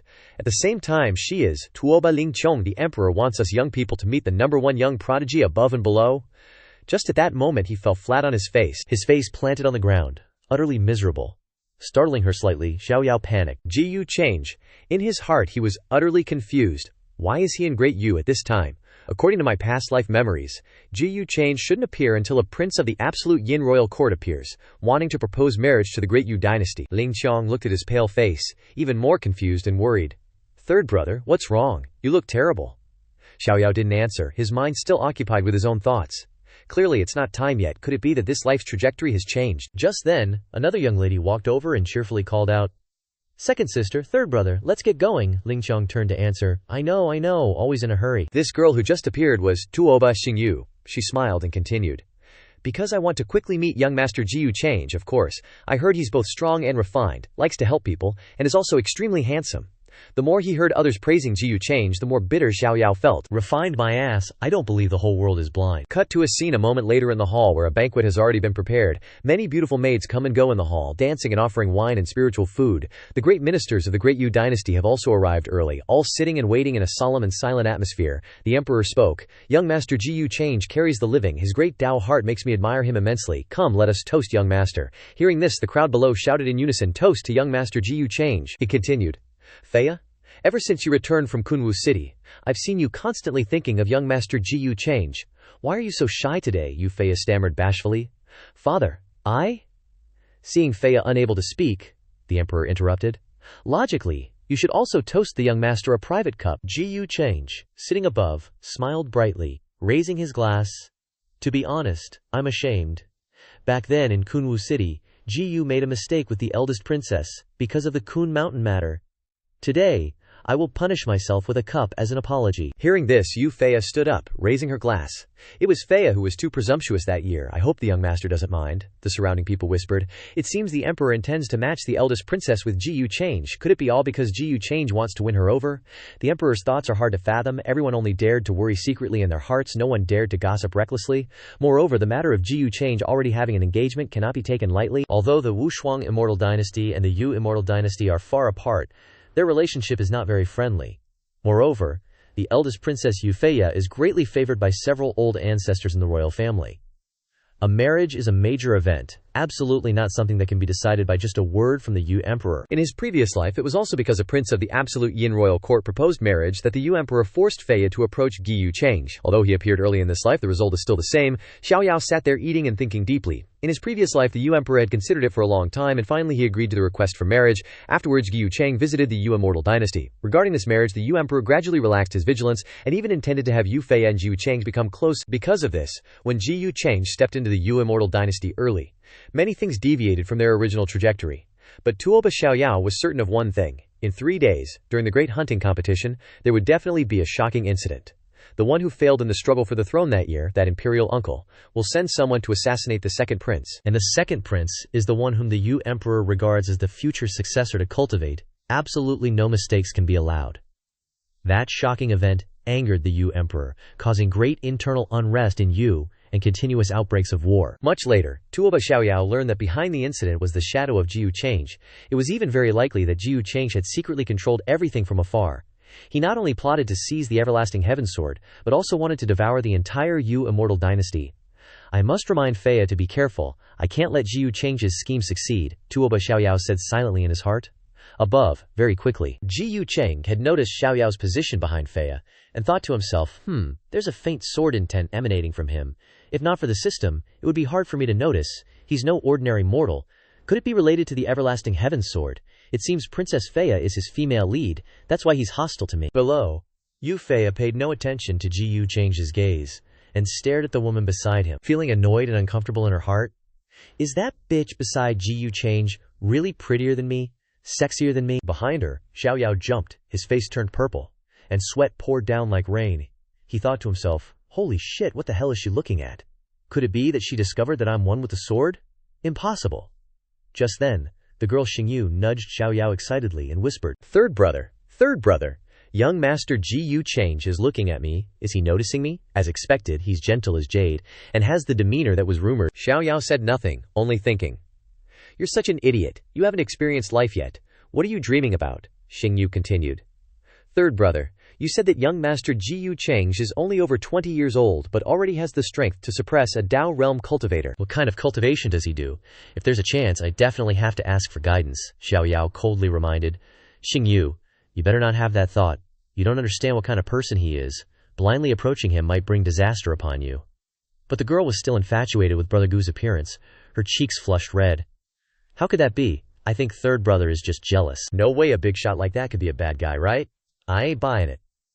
Hearing this, Xiaojiao thought to himself, damn, in your past life you almost got killed because of it. He remembered the tragedy of Tuoba Xingwu in his previous life, and a sense of worry couldn't help but rise in his heart. Back then, Tuoba Xingwu also planned to get close to Giyu Change, but in the end he was caught in Giyu Change's trap and forced to hand over the everlasting sword. Later this matter even alarmed her father, forcing him to go to the agreed place to demand justice. However, on the way back to the capital, she was ambushed and seriously injured. And when she managed to escape back to her mansion, her cultivation had been severely damaged, and her foundation was almost completely lost. Outside, the sky was darkening, and dusk was gradually descending. After the banquet ended, the ministers stood up and took their leave one by one, none of them lingering in the royal palace. Emperor Yun specially arranged a residence in the palace for Giyu Change and his entourage, and sent someone to lead them there. After Giyu Change and his group left, Emperor Yun's expression changed slightly, and he turned to the old eunuch behind him and asked, Eunuch Zhao, can you see through Giyu Change's cultivation? Hearing this, the old eunuch bowed and replied, Your Majesty, this old servant's eyes are dim, and I really can't see through his cultivation. But if I were in a life-or-death battle, I'm afraid this old servant would have a hard time saving my life. These words caused Emperor Yu to fall into silence, with a deep sense of dread appearing in his eyes. The old eunuch was no ordinary person. He had served several generations of emperors. He had already attained enlightenment when Emperor Yu was still a young prince. Yet now, he admitted that he couldn't gauge Giyu Change's strength, which showed how terrifying the young man in his early 20s was. It seems that he really needed to let Feiya get closer to him. Whether it's now or in the future, this will benefit our great Yu. Emperor Yu pondered for a long time, and then sighed softly. As expected, the upper realm's wariness of Giyu Change is not without reason. Meanwhile, elsewhere, as the banquet had just ended, Yu Feiya was about to return to her palace when she unexpectedly saw a familiar figure outside the palace walls. One she didn't expect to see. Feiya said softly, Xiao Jiao. Were you deliberately waiting for me here? Xiaojiao said. I have something to tell you, she replied. Okay, go ahead, I'm listening, he thought to himself. She's still intelligent, and understanding as always, not arrogant and willful like the other princesses in this life. No matter what, I can't let her meet her demise like in my past life. Thinking this, Xiaojiao warned, "Be careful of Ji Yu Change. He's not a good person. There will probably be trouble at the hunting competition in 3 days, and he's the mastermind." Yu Feiya was startled. "What?" Xiaojiao continued. "You can warn the emperor? Tell him to prepare well and protect the second prince. That's all I can say. I don't have any evidence. Do you believe me?" When asked this, Yu Feiya didn't answer immediately. After thinking for a few seconds, she replied, "I believe you." Xiaojiao smiled. "That's good. I can't stay long. Farewell. And you must be careful too." After speaking, he shot off, his figure transforming into a wisp of green smoke and disappearing into the void, leaving Yu Feiya with a mess of thoughts in her heart. At the same time, in the temporary palace arranged by Emperor Yu, Ji Yu Change first sealed off all the surrounding space to prevent anyone from secretly observing with their divine sense. Then, he immediately instructed his subordinates to investigate all information related to Tuoba Xiaojiao. The myriad Taoist merchant alliance spanned across the upper realm with branches everywhere, and the great Yu immortal dynasty was no exception. As soon as he gave the order, someone would naturally present him with the information he wanted. Dao handed Ji Yu Change a piece of paper and said, "Master, all the information you wanted about Tuoba Xiaojiao is here." Ji Yu Change read it and muttered, "From a distinguished general's family, but stupid and honest, with no talent, and his cultivation is not even as good as a 6-year-old child." After reading, Ji Yu Change smirked and thought to himself, pretending, "Huh? The sword intent on his body is comparable to a quasi-supreme. Anyway, I'll test him during the hunting competition in 3 days." A rustling sound was heard. "Did you have people investigate the matter of the absolute yin heavenly calamity?" Ji Yu Change replied, "I'm just casually checking on someone who interests me." Jiang Chuchu said, "Interested in whom? Could it be the eldest princess, Yu Feiya?" Seeing Ji Yu Change say nothing, she asked, "Why aren't you saying anything?" At this moment she was soaking in the bathtub. "Do you think like what I'm thinking?" He.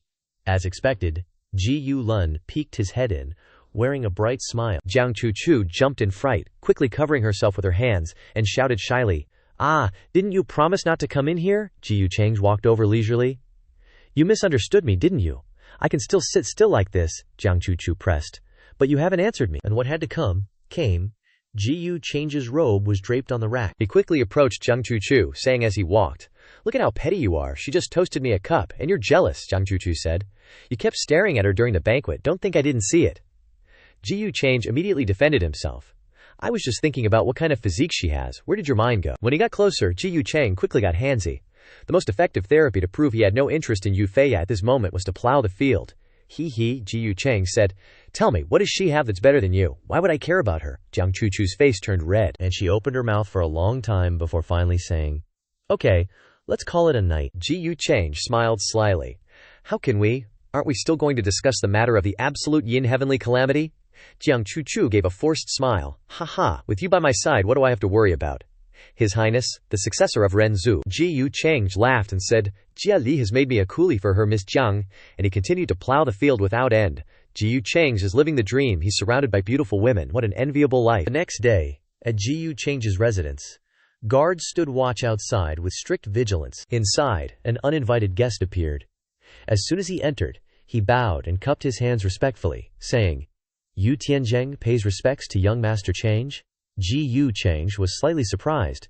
A royal with the surname Yu. He nonchalantly raised his teacup and casually asked, "What brings you sneaking around to find me?" Ji Yu Change spoke, his eyes filled with both interest and scrutiny, assessing the other party's strength.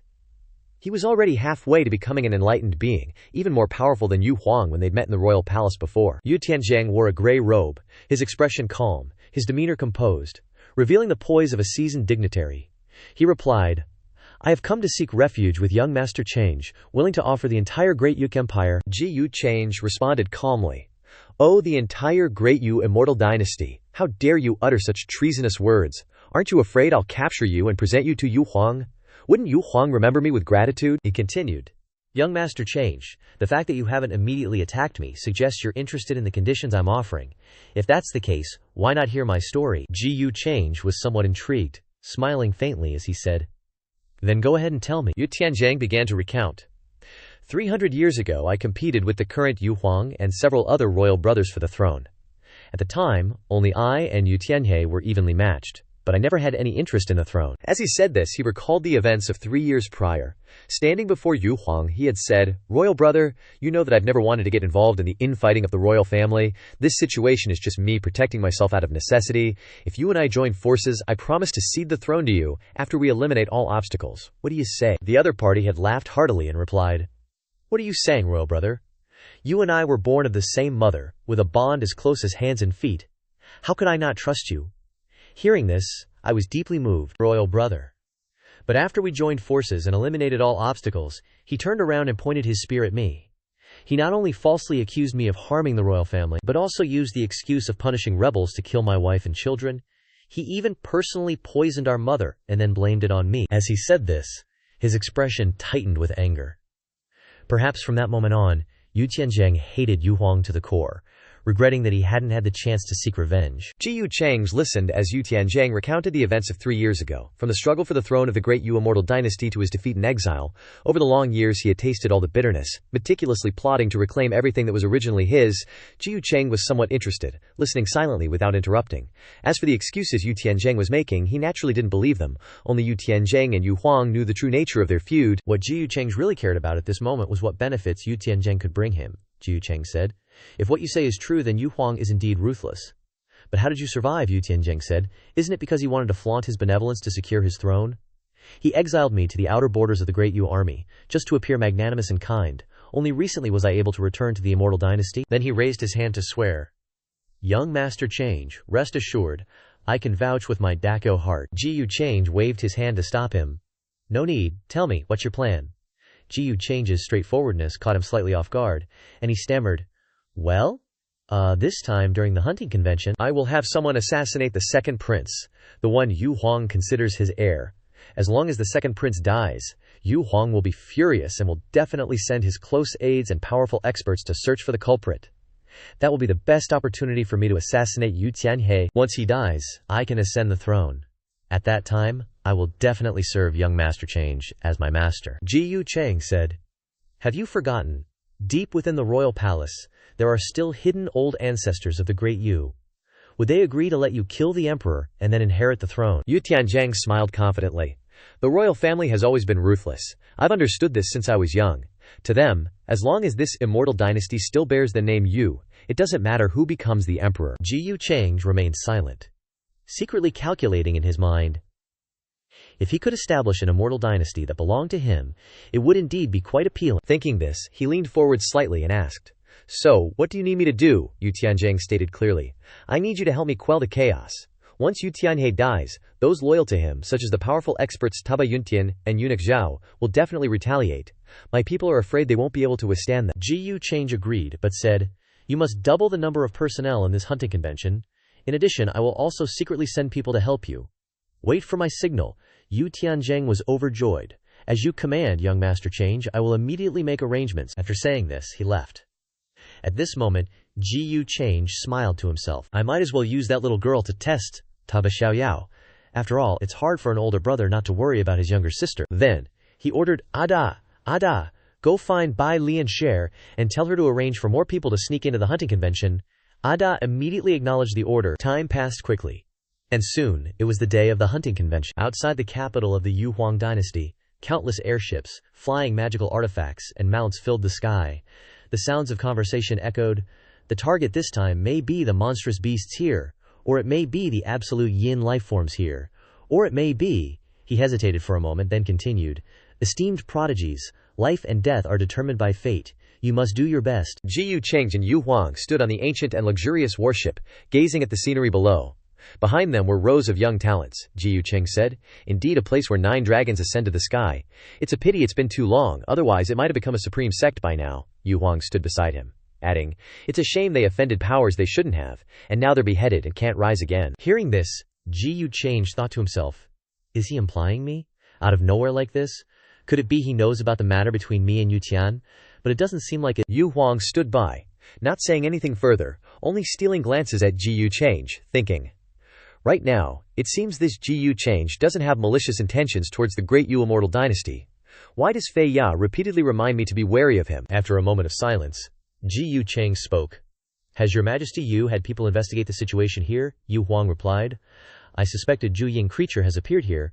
I specifically sent people to investigate, but the losses were severe. Not far away, Yu Ming reassured his sister, royal sister, don't worry, I'll pay attention to safety. Yun Fei Ya said nothing, only directing a slightly apprehensive gaze toward Ji Yu Cheng. Ji Yu Cheng, are you really a wolf in sheep's clothing? Just then, Yu Huang gave an order. Eunuch Xiao, begin. Eunuch Zhu immediately accepted the order. As you command, your majesty. Quickly, the hunting ceremony officially began. The deep and powerful shout of the chief master of ceremonies reverberated, instantly shaking the void. Brilliant light burst forth, the aura of space filled the air, and piles of primordial stones like small mountains, the spiritual energy so dense it was about to liquefy and flow down. Eunuch Yu waved his hand, and the magical artifact in his hand was released, quickly spreading out. At that very moment, Yu Huang stepped out, gently waving his sleeves.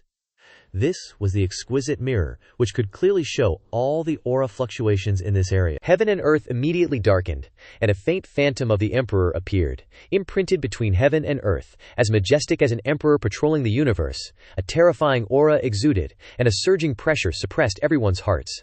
The people around panicked. That's His Majesty's Emperor Shadow. Although it is just a Dharma body, within the territory of the great Yu immortal dynasty, His Majesty is almost inherently invincible. Ji Yu Cheng frowned slightly. He felt that Yu Huang must have noticed something. Otherwise, why would he manifest his Dharma body to ensure the safety of this place? He thought to himself. Is this national destiny or Dragon Quan? This method even surpasses the ordinary cultivation realm. It seems he has indeed noticed something. In this hunting ceremony, even fellow disciples can become opponents. So when entering the great wilderness, most of the young talents dispersed, each choosing their own direction. Standing outside watching, the figures of two young talents appeared on the exquisite mirror. Someone said, "Isn't that the third young master of the Zhengguo general's mansion? Don't bully others too much. Tuoba Xiaojiao, you good for nothing, today I'll use you as the first kill." As soon as the words fell, he was immediately kicked by Xing Yu. She beat him while complaining, "Third brother, haven't you been practicing swordsmanship every day? Why are you still so bad? I can't always protect you." But Tuoba Xiaojiao remained silent and said nothing. Outside, Yu Huang glanced at Ji Yu Cheng, probing. "During this hunting ceremony, I wonder who young Master Cheng has taken a fancy to." Ji Yu Cheng calmly replied. "Princess Fei Ya's strength is not bad. In my opinion, she will definitely be in the top 3. Yu Huang laughed loudly. "Ha ha, it is truly Fei Ya's honor to be favored by young Master Cheng." At that moment, a subordinate appeared to report, "Your Majesty, this area has been heavily guarded." Yu Huang felt pleased in his heart, and then said casually, "General Tuoba has worked hard." As soon as he saw him, Ji Yu Cheng thought, "Is the Zhengguo general of the great Yu immortal dynasty Tuoba Xiaojiao's father?" And the truth was, just like that, the general who had just entered was the Zhengguo great general Tuoba Yuntian. Ji Yu Cheng continued his train of thought. "It seems Yu Tianzheng wants to take this opportunity to assassinate the second Prince Yu Li. I'm afraid it will be difficult to succeed." Unconsciously, a cunning smile appeared on the corner of his mouth. "But the play I'm about to stage is about to begin." At the same time, inside the great wilderness, rocks and soil flew everywhere. From within the dust and smoke, the figure of Xing Yu rushed out. Perhaps she was being attacked by someone. That person's voice rang out.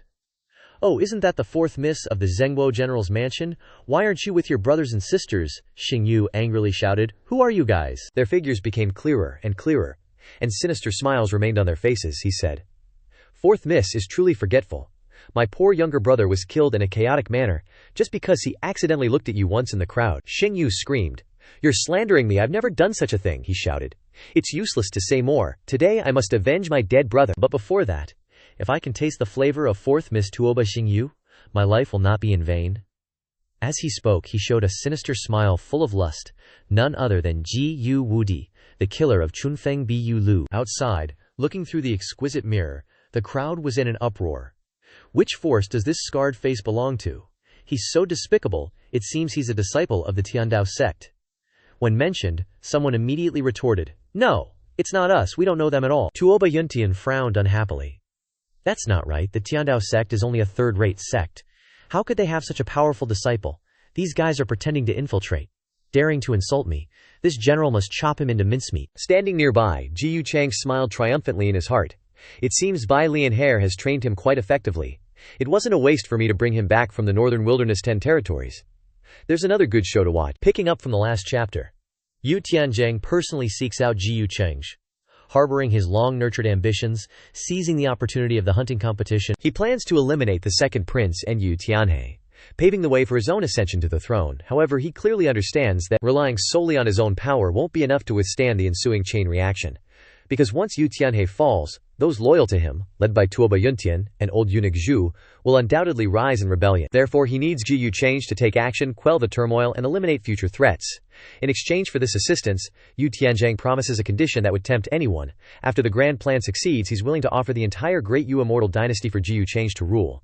Truly an irresistible offer, albeit one steeped in the scent of blood and treason. Soon after, the two secretly begin to act. Ji Yucheng secretly sends people from Bai Liangri to infiltrate the hunting competition, waiting for the opportunity to strike. The prelude is opened by the infamous, ancient, undefeated assassin of the Xuanfeng Bu Tower, the one known as the shadow without form, the laughter without trace. Yu Huang observes the situation inside the hunting competition through the Lungling mirror, thinking, if it really is that guy causing trouble, then the target must definitely be aimed at our royal family. No way, it can't be him. Around, everyone is in confused uproar. Just who is so bold as to dare plot against the Tuoba general's mansion?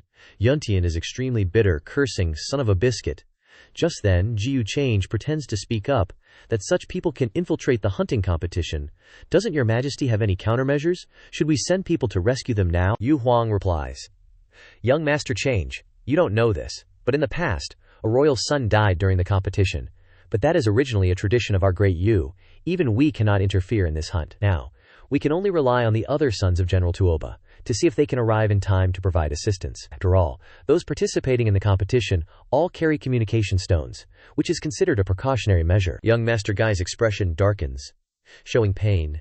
Sigh, what a pity, hopefully, that young Miss Tuoba can be safe and sound. But inside, young Master Ji Yu is secretly smiling, a forced smile full of pretense, thinking, if that's the case, then Yu Tianzhang's plan might still have a chance. Suddenly someone shouts in panic, it's bad, the second young miss of the general's mansion seems to be in danger too. Yuntian curses furiously, what the fudge, who's plotting against my Tuoba family now? Inside the competition, Tuoba Lingqiang's communication stone is constantly glowing.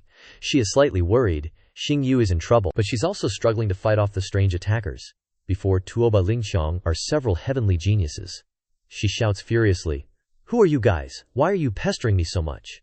The chubby one replies crudely, you gotta be kidding me with that dumb question. At the same time, in another location within the hunting competition, Tuoba Xiaojiao has also sensed the danger to his family. He grinds his teeth, thinking, what happened? Even second sister can't escape. If I go to save Xing Yu, my hidden strength of all these years will be exposed. Moreover, Ji Yucheng is still watching out there. It would be no different from repeating the tragedy of the previous life. If that's the case, wouldn't this rebirth of mine become a joke? No, I can't save them. Thus, Tuoba Xiaojiao is constantly struggling internally. One is to continue to hide, the other is to go save his younger and older sisters. Can he really just watch them die? Outside the competition, the group of elders stand and observe the situation inside, discussing in whispers. It seems the third young master of the general's mansion really doesn't intend to save his younger sister. Another person sighs. Sigh, it's useless even if he goes. With that weak strength, he'd just be throwing his life away. Yu Huang speaks up. How about we make an exception for the general just this once? As soon as he finishes speaking, Yuntian hurriedly clasps his hands, panicking. Your Majesty mustn't. This precedent must never be set. Great Yun tradition cannot be destroyed in this old servant's hands. The elder statesmen chime in one after another. That's right, Your Majesty. A million times no. It can't be like this, Your Majesty. Yuntian tries to suppress the worry in his heart, continuing seriously. If there really is no other way, then that is Xing Yu's fate. Ji Yucheng hears this and smiles coldly, thinking, that old fox wants to make an exception. Who can stop you? Amazing, knowing how to please people. Thinking this, he speaks up. Actually, Your Majesty and the general don't need to worry too much. In my opinion, that third young master of the general's mansion is probably not simple. I'm afraid there will be a surprise later. Yuntian appears uncomfortable, saying, what does young Master Change mean by this? Ji Yucheng replies nonchalantly. It seems General Tuoba doesn't understand his son either. Think about it. Shouldn't a normal person be furious or despairing right now? But everyone, look at him. Tuoba Xiaojiao's expression is just full of hesitation, conflict. Although I haven't seen countless people, I still have some ability to judge. This third young master is a hidden dragon in the deep, a latent dragon in the abyss, not yet emerged but already causing a stir. Suddenly, someone shouts in panic. Look! Tuoba Xiaojiao is moving. Inside, after a moment of hesitation, Tuoba Xiaojiao, who has been fighting his thoughts, has made a choice for himself. He suddenly stands up, gaining momentum and shooting away, thinking in his heart, no matter who is causing trouble, that kid Xingyu must be saved. Although she always looks down on me, she has never been unconcerned. Moreover, surely few people outside pay attention to a cripple like me, right? Just need to conceal things a little when I take action. At the same time, on Xingyu's side, Zhiyu Wudi is beating the crap out of her. He gives a satisfied smile, delivering a merciless sky-splitting kick to his opponent. Zhiyu Wudi's teammate suddenly grabs his sword and jumps forward, shouting, "Holy fudge, dare to resist, big bro!" Looking for death, Zhiyu Wudi quickly reminds, "You idiot, don't use weapons. If you accidentally kill her, messing up the young master's plan, I'll kill you too." Hearing this, he continues to kick Xingyu with his palm, shouting, "Beat her until she's half dead so big bro can have some fun first." Thus, Xingyu is ganged up on and beaten like a dog, without any care for her beauty. After the kick, she collapses far away, spitting out blood miserably. He lunged forward, swinging his sword high menacingly, and croaked, "Hehehe, if no one comes to save her, I'll chop off all of the fourth Mrs. limbs." Xingyu endured the pain, but still grit her teeth resolutely. "Even if I die, I won't." Just then, someone's voice rang out. Xingyu. Hearing that voice, she was a little taken aback. This voice, immediately, a burst of sword energy surged forth, slashing directly towards Zhiyu Wudi's group. As a result, one person was injured. But Zhiyu Wudi quickly activated a barrier of protection and remained safe and sound. Seeing that his plan had succeeded, he grinned triumphantly, thinking, he finally showed his face. The fish has taken the bait. None other than Tuoba Xiaoyao had come to Xingyu's rescue. He gently rushed over to support her, his voice full of concern. "Xingyu, are you all right?" Xingyu was extremely surprised by Xiaoyao's current strength, stammering, "Third brother, your aura." Then she panicked in surprise and shouted, "Third brother, run! That blonde Scarface is really strong." Xiaoyao calmly reassured her, "Don't worry, I'll take care of him." Zhiyu Wudi swung his sword and charged forward, yelling, "What's with all the posturing? You think I don't exist or what?" Xiaoyao replied clearly, "Damn it, you dared to hurt my little sister, you're asking for death." With that, Tuoba Xiaoyao summoned a gleaming sword from his hand, coldly snorting in his heart. HMPH, his strength is only at the Great Saint realm. I don't need to use my full power, just control it a bit, so as not to be too flashy. Behind them, seeing the trash third brother's strength suddenly change, Xingyu seemed to be in complete shock. Bewildered and unable to believe her eyes, she could only widen her eyes in stunned observation. Instantly, the two charged at each other. Two shining sword energies darted towards each other, resounding with clanging sounds. Outside the arena, watching through the lens, everyone was extremely surprised. Are we blind? This strength is already comparable to the prince's? Xiaoyao hit it this well? Even I didn't know. He really is patient. He's been hiding his strength all these years. Ji Yucheng smiled nonchalantly and said, "A dragon in hiding will eventually emerge from the depths," Yu Huang continued. Young Master Cheng truly has a discerning eye. But in his heart, Ji Yu was extremely satisfied with his performance. His intention of probing Tuoba Xiaoyao's strength was partially successful. Hiding strength isn't rare, but I'm afraid he's hiding something else. He hasn't revealed everything yet. Inside the battle, the fight was still fierce and tense. The two opponents were evenly matched. Zhiyu Wudi had yet to reveal his full strength, and was secretly probing his opponent. In his heart, Tuoba Xiaoyao thought in confusion, WTF, that's weird. No matter how much I increase my strength, he can still fight on equal footing. What's going on? On the other side, Zhiyu Wudi smiled coldly, thinking smugly, "The superior's only instructed to probe his strength. I have to be careful. If I accidentally kill him, I'm so screwed." After fighting for a while, Tuoba Xiaoyao gradually lost patience, opened his mouth and roared, "I don't have time to waste with you anymore," Zhiyu Wudi sneered. HMPH, what can you do? With that, Tuoba Xiaoyao decided to show off the new skill he had been hiding for a long time, Chaos Sword Intent.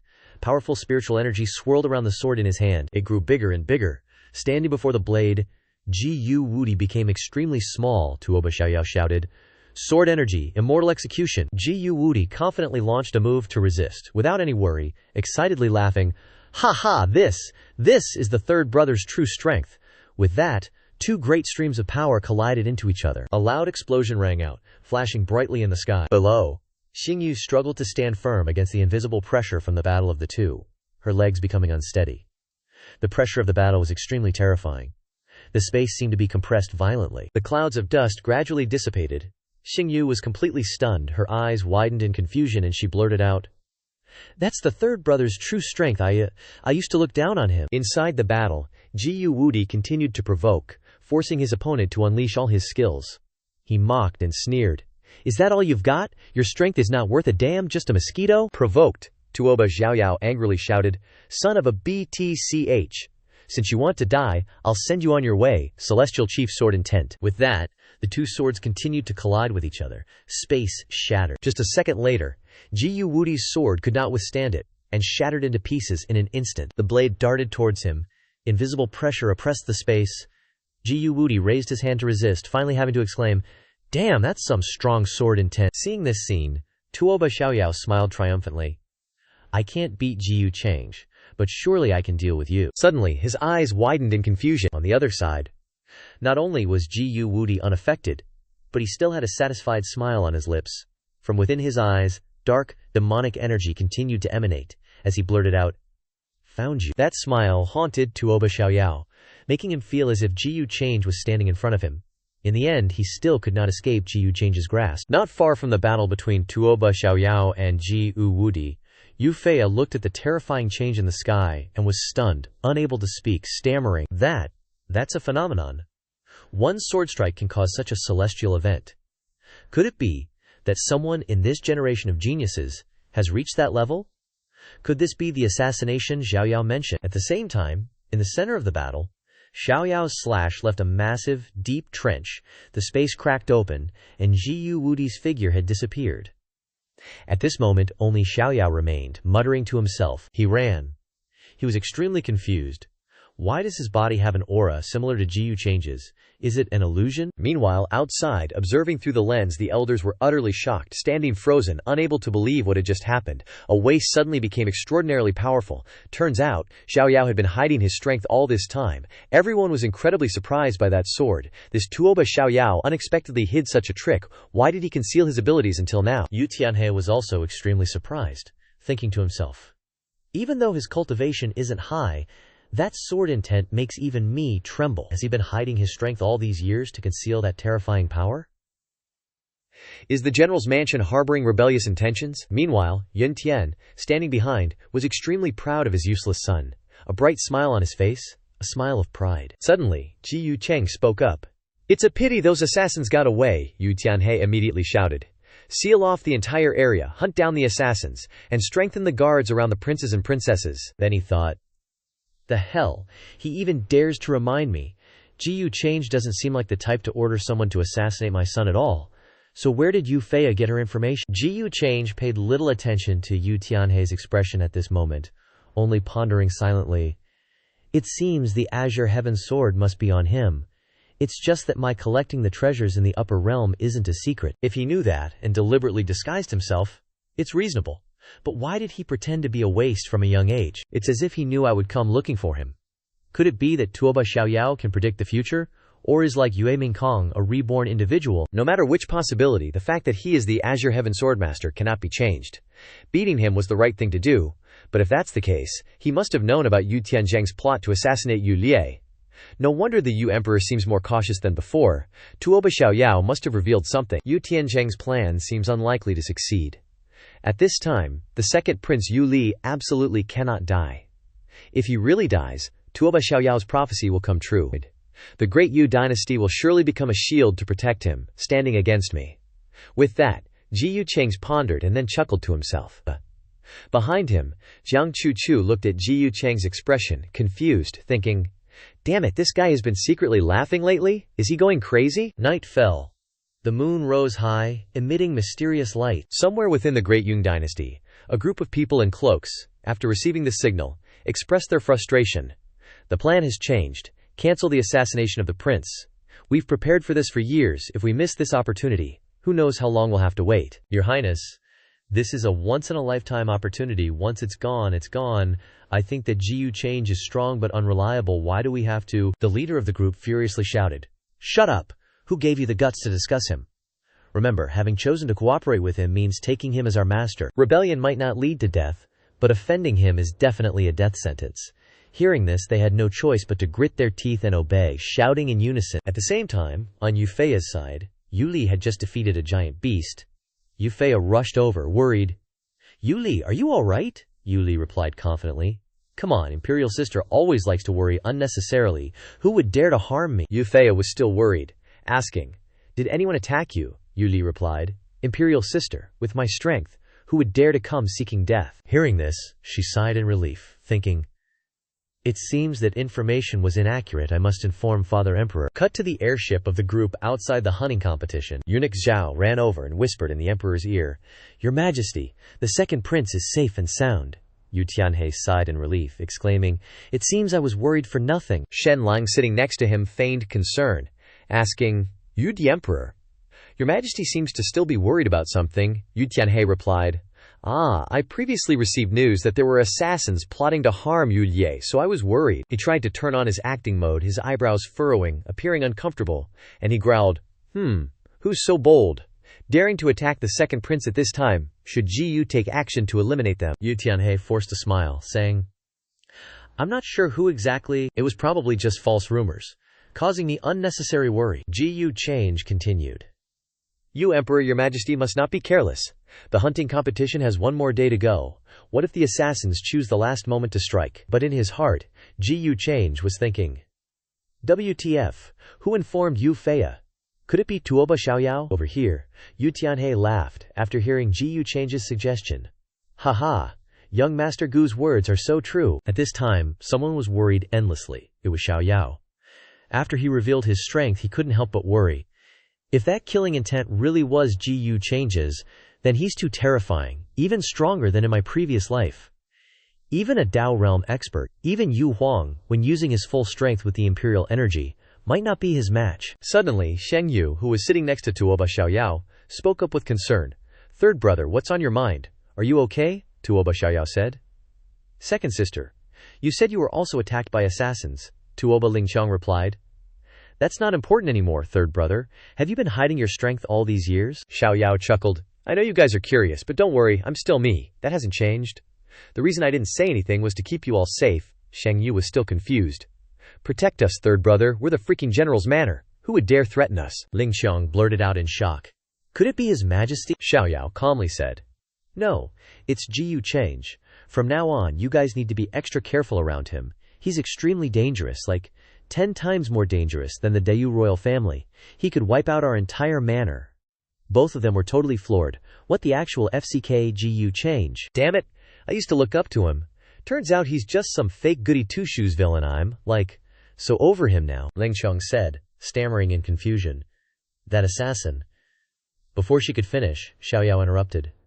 Most likely, Ji Yu Change sent them to test me, Lingqiang still asked, puzzled. But why would he target us? Of course it's because I have something he wants. Have you guys heard of the everlasting fortune? The more they listened, the more confused they became. What, you have it on you, third brother? If it's so dangerous, why not just give it back to him? Sheng Yu chimed in. Yeah, third brother, keeping it is just asking for trouble. Your safety is what matters most. Xiaoyao burst out laughing. Haha, that's the problem. It's already merged with my body and vanished from this world. He can't get it anymore, but he definitely won't let me off the hook. Sheng Yu and Lingqiang could only look at each other, exchanging secret messages with their eyes. Then, suddenly, Lingqiang stepped forward and placed her hand on Xiaoyao's shoulder to reassure him. Third brother, we'll keep this a secret. No matter what, we're on your side, Sheng Yu said. That's right, third brother, we're family. Xiaoyao smiled. Good. When it's safe, we'll go to the rendezvous point together. 3 days later, at the rendezvous point, a large number of young prodigies had already gathered. The sounds of chattering filled the air. Oh, you guys from the Ice Whale clan actually made it through. Who are you looking down on? We're at least in the top 100. Xiaoyao quietly observed his surroundings, thinking to himself. The second prince isn't here. Could something have happened to Yu Nilai? Just then, Yu Ming's voice rang out. Oh, isn't this the master who hides his strength? Don't think that means I'll respect you. You're still not worthy of my imperial sister. Yu Feiya quickly reminded her little brother to tone it down. Ahem, Yu Ming. Xiaoyao glanced back at the group, and they thought to themselves, the news finally got out. However, he asked with concern. Is the second prince all right? Yu Feiya said. My imperial brother is perfectly fine. Nothing happened. Xiaoyao was gobsmacked. What? In his heart he screamed, how is that possible? Where did I go wrong? Seeing Xiaoyao's strange attitude, Yu Li felt displeased and scolded. Tuoba Xiaoyao, what's your problem? Yu Feiya quickly intervened. You lie. But Yu Lai continued to ramble on. Even if there were assassins, who do you think could do anything to me? You think you're the only one who's strong? The only one who knows how to hide your strength? Yu Feiya said, enough. Xiaoyao was just worried about you. Don't blame him, Yu Li said unhappily. Imperial sister, you're too kind. You always take his side. Xiao Yao quickly transmitted his voice secretly to Yu Feiya. Really, nothing happened. Did Ji Yu Change find out in advance and cancel the assassination plan? Yu Feiya transmitted back. I'm not sure, but don't worry, I'll report it to father myself. At that moment, a surge of dark aura erupted from the surroundings, its oppressive power causing the space to tremble. As soon as they saw the aura, everyone was terrified. His Majesty's absolute yin energy has erupted. This kind of power, could someone from the absolute yin imperial court have emerged? Ji Yu Change said smugly. Let's go, Your Majesty. Let's go see who it is, Yu Tianhe said. With young Master Ji Yu accompanying me, I feel much more at ease. Isn't Holy Maiden Chu Chu coming? Ji Yu Change said confidently. I alone am enough. The aura grew wider and wider, covering a vast expanse. The absolute yin energy suddenly spread. It's definitely someone from the absolute yin imperial clan. This time, the absolute yin storm is sweeping across the upper realm. It must be related to them. Yu Liai said excitedly. I wonder which powerhouse has arrived this time.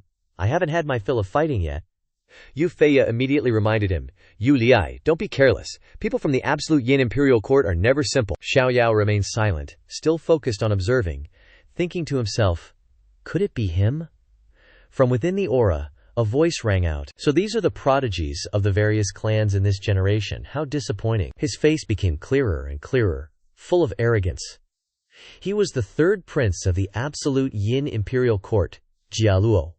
He jutted out his chin and trash talk. Picking up from the last chapter, to save Xingyu, Tuoba Xiaoyao is forced to use the power he's been hiding all this time. Because of this, Yu Tianzheng and Ji Yu Cheng's assassination plan against the second prince, Yu Li, fails, and they have to wait for another opportunity. Suddenly, within the great Yu immortal dynasty, an aura of absolute yin explodes violently. From the middle of that dark aura, the third prince of the absolute yin imperial court, Jialuo, steps out, seething with murderous intent, with an arrogant expression, and a face that screams, I'm the main character.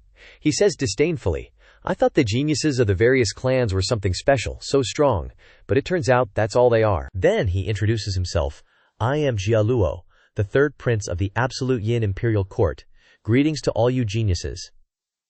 As soon as they hear his name, a young hot-blooded genius blurts out, Dude, is that how you greet people? So what if you're from the absolute yin imperial family? Here, everyone's a genius from all realms. You think you can suppress us all? A girl standing nearby sighs in admiration at his brash attitude. No wonder they call him the little saber heavenly being. He doesn't submit to anyone. Not only that, he even dares to point his finger directly at Jialuo, without the slightest fear. Looks like he's got some skill, Jialuo smirks. Someone like you dares to speak to Prince Jialuo. As soon as he finishes speaking, a powerful aura slams straight into the guy, immediately sending him to meet his ancestors. Talk about mouth moving faster than the brain. Too bad the head has to pay the price. He departs this world so quickly. Witnessing that scene, everyone around shivers in fear, so fast that the naked eye can't even see it clearly. So terrifying. The girl who just praised him for being so outspoken also gets caught in the crossfire, but luckily she isn't killed as miserably as him, just chased away. Get lost. Jialuo laughs coldly. You've got guts, but unfortunately your strength is too weak. Standing not far away, Tuoba Xiaoyao thinks to himself angrily, It really is him. What's next in this mess? Just then, Yu Feiya speaks up indignantly. I wonder what reason the absolute yin prince has for coming here. There's never been any animosity between us, Tuoba Xiaoyao thinks to himself. Ugh, isn't he here because of you? Jialuo laughs and replies, So you must be Princess Feiya, of the great Yu immortal dynasty. Your aura and appearance are indeed not bad.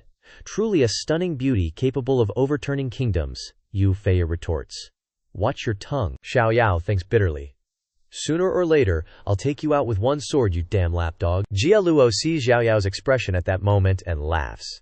A super sly laugh. Princess Feiya hasn't even spoken, and the three little puppies behind her are already showing their displeasure. Respect.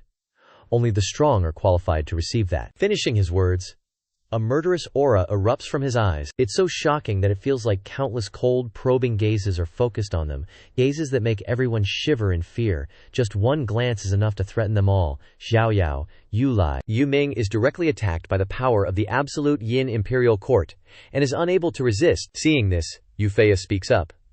Enough, I think Prince Jialuo didn't come here today to provoke us, did he? Jialuo retracts his dark aura and says calmly, All right, for your sake, I'll spare them for now. Behind them, Yu Li, Yu Ming and Xiao Yao are in a terrible state, but Yu Li can't swallow this anger, so he opens his mouth to curse. "You bastard, I will!" Before he can finish speaking, Yu Fei glances at him, scoffs coldly, and interrupts, "Yu Li, don't act rashly." Just then, Jialuo smiles, steps in front of Yu Fei, and says calmly, "I am the third prince of the absolute Yin imperial court, and this time I've come to the great Yu immortal dynasty. In fact, it's for Princess Fei." Yu Fei freezes for a few seconds, her face flustered and sweating, confused. "For me, what do you mean?" Before Jialuo can continue, Yu Ming interrupts. "Did you come to propose marriage?" Guessing correctly, Jialuo laughs loudly. "Haha, you guessed right." The surrounding area is immediately shocked, everyone is stunned, not daring to believe their ears, and buzzing with discussion. What the hell? An absolute Yin prince personally crossed the absolute Yin heaven just to propose to Princess Fei? Unbelievable. I thought he came to start a war. And some people are extremely bitter upon hearing this. Those who secretly admire Yu Fei. Xiao Yao's eyes widen in anger, and he roars in his heart. "Humph, it must be because of the princess's special physique." Yu Ming shouts from behind. "You want to marry my imperial sister? On what basis?" While Yu Fei remains silent. Jialuo doesn't bother with Yu Ming, just smiles coldly. "Just on the basis that after the absolute Yin heaven covers the entire upper realm, it won't spread to the territory of your great Yu immortal dynasty. How's that condition?" The surroundings are shaken once again. This condition really is a disaster, the absolute Yin heaven. I heard that only forces possessing immortal level power can be safe and sound. Xiao Yao grits his teeth and growls. "Damn it, is this a threat?" Yu Ming shouts furiously. "Can the princess of Great Yu be traded like merchandise?" Just then, a flying ship appears in the sky, 2 figures descend, accompanied by a cold voice. Is what the third prince says true? Following the direction of the voice, everyone turns their eyes towards them, excited. It's father, it's his majesty, the Yu emperor. Without offering any greetings, Jialuo calmly takes out a piece of paper and says, "This is a letter personally written by my father, in which the conditions that the absolute Yin imperial court is willing to offer are clearly stated. Your majesty can take a look." Despite his attitude, the Yu emperor is very annoyed but still tries to restrain himself. Then, he takes the letter and reads it, thinking to himself, "If exchanging Fei can get these things, it's not unworthy to consider." Thinking this, he speaks up. "This matter is important. How about the third prince return to the capital with me to discuss it in more detail?" Jialuo clasps his hands in response. "Oh, of course, I also want to see your magnificent imperial capital with my own eyes." Yu Ming whispers anxiously in his sister's ear. "Imperial sister, I don't want you to marry him," Yu Fei replies. "This isn't something we can decide." And Tuoba Xiao Yao is super bitter but can't do anything about it. Clenching his fist tightly in anger, he consoles himself. "Calm down, absolutely don't act on impulse at this time." Galuo chimed in. "Oh, who's this little bro?" Yu Huang turned to Jiyu Change with a smile, introducing, "This is my guest, the young master of the Jiyu family, Jiyu Change." In his heart, Yu Huang mused. Neither of them is easy to provoke. If these two really clash, Princess Fei might become even more valuable. This meeting sent shockwaves all around. The arrogant Prince Jueyin? Could he be trying to provoke young Master Jiyu Change? Judging by his earlier demeanor, this isn't going to be simple. But unexpectedly, contrary to everyone's expectations, Galuo clasped his hands respectfully and bowed his head politely to Jiyu Change. "So this is the legendary young master Jiyu Change. I am Galuo, paying my respects." For such a proud person to humble himself before Jiyu Change was truly shocking. Living up to the name of young master Jiyu, Jiyu Change casually replied, "No need for so much formality." Yu Ming, beaming, pointed at Jiyu Change and chuckled, "Sis, even he has to bow to young master Jiyu." Then he whispered, "See? I chose the right guy. Hurry up and figure out how to snag him." Yu Fei immediately cautioned, "Keep your voice down, watch your words." Jiyu Change then said, "So Jilan is your sister?" Galuo forced a smile and replied, "She's my royal sister." If she knew you still remembered her name, she would be overjoyed. If you have the chance, young Master Jiyu must visit the Juyin imperial court. My royal sister and father would definitely be eager to meet you. Hearing this, Jiyu Change thought to himself, is he implying that the karmic ties forged in the reincarnation platform are still in effect? Thinking so, he replied cheerfully on the surface. Of course, Yu Huang added. So young Master Jiyu once had a relationship with the Juyin imperial court? Jiyu Change replied, I merely met Galuo's royal sister by chance before, as they headed towards the airship to return to the capital. Zhao Zhao watched their departing figures, secretly calculating. In the previous life, although this Galuo also became Jiyu Cheng's hunting dog, he was beaten into submission. What an advantage for him. A moment later, they arrived back in the capital, where magnificent and luxurious palaces stood. Inside, banquets had been prepared, with countless delicacies laid out before them. Yu Huang spoke. Prince Galuo is truly a talented and extraordinary young man.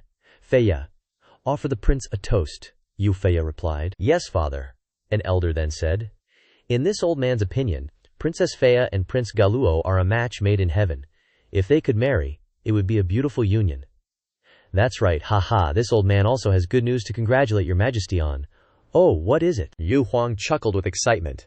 The third young master of General Tuoba's family is now like a dragon emerging from the sea. Another talent for Dai Yu. The future is bound to be prosperous, haha, good. Grant rewards. Jiyu Change, sitting beside him, said, in my opinion, that third young master has great ambitions and will surely achieve something in the future. Why doesn't your majesty take this opportunity to bestow a marriage upon him? Young master Jiyu speaks with reason.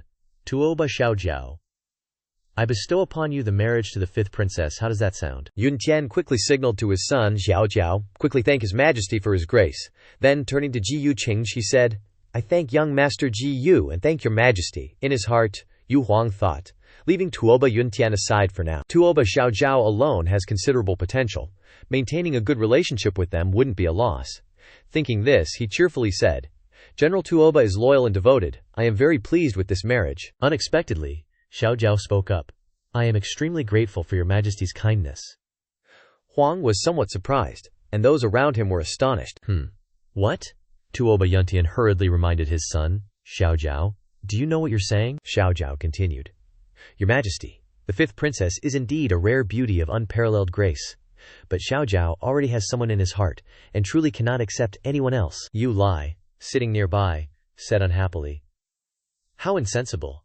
Yu Ming then transmitted his voice to Yu Feya, sis, he still remembers you. Jiyu Change awkwardly spoke up. It is I, Jiyu, who has been too presumptuous. If I had known earlier that brother Xiaojiao already had someone in his heart, I would absolutely not have suggested this marriage, so that your majesty would be displeased. Yu Huang sighed and waved his hand, saying, How can this be blamed on young master Jiyu? It was merely a good intention. Jiyu Cheng chuckled, saying meaningfully, But I am very curious. What kind of woman could make the third young master of the Tuoba family dare to refuse the imperial grace of His Majesty Yu Huang? Xiao Jiao felt extremely resentful at being mocked, thinking, Damn it, this guy is totally messing with me on purpose. Yu Huang said, Since young master Ji Yu has said so, I am also very curious. Jiyu Change immediately followed up with a suggestion. How about this? If the person that third young master Tuoba is in love with is a woman of Dai Yu, then why doesn't your majesty go with the flow and make a match for the young couple, also allowing me to offer flowers to Buddha on your behalf, as an apology for my rudeness earlier? The more Jiyu Change spoke, Tuoba Xiaojiao became angrier and more frustrated. Unable to explode, he cursed helplessly in his heart. Damn you, Jiyu Change, how dare you, Yu Huang continued. All right, speak. If it is a woman of Dai Yu, I will personally arrange the marriage for you, considering it a reward. Xiao Jiao remained silent, thinking to himself, There's no way to avoid it now anyway. Thinking this, he gathered his courage and stood up, saying, Reporting to His Majesty, Yu Huang, the person that Xiao Jiao admires is none other than the current Princess Feya.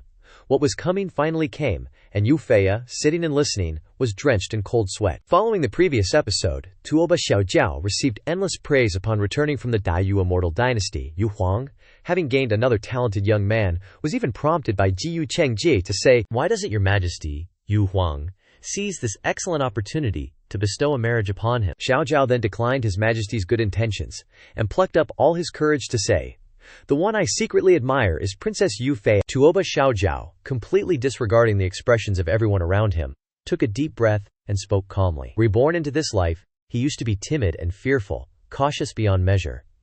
Today he wants to raise his head high for once, displaying the magnanimity of heaven and earth. He no longer wants to conceal his feelings, nor pretend for fleeting illusions.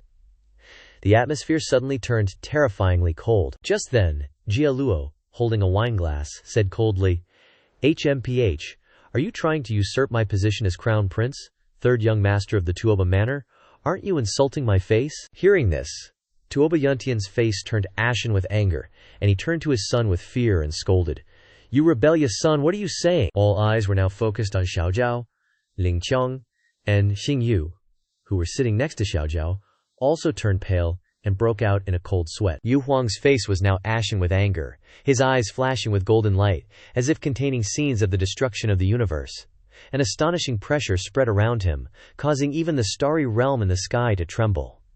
The myriad stars flickered and dimmed as if about to fall, and dark clouds rolled in, obscuring the sun. That was the rage of the master of the Daiyu immortal dynasty, directly affecting the realm within the starry domain. All emotions of joy, anger, love, and hate seemed to resonate with the fortune of this place, affecting heaven, earth, and all things. Today, Yu Huang has been provoked for the second time, and this time it's likely to be more serious than before. Everyone knew that Yu Huang intended to marry Yu Feiya to the Jueyin imperial court to form an alliance, yet Tuoba had previously disregarded it, as if he didn't care. This made his words and actions before the court even more provocative. Yu Huang couldn't bear it any longer and shouted, You truly have no fear of the heavens. Don't even dream of me marrying Feiya to you. I have no intention of bestowing Feiya upon you, so discard that thought immediately. Today you dared to deliberately provoke me. He gave an angry order, his voice like thunder.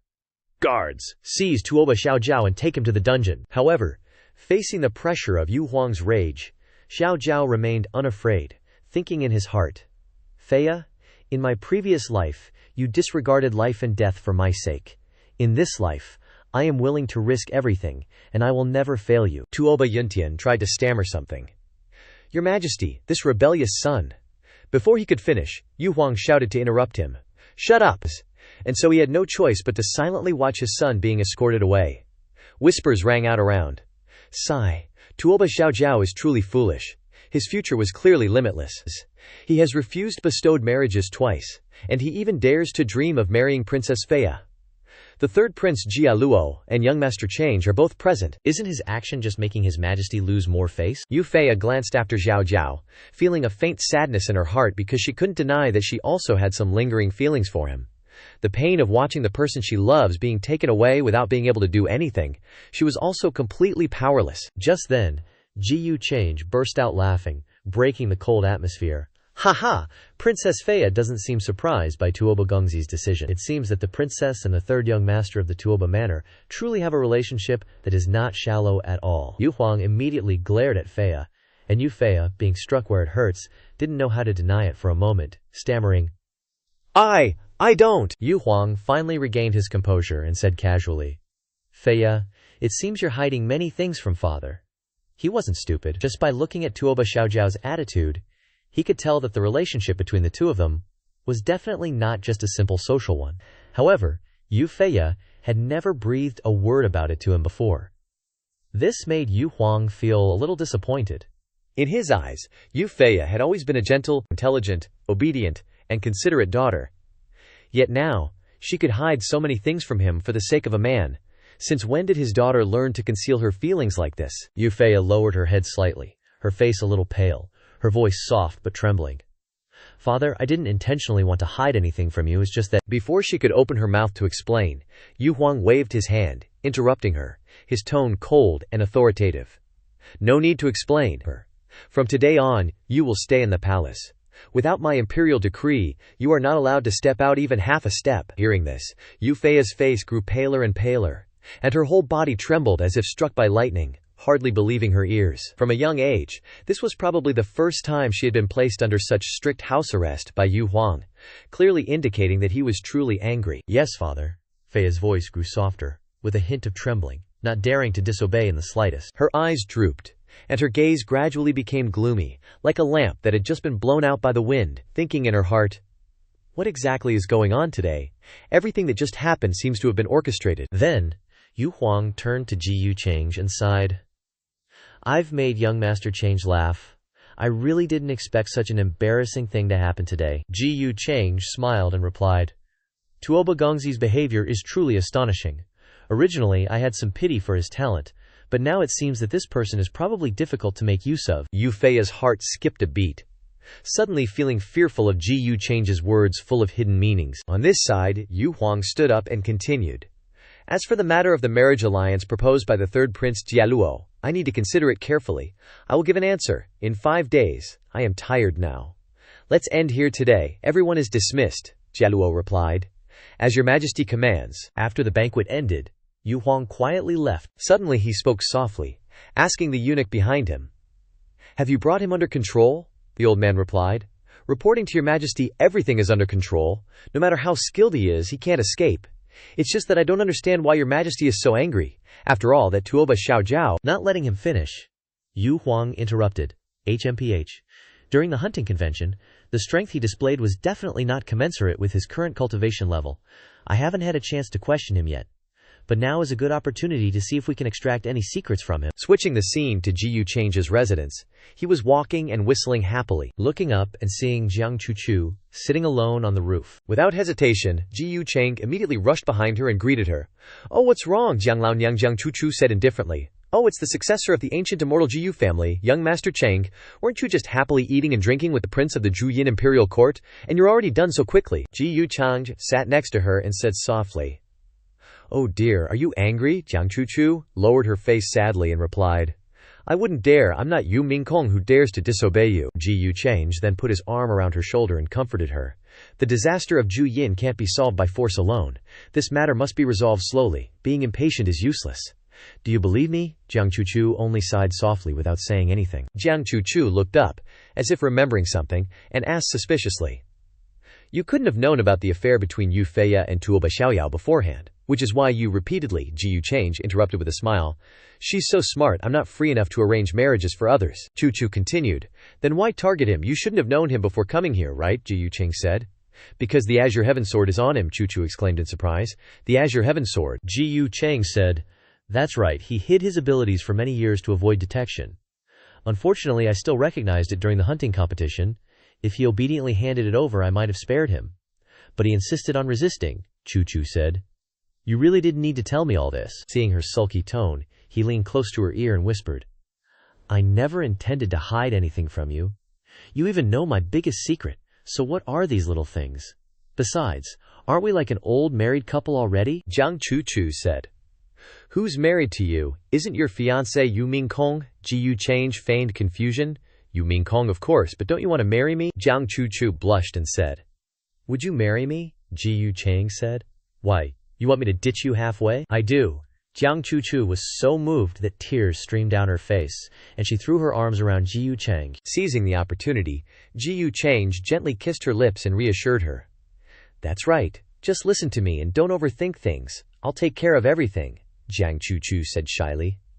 Ada is watching, Ji Yu Chang said nonchalantly. It's just a kiss. What does he even know? A dam below had rosy cheeks, pretending not to see anything with a silly smile. Kinda sucks for him, but oh well. Scene change. Sometime later, it was already getting dark. In the room, Yu Tianzheng came to see Ji Yu Chang. Faced with his appearance, the male lead said calmly, This isn't a good time for you to see me. Yu Tianzheng said, I need an explanation. Explanation for what? I came to Cheng Yi for cooperation, but you didn't give a reason and forced me to abandon the assassination plan. Have you forgotten our agreement? Or do you want to become Yu Tian's son-in-law? Pressed with questions, Ji Yu Chang said coldly, Are you interrogating me? Yu Tianzheng was very bitter, but didn't dare to retort. I wouldn't dare. I just want an answer. Answer. It's really nothing big. I just want you to stop the operation because it's interfering with my plans. Yu Tianzheng was completely shocked. WTF. What could be more important than an assassination plan right now? Ji Yu Chang said coldly. You don't need to know. Wait for my orders. The more he heard, the angrier he became. HMPH. Then, excuse me, I'll carry it out myself. As soon as he finished speaking, he turned to leave but was helpless. The door was blocked by a magical barrier. It was easy to enter, but whether he could leave was another matter. He said furiously, WTF, what do you mean by this? Ji Yu Chang slowly stood up and said calmly, Oh, did I allow you to leave? Now that you're on my ship, you dare to disembark without my permission. Do you look down on me, Ji Yu Chang, as a nice guy? Yu Tianzheng frowned and said, It seems I've been too humble all along, making you think I'm easy to control. Ji Yu Chang, I don't want to offend you, But that doesn't mean I don't have a temper. Do you think I'm afraid? Even you Tianhe isn't necessarily my match? The room was filled with killing intent emanating from both sides. Ji Yu Change said coldly. I thought you were smart. Just like that, the door creaked shut. No one knew what was happening inside, only that cold auras from Ji Yu Change enveloped everything. And when the door opened, Yu Tianzheng was still standing there, but his face was bruised and battered, a complete mess. Too bad for him for messing with Ji Yu Change. The result couldn't be more tragic, Ji Yu Change said coldly. I don't like people who think they're smart.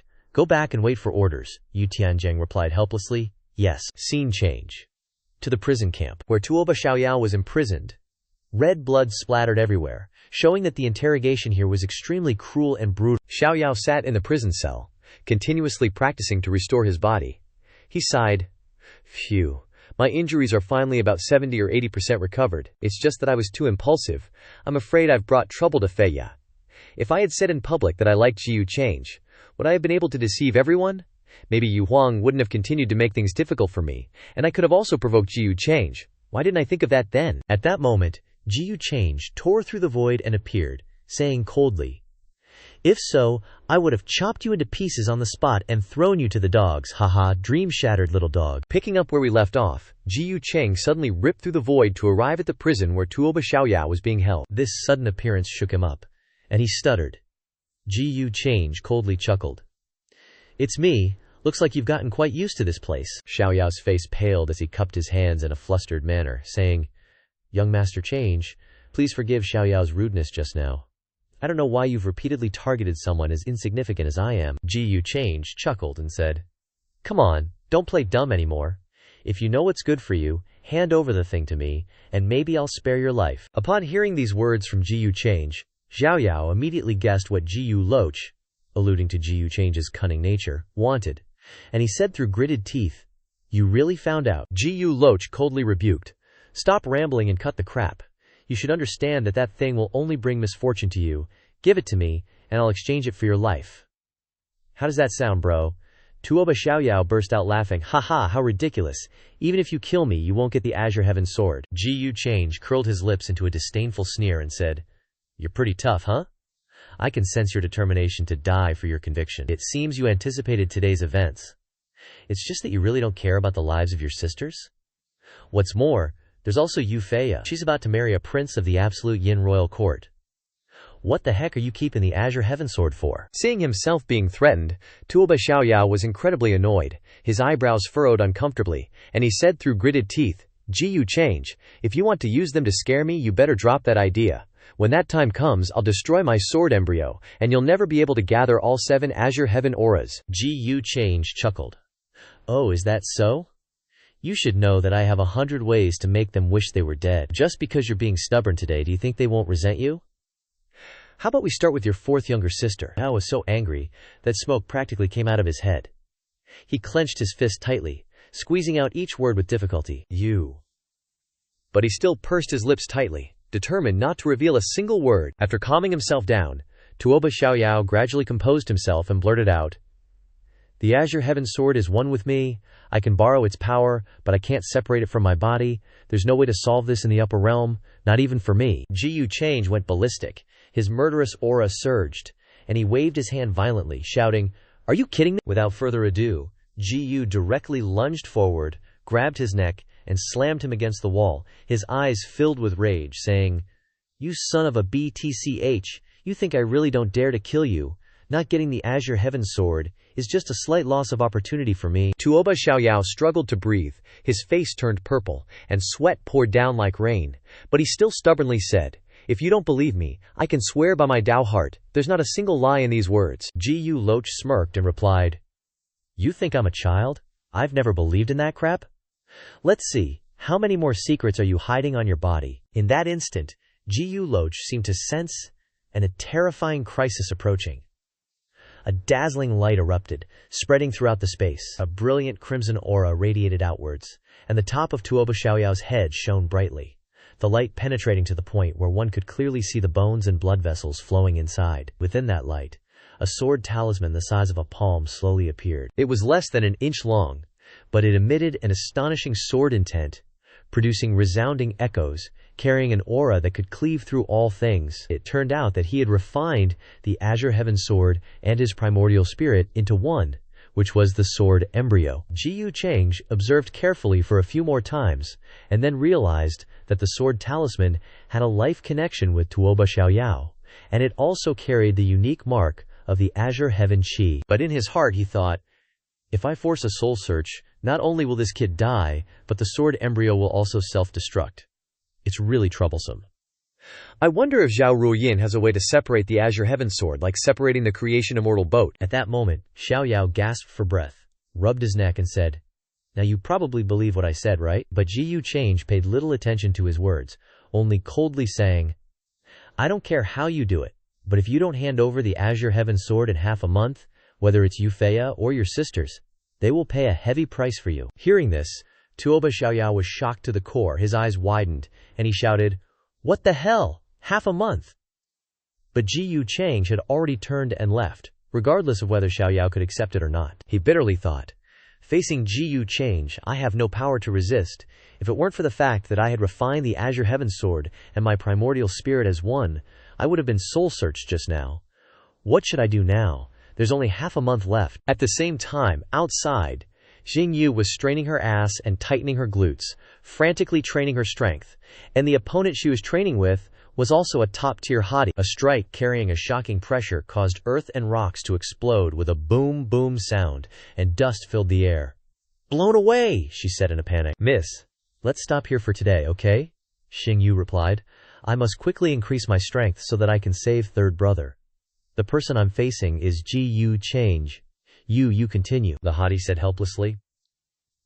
All right, then I'll teach you my top skills. Later, if you encounter Ji Yu Cheng, even if you can't win, you can still give him a couple of moves. As soon as she finished speaking, she immediately started waving her arms and legs to teach. Before the extravagant dance of feathers could be taught for long, she was suddenly ambushed by someone, a direct stab wound, and red blood spurted out like a fountain. A cold voice rang out, HMPH, still want to exchange a few moves with my master, I'll see if you're tired of fighting me. Xing Yu was moved to the point of being stunned, her eyes tearing up as she cried out, cease. It was Ji Yu Wudi who made the move. He showed no mercy, and attacked without hesitation. Xiang Yu quickly realized this and growled, you're that scarred-face guy? This is the territory of the Tunyuba family. How dare you act recklessly here? Ji Yu Wudi licked the blood on his hands in a perverted way, exclaiming, oh my, compared to playing house back in the Nine Mountains, I like this job much better. Are you going to come with me willingly, or do I have to beat you to a pulp and carry you away? Xing Yu, her face turning pale with fear, quickly channeled her spiritual power into the command tablet in her hand, desperately calling for help. In her mind, she thought, Third Aunt was almost a supreme paragon, yet he killed her with one move. His strength is not to be underestimated. I must call for father's help. Ji Yu Wudi, seeing through her intentions, immediately rushed forward and kicked her in the stomach. The command tablet flew out of her hand as he smugly yelled, nah, that ain't gonna work. Then, he grabbed Xing Yu by the hair and dragged her away, saying casually, Sai, it takes 2 hits for you to learn. When you meet someone stronger, you better kneel quickly, or you might lose your life. Why don't you people understand this? Oh yeah, might as well add another hit for good measure. He heard the girl who had been lying motionless on the ground pretending to be dead, suddenly jolted up, her eyes wide with terror. But perhaps it was all too late. Boom, boom, boom. A massive explosion rocked the forest, causing the space to tremble violently. At the same time, in the Jiale Palace, Yu Huang continued to meet with Jiale. Yu Huang said, the matter of Fei Ya, which concerns her fate, we need to think about it for another 2 days. As for the third prince, there is no need to rush. He then turned to the eunuch and said, how about you arrange for her to take a stroll in the city with the third prince? Jiale clasped his hands and replied, thank you for your grace, your majesty. With that, he scurried away. Inside, Yu Huang watched his retreating figure, muttering to himself, tell me, Fei Ya is dignified and virtuous, with unparalleled beauty. How is she inferior to Yue Mingkong? Even as a concubine, she would be more than capable, so why is Ji Yu Cheng not interested in the slightest? The old eunuch replied, it seems your majesty is leaning towards Ji Yu Cheng, Yu Huang responded. Of course, Ji Yu Cheng's own strength is enough to contend with great sects. Plus, he has the immortal Ji Yu family behind him. Although the Juyin royal court is strong, it is not a righteous force. Oh yeah, I heard that the young daughter of the Tuoba family went missing. Yes, Your Majesty. It's still unclear. Fine. Since we couldn't get any secrets, release Tuoba Xiaoyao. No need to make Tuoba Yuntian worry too much. A moment later, at the Tuoba mansion, Tuoba Xiaoyao was quickly released, but he received shocking news. Xiaoyao was shocked and exclaimed, Xing Yu has been kidnapped. Tuoba Yuntian stared blankly at the command tablet in his hand and said, When I arrived, only this was left at the scene. Now, I don't even care about restoring the reputation of a prestigious family. I only hope my children are safe. Things have come to this. Perhaps I can only beg His Majesty, hoping he remembers my past service and helps the Tuoba family. In the next few days, don't wander around. Just stay in the mansion. After speaking, he quickly turned and left. Tuoba Lingkun turned to Xiaoyao, asking worriedly, What's wrong, third brother? Xiaoyao bitterly replied, It's Ji Yu Change. He's warning me, telling me not to play any tricks. Lingkun sighed. What now, facing that kind of monster? Is our Tuoba family doomed? Before she could finish her sentence, Xiaoyao quickly placed his hand on her shoulder and reassured her. Second sister, don't worry. As long as I haven't given that thing to Jiyu Cheng, Xing Yu is still safe. I will rescue her. All right, second sister. I heard that an ancient, unexplored world appeared on the border before. Big Brother is guarding it now. Is that true? Ling Kun replied. Big Brother is currently guarding the spatial gate there. The news from Big Brother says that the fate there is quite deep, and the Kia is long-lasting. Before it opens, the Great Yug dynasty will definitely try every means to seize the opportunity and swallow the tastiest morsel. Hearing this, he thought to himself, Did I regress to the Great Yug dynasty because the world on my side is adjacent to this one? If so, maybe I can find a way to separate the Azure Heaven Sword. More importantly, if I can freely travel between the two worlds, wouldn't I have a solid foundation?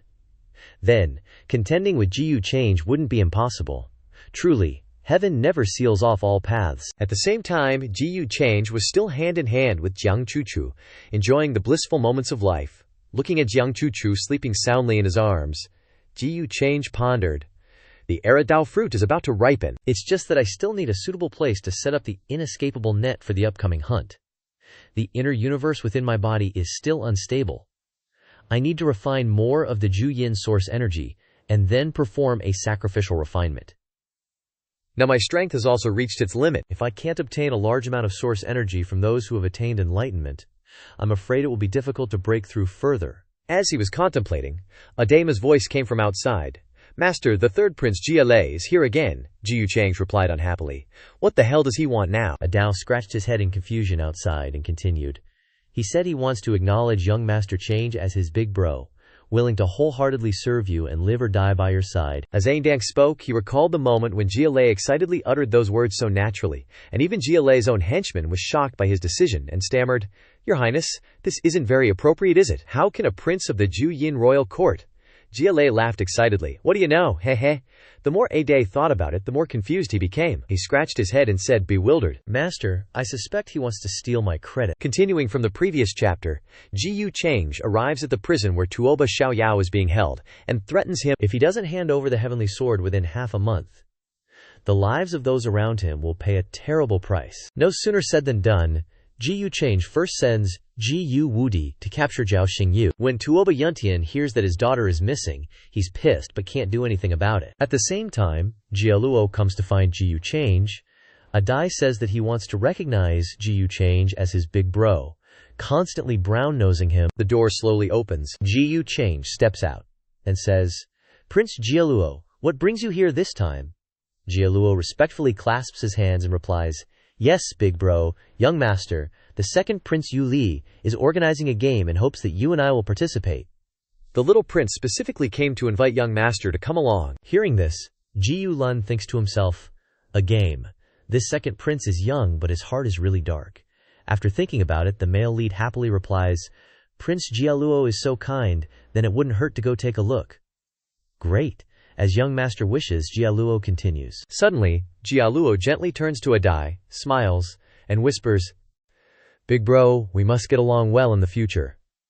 Adai's face instantly turns cold, and he doesn't even bother to say anything. A moment later, behind the royal palace, in the hunting grounds, Jiyu Cheng, the second prince Yu Li, the peerless Yin prince Jialuo, and the eldest princess Yu Feia, the four leading figures of the younger generation of the Da Yu immortal dynasty, along with many other young geniuses, gather in this place. They stand in a magnificent pavilion, gazing into the distance, where the hunting grounds are filled with a lively scene. Ji Change steps forward, his eyes calm and gentle like water, exuding an elegant and natural air, and says, "I wonder what kind of game the second prince is organizing that's so lively." The appearance of Ji Change and Jialuo immediately causes a stir around them. Ji always acts surprised. "Oh, even Princess Feiya is here? You're free to move around now?" Feiya steps forward, clasps her hands, and replies, "Thanks to the blessings of Big Bro Young Master and the third prince." Yu Lai interrupts. "Young Master Change, you guys came just in time. The reason I invited everyone here today is just to find some fun in our free time." Coincidentally, a new batch of prisoners has been brought back from the border, so I want to set up a small game. Hearing this, Feiya glances at Yu Li and gently reminds him, "Yu Li, you must use honorifics with Big Bro Young Master. His status in the upper realm is no less than that of Father Emperor." Yu Li indifferently replies, "What's the big deal? We're all young people." Jialuo stands there without saying anything but secretly sneers in his heart. How foolish. Ji Change expresses interest and exclaims, "Prisoners." Yu Li immediately waves his hand and shouts, "Bring them up." Feiya can only sigh helplessly behind him. Very quickly, the prisoners are brought out, their clothes torn and ragged, and their hands are bound by a magic formation. From above, Yu Li excitedly says, "These are all prisoners captured at the border, and among them are many holy sons, holy daughters, and elders of major forces who dared to oppose the Dai immortal dynasty, so this is the fate they brought upon themselves." Just then, a soldier below shouts, "Run!" But they still refuse to cooperate. Yu Li says, "Since you refuse to submit, then today this prince will give you a chance to survive." The young geniuses around are impressed, and someone exclaims, "Oh, the second prince is so merciful." But the prisoners don't feel that way. An elder opens his mouth and shouts, "You Dai are tyrannical and plunderous, despicable. If you want to kill us, then just do it. Why talk so much?" Hearing this, Yu Li is furious, his eyes bulge out, and he grits his teeth and says, "You're tired of living, huh?" Immediately, Yu Li erupts with power and sweeps it straight down at the prisoners below, threatening them, "Obey and live, resist and die. Here's what you get for opening your mouth and barking." Seeing this scene, the remaining prisoners are horrified, their faces pale, and they don't dare to say a word. A girl among them is teary-eyed and trembling, thinking to herself, "I must live to find my father." At the same time, from above, Ji Change observes the prisoners below, and suddenly notices something unusual. In his heart, he thinks, "The aura on that girl's body is similar to Tuoba Xiaoyao's aura. Could it be that they come from the same world?" Suddenly, Yu Li waves his hand and excitedly shouts, "The mountain in front of you is where you will be running to. If you are still alive after 3 days, I will spare your lives. Start now, run." Hearing this, the prisoners below frantically run in all directions, each trying their best to escape. Excited voices shout, "Kill! Ha ha! Let's see who can kill more." Hearing this, the prisoners are pissed. "Bastards, do they see us as livestock?" Very quickly, after only a few steps, the first unlucky ones are caught. The scene below is now like a chaotic battlefield. The young geniuses are happily slaughtering to their heart's content, each and every one of them being brutally killed. Above, Yu Lai says, "Young Master Change, aren't you going to participate?" Ji Lun replies, "It's enough for me to stand here and watch. I'm afraid that if I make a move, there won't be any game left for you guys to play. Haha. Then I'll see you again in 3 days." With that, Yu Li flies away. Seeing Feiya still standing there, Ji Change gently asks, "Princess Feiya, why aren't you participating?" Feiya replies, "I don't like this kind of killing game. Princess Feiya is indeed a kind-hearted person, just like me." Hearing this, Feiya suddenly recalls what her father once said.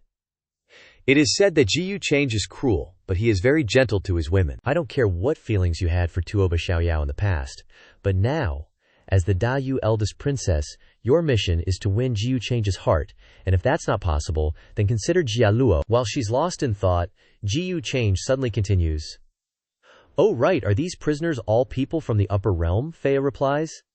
"Some of them seem to come from an ancient world, a place next to a spatial rift, but it doesn't seem to be anything special." Ji was like, "An ancient world, huh? That explains the sword intent on Shibei Xiaojiao.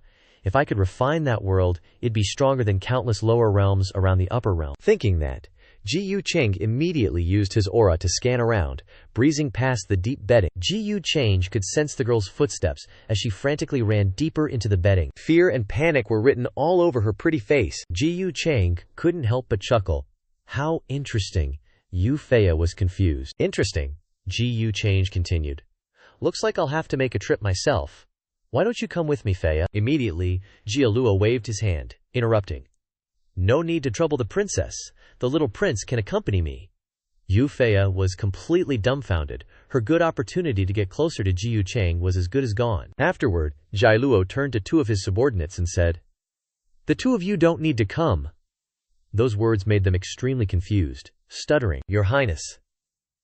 Suddenly, Agda stepped forward and grandly announced, What's it to you guys, my lord? Let's go. Jialuo was now utterly dejected, his face pale. As he stood there dumbfounded, Ji Yu Chang decisively said, All right, Adang, come with me, Yu Feiya. Seeing Jialuo's reaction, sighed inwardly. Seriously, are you really here to propose to me? At the same time, deep within the forest, the girl, after running like crazy for a while, was exhausted. She plopped down on the ground to rest, tears welling up, screaming in her heart, Father, where are you? In this world, even the invincible sword immortals of the continent could fall just like that. These so-called extraterrestrial demons, aren't they just cultivators from this world? That day, a crack appeared in the sky, constantly spewing out terrifying gales and chaotic currents, like a giant door leading to another horrifying world. Even the most powerful sword immortals on the continent, those hailed as the supreme beings of the cultivation world, didn't dare to easily step through. They feared that a single misstep would get them caught in the chaotic currents, their flesh torn apart, never to return. In their world, sword immortals were beings who could live for 10,000 years. Their power beyond imagination, plucking stars and capturing the moon under the mountains and seas, were just minor feats. Yet, facing the giant crack in the sky, even they were completely helpless, unable to find a way to mend it or pass through it. Then, something even more terrifying happened. Over time, many strange and terrifying creatures poured out of the crack. Their power far exceeded imagination, carrying a sky-high killing intent. Some old folks recounted that ancient books recorded the existence of extraterrestrial demons, creatures from the distant edge of the universe. From collapsing regions of space, once the space walls shattered, they would take the opportunity to invade. These extraterrestrial demons wielded countless bizarre and terrifying weapons, their forms hideous and extremely cruel. They flooded into this world, constantly slaughtering, destroying everything, plotting to take over the entire world of humanity. Although the people of that world had fought many times, repelling each wave of attacks, after each battle more powerful monsters appeared, their strength becoming increasingly terrifying. In the end, even the sword immortal, known as Invincible, was severely injured, on the verge of death before the power of those powerhouses from beyond. Although they had helped with all their might to repel the first invasion, the world also suffered heavy losses. Countless creatures died, and the land was ravaged. Knowing that the next time the extraterrestrial demons returned would be even more terrifying, the major sects and all the clans realized that they could not resist for long. Therefore, the leaders of all the sword sects, the Shu sect, Sword Mountain, Wu Mountain, gathered together to discuss how to deal with the situation. In the end, they agreed on only one plan. If they couldn't seal the crack, then they had to send people through it, to find the source on the other side and destroy the root of the disaster. That was the only way to stop the world-ending catastrophes. Since the previous generation of Shu sect's old sword immortal had fallen while transcending tribulation, no one in that world had the power to break through space anymore. Therefore, this mission was extremely dangerous, almost a journey of no return. And her father was one of the sword immortals, who had volunteered to step into the crack, leading the team to eliminate the source of the extraterrestrial demons. And before parting, the girl sadly said, "Father, do you really have to go?" Her father gently stroked his daughter's head, comforting her. For the peace of this world, someone always needs to step forward. Besides, with your father's strength, what are you worried about? But months had passed, and her father, a continental sword immortal, seemed to have been swallowed by the spatial currents, never to return. So I stepped into that crack too, setting out to find my father. Only then did I realize that the thoughts of my father and them were laughable. The world outside was much wider than we imagined. We were no different from frogs in a well. This world was vast and boundless, the center of all realms, where powerhouses were as numerous as the trees in the forest, countless. Adjacent worlds frequently conquered and annexed each other. Just then, a cold voice rang out. "So you were hiding here?" The girl jumped up, terrified, looking around in panic. Suddenly, an arrow shot straight down at her feet, and she immediately collapsed, Kneeling down before her were the young prodigies of the great Yu immortal dynasty. He stepped forward smugly. "Oh, another girl this time. What? You're not willing to attack because she's a girl?" I'm just thinking about whether I should skin her alive or not. Hehe. What a pity. She has ordinary looks, not worth collecting. The archer behind him impatiently urged. "If you keep dawdling, I'll shoot 2 more holes in her." He smiled slyly, his face becoming depraved. Hey now, what's the rush? Isn't watching your prey struggle between life and death a rare pleasure in life? What's more fun than playing with and torturing the weak? As soon as he finished speaking, without understanding what was happening, she only saw the place in front of her where they were standing suddenly explode.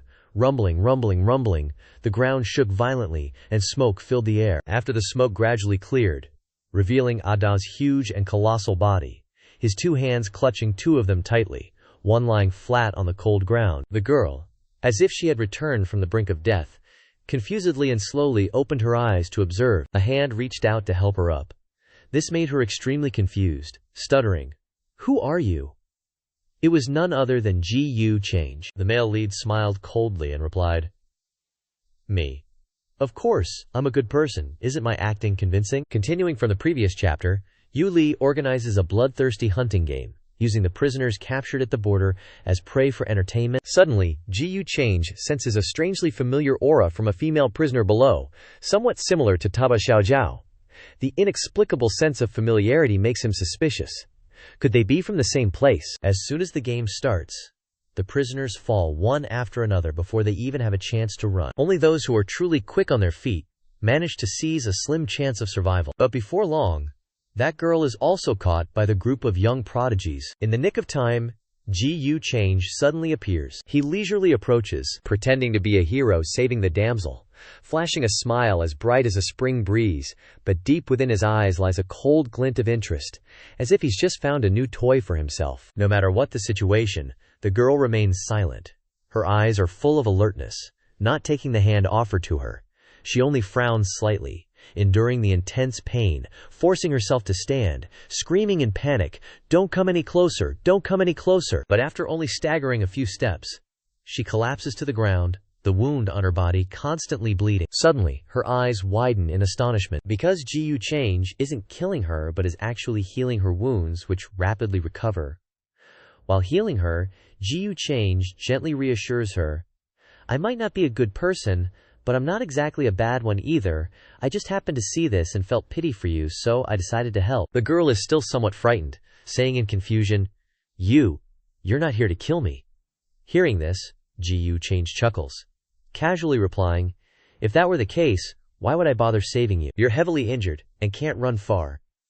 If you still try to escape, I'm afraid the only outcome will be becoming food for some ferocious beast." At the same time, behind him, Agide is still diligently digging to bury the bodies of the 3 unlucky guys from earlier. Meanwhile, upon hearing Yu Change's words, the girl also knows she really can't continue running. If she tries to escape further, she'll likely collapse from her wounds before the hunters behind her can catch up. But in her heart she still has many worries. She hasn't found her father yet, nor can she return to bring peace of mind to her mother. She can't die here, can you help me? Yu Change smiles smugly. She took the bait, but he gently helps the girl up and asks, "What's your name?" "Aching, Chen Aching," she replies. "Aching, a nice name.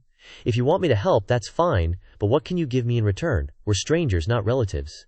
You can't possibly expect me to do good deeds without any reward, can you?" Aching says in confusion, I. Before she can finish, Yu Change cuts her off. "Then to repay me, Aching, tell me stories about your world." Seeing through her identity by Yu Chang, Ching is shocked as FCK, and fear grows on her face. She stumbles back, speaking up.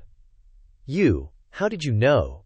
Yu Change casually replies, "What's so strange about that? I can sense that the aura on your body is completely different from the aura of this world. Besides, I've met people like you before. I'm just curious. If you don't want to talk, then let's just consider this a meeting between strangers." "Ade, stop burying them, let's go," Ade replies. "Yes, young master." Having said that, Yu Change resolutely turns around to leave, but after only a few steps, her voice suddenly rings out, "Wait, I want to trust you.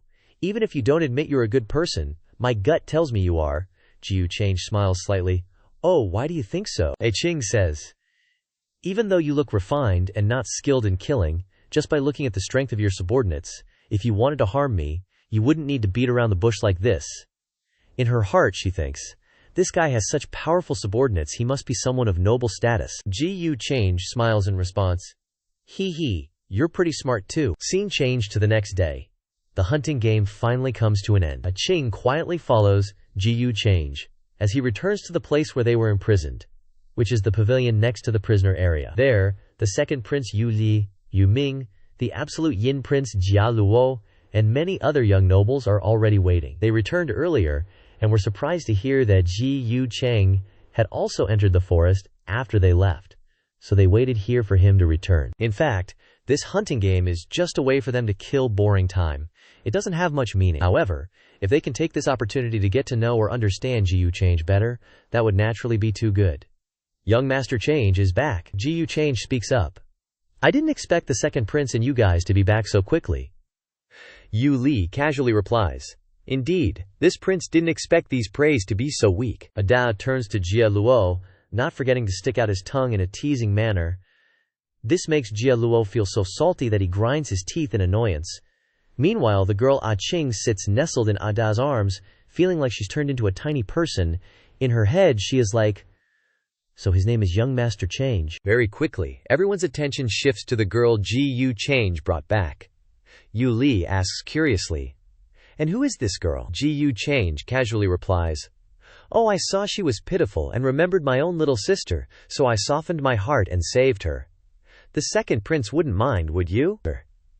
Yu Li says, of course not. For the one who is taken by young Master Change's eyes, considered that she is so lucky. Ching at this time cannot help but worry. In the eyes reveals a sad look. Suddenly, right at that moment, a subordinate runs in a flurry. Reporting. Several prodigies from the Scarlet Flame sect have gone missing. Everyone is shocked as FCK. What? The talks rise up. What? Isn't Zhao Kang the great-grandson of the Scarlet Flame sect's master? This is big trouble. Yu Li angrily snaps. Who has such guts, if I find them? Hearing this, Ching becomes even more frightened in her heart, because to save her, Ji Change directly eliminated them. Thus, she is filled with trepidation, sweating profusely. Seeing this, Ji Change gently strokes her head to reassure her. It is also this action that is keenly noticed by Yu Feiya. Perhaps she has understood the situation. If Ji Change has taken action, who would dare to utter a word anymore? Yu Feiya quickly steps forward and pats Yu Li on the shoulder, saying, there are dangers in the hunting grounds. Accidents are normal. Yu Li is still annoyed, but those prisoners have had more than half of their spiritual power sealed. Like yo. Before he could finish, Du Feiya frowned, gritted her teeth, and cut him off. If there are pack animals among those fierce beasts, their half-assed strength is nothing. Seeing her eyes, Du Feiya suddenly stopped talking. Everyone around seemed to understand the situation, but no one dared to snitch. They chuckled awkwardly. Haha, yeah, the forest is full of monsters, right? Or maybe Zhao Kang was just unlucky. Then Du Feiya waved her hand and said, someone, quickly release the seal on this girl. Take her to rest, bathe, and change her clothes. Ching was mind-blown, thinking, they all saw it, so why? Then she looked up at Ji Change. Maybe she was curious about Ji Change's strength, so strong that everyone was afraid of him, even though they knew, but no one dared to speak up. Cut to a scene later. After being taken aback, Ching didn't see Ji Change again. A maid came and gently helped her change her blood-stained and muddy clothes, then gently applied medicine to her wounds. Ching didn't resist, just quietly sat still and let the maid do it. As the misty steam rose, Ching said shyly, thank you for bandaging me. No, it's nothing. This is what we should do. Moreover, it's young Master Change's order. Hearing this, Ching muttered to herself, young Master Change, is that his name? The maid accidentally heard her words, shocked and speechless. You really don't know young Master Change's name. Can you tell me about him? I know he's a good person. I owe him a big favor this time. The maid said, a good person? Actually, figures like the young master can't be simply judged by the two words, good or bad. If you really want to know about young Master Change, I'm afraid it would take days and nights to finish. But one thing you must remember, young Master Change, whether it's power or cultivation, stands at the very top of the upper realm. Now, as long as you go out and say you're a person of young Master Change, no one, whether it's an supreme grand sect or an undying lineage, will dare to make things difficult for you. Ching was absolutely mind-blown. The very top of this world. In her heart she thought, No wonder he can kill people publicly without anyone daring to pursue it, in order to release my seal. This person probably possesses power that I can't imagine. If I rely on him to find my father, wouldn't it be easier? At the same time, outside Jiyu Chang's residence, Jialuo stood outside the door, wanting to see Jiyu Change. But Anda blocked the door. Not allowing him in, Jialuo said helplessly, Brother, have I offended you in any way? And you're just a subordinate. I'm here to request an audience. Shouldn't you inform young Master Change? Seeing this scene, two of Jialuo's subordinates shook their heads in disappointment and looked at each other, whispering, Your Highness, aren't you afraid of losing the prestige of the Juanian Imperial Court by doing this? The other could only sigh helplessly. Inside the residence, someone was pouring a cup of hot tea, and the person pouring the tea was Jiyu Wudi. He respectfully offered the tea to Jiyu Change. Master, please have some tea. Jiyu Change said, HMPH, it seems you're quite familiar with life here, aren't you? Jiyu Wudi replied, All thanks to young Master Change's nurturing. How's the investigation I asked you to do? As you predicted, a stable spatial crack has indeed appeared at the border of the Dayu Immortal Dynasty, and has existed for nearly a year. The Immortal Dynasty has sent a large army to guard that area, ostensibly to defend against enemy forces. But in reality, they are hiding the entrance to an ancient world. Jiyu Lun continued. The Dayu Immortal Dynasty is deliberately hiding this matter. It seems they have already infiltrated that world. There must be many secrets inside. HMPH, the water isn't muddy enough yet. Let's spread this news so that other forces can join in the fun. Jiyu Wudi nodded in agreement. Yes. In his heart he thought, As expected, the master is still the most despicable villain. I've learned it. Hee. Thinking this, he continued, Oh right. The fourth miss of the Tuoba family has been clamoring to see you recently, and even said she knows you're the one behind it. Do you need me to? Before he could finish, Jiyu Change cut him off. Let her clamor. Keeping her around for now is still useful. Then, Jiyu Change used his spiritual power to take out a jade and held it out in front of him. You've been doing very well recently. This is a jade pearl, a quasi-emperor treasure from your 9 great mountains. I'm passing it on to you from now on. Cultivate diligently in the jade pavilion. Don't disappoint me. Jiyu Wudi immediately knelt down. Not only that, but also kowtowed deeply to the ground, respectfully receiving it. Thank you, Master. Your subordinate is willing to die for your loyalty. Even if my bones are shattered and my flesh is torn, I will not hesitate. Jiyu Change continued. Holy crap, you broke the floor. Are you not going to scram? Or are you waiting for me to keep you for dinner? In Jiyu Lun's heart, he sighed softly. This kid is really born to be a villain. But I like it. 2 days later, while Jiyu Change and Jiang Chuchu were having dinner, Anu Qing entered and said, Benefactor, you called me. Jiang Chuchu understood and said, Then I'll go first. Jiyu Lun smiled. Thank you, sister. Then he turned to Anu Qing and said, Oh right, Anu Qing, please eat. Qing said in confusion and shyness, Are these dishes all prepared for me? In her heart, she thought, Besides my parents, no one has ever treated me so well. Jiyu Change said happily, It's just the two of us here. Don't be shy. Eat and talk. Yes. Then she confided softly, In our world, everyone practices swordsmanship. Everyone is followed by a sword spirit at birth. Because of this, since ancient times, people have divided sword spirits into heaven, earth, profound, yellow, spirit, and god levels. In all grades. People with strong talent cultivate quickly, and their future achievements are also higher. But god-level sword spirits haven't appeared for many years. I possess a spirit-level sword spirit, which various sects have been vying for. Perhaps that's because my father is a powerful Continental Sword Immortal. In our world, Continental Sword Immortals are almost at the peak, only one step away from breaking the void and transcending the tribulation to ascend. But breaking the void and ascending is extremely difficult. The last person to achieve that level was the old Sword Immortal of the Shu sect. Unfortunately, he failed the tribulation, his soul scattered, his Dabio extinguished, and his spirit died. Since then, no one has ever heard of anyone reaching that realm again. Hearing this, Jiyu Change asked, Are Continental Sword Immortals that weak? In his heart he thought, Perhaps the so-called Continental Sword Immortal realm is not enough to attain the Dao Hao. At most it's just a quasi-emperor. Picking up where we left off, Qing is still recounting the story to prevent the invasion from beyond the realm, or more precisely, from the great Yu Immortal Dynasty and their allied forces. My father and the other seniors entered the space rift. Since then, they never returned. I also embarked on my journey from there. Suddenly, Yu Change cuts in. Are you full yet?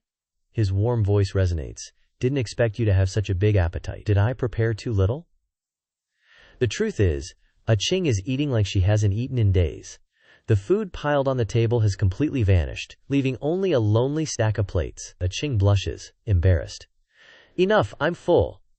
Thank you, benefactor. I will definitely find a way to repay this kindness. If everyone in this world was as kind as you, that would be great. Yu Change can only smile at that. You're celebrating a bit too early. But damn, with that sly smirk, this naive girl's got the wrong idea about him. Ching is startled, her eyes wide with confusion. Realizing he scared the poor girl, Yu Chang continues. No, what I meant was, it's getting late, Ching. You should go get some rest. I see you've been practicing swordsmanship since you were young. Tomorrow, I'll have someone take you to reforge a sword that suits you better, okay? She quickly refuses. I can't. You saved my life, benefactor. I already can't repay that. How can I trouble you again? Yu Change casually continues. It's just a small matter. My mother taught me that I can't keep receiving favors from others. Is that so? Indeed, your mother is a great teacher. Just stepping outside, Ching sees many airships floating high above and stutters in panic. Benefactor, lately I've seen the great Yu immortal dynasty massing troops at the border. Are they about to invade our world? Yu Chang says nonchalantly. I think that's probably the case. Ching says, really? What about your forces? Are they participating? Yu Change replies, they're not interested in that.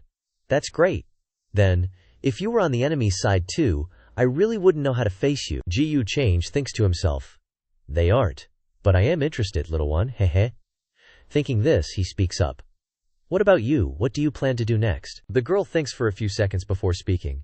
I have to go back. My mother must be worried. I also have to stop this disaster with my compatriots. Saying that, Ching turns to Yu Change, bowing deeply with respect. Benefactor, can you help me find my father? I'm afraid I can't repay this favor in my whole life. Yu Change puts his hand on her shoulder, reassuring her. Actually, have you ever thought that you are the one who can solve this disaster? Ching is utterly confused. Me.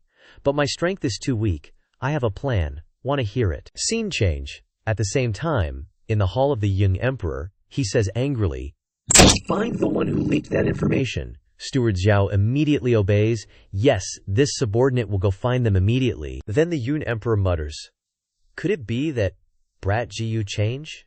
No, he doesn't know about this. The more he thinks about it, the more uncomfortable he becomes, his heart full of annoyance. Could it be Tuoba Xiaoyao, who just arrived at the border a few days ago? HMPH, that must be it. The border is guarded by the eldest son, Tuoba Feiyun. His whole family knows the news. That damn trash, the Tuoba family. At the same time, on the side of the space rift, Tuoba Xiaoyao stands blankly in front of the space rift, his heart filled with mixed thoughts. Is that space rift the passage to the world I lived in my past life? It's been decades since I reincarnated. I didn't expect there to still be a chance to return. I wonder if time flows the same there as it does here. Suddenly, someone cuts off his train of thought. Third brother, this matter can't be rushed, Tuoba Xiaoyao says. Big brother, I don't have much time left. From observation, I'm sure that the world over there is connected to me. I have to go there to find a way to save Xingyu. Tuoba Feiyun, standing beside him, sadly says, without the Yu Emperor's decree, even I can't get close to that space gate. We have to wait for all the armies to arrive. You said that Yu Change still needs something on you, so he won't dare to do anything too extreme. Let's go back first and wait for my news. Xiaoyao has to accept. Yes, I will prepare. Very quickly, the battleships swarm from behind, and Yu Change is also present. Jiang Chuchu says, then I'll depart from here. I've been outside the ancestral hall for too long. I have to go back, Yu Change says softly.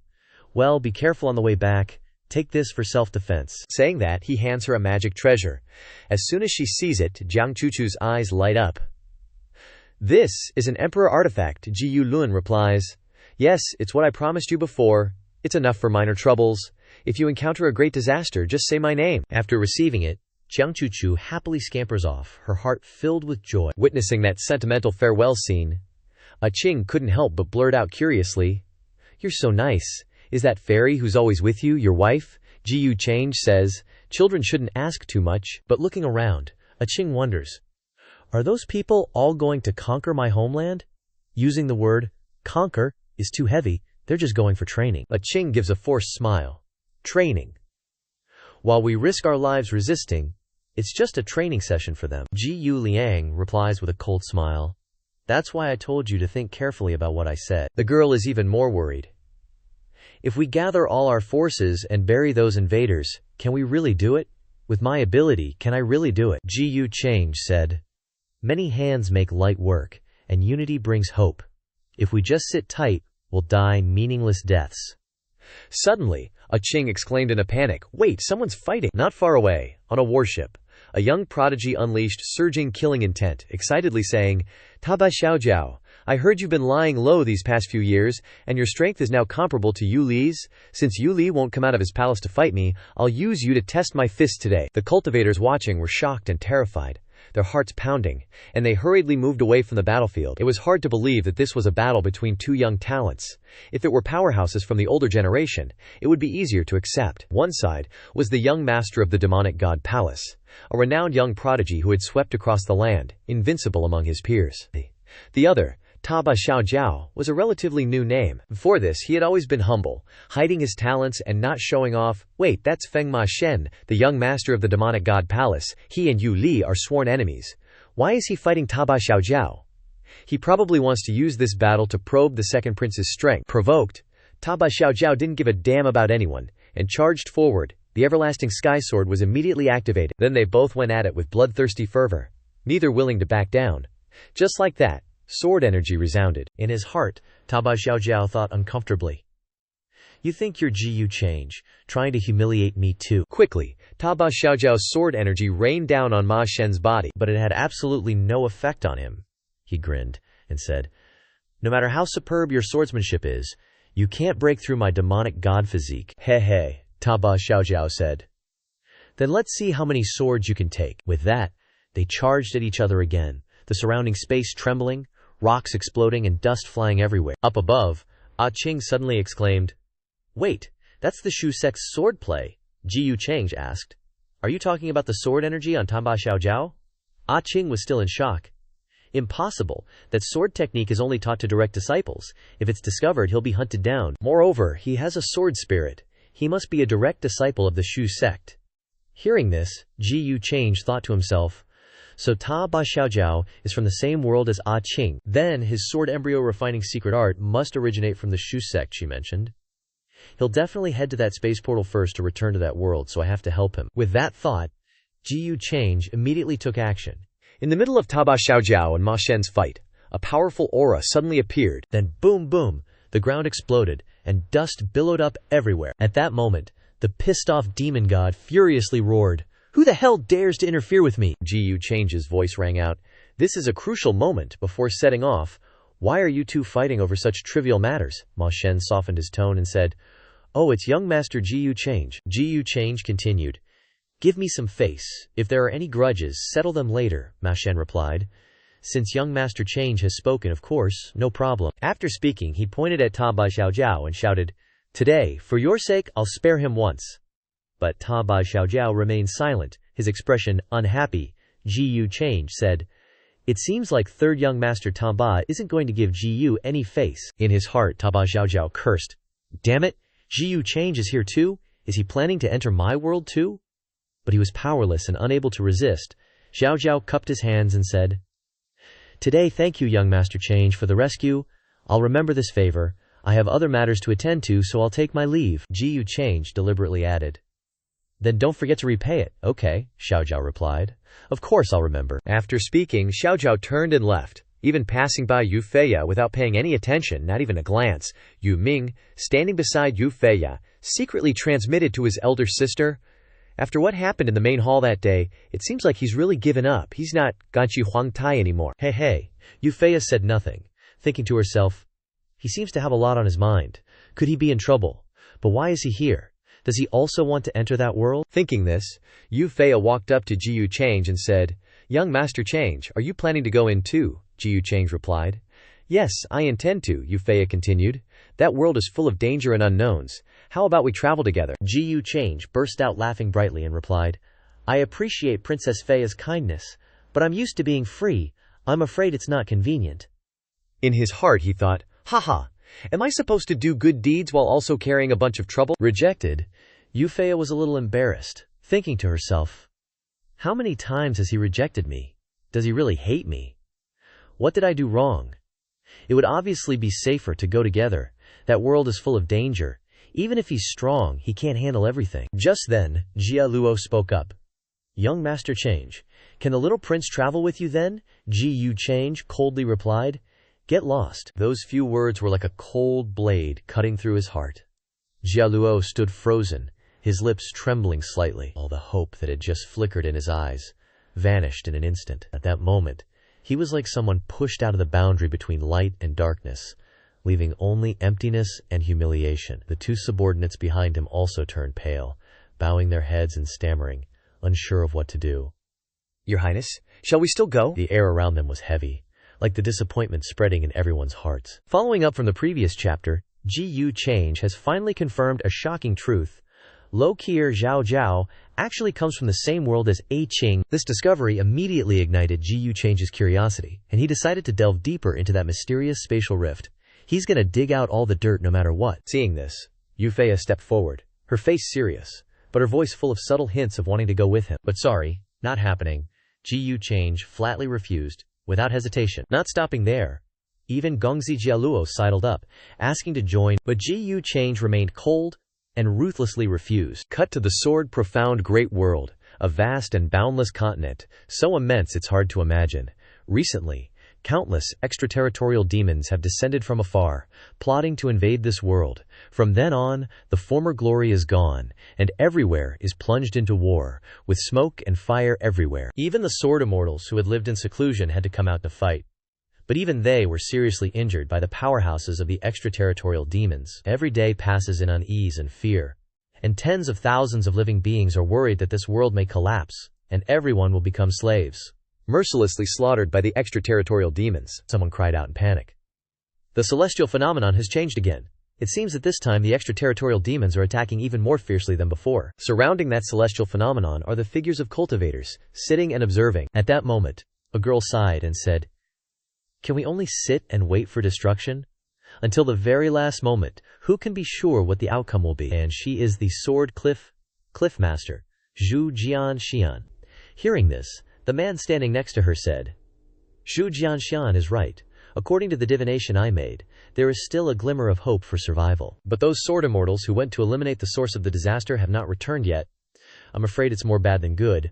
Unexpectedly, even the continent-level sword immortal powerhouses have not returned. He is the giant sword immortal. Another woman spoke up. The divination also shows that in this tribulation, there will be a person who will stand up and turn the tide. It's just, who will that person ultimately be? The headmaster of the Shu sect continued. Forget it. Summon the army. Gather at the battlefields first. I feel that the pressure of heaven and earth on the extraterritorial demons is gradually weakening. Perhaps the strongest of them will also take this opportunity to descend.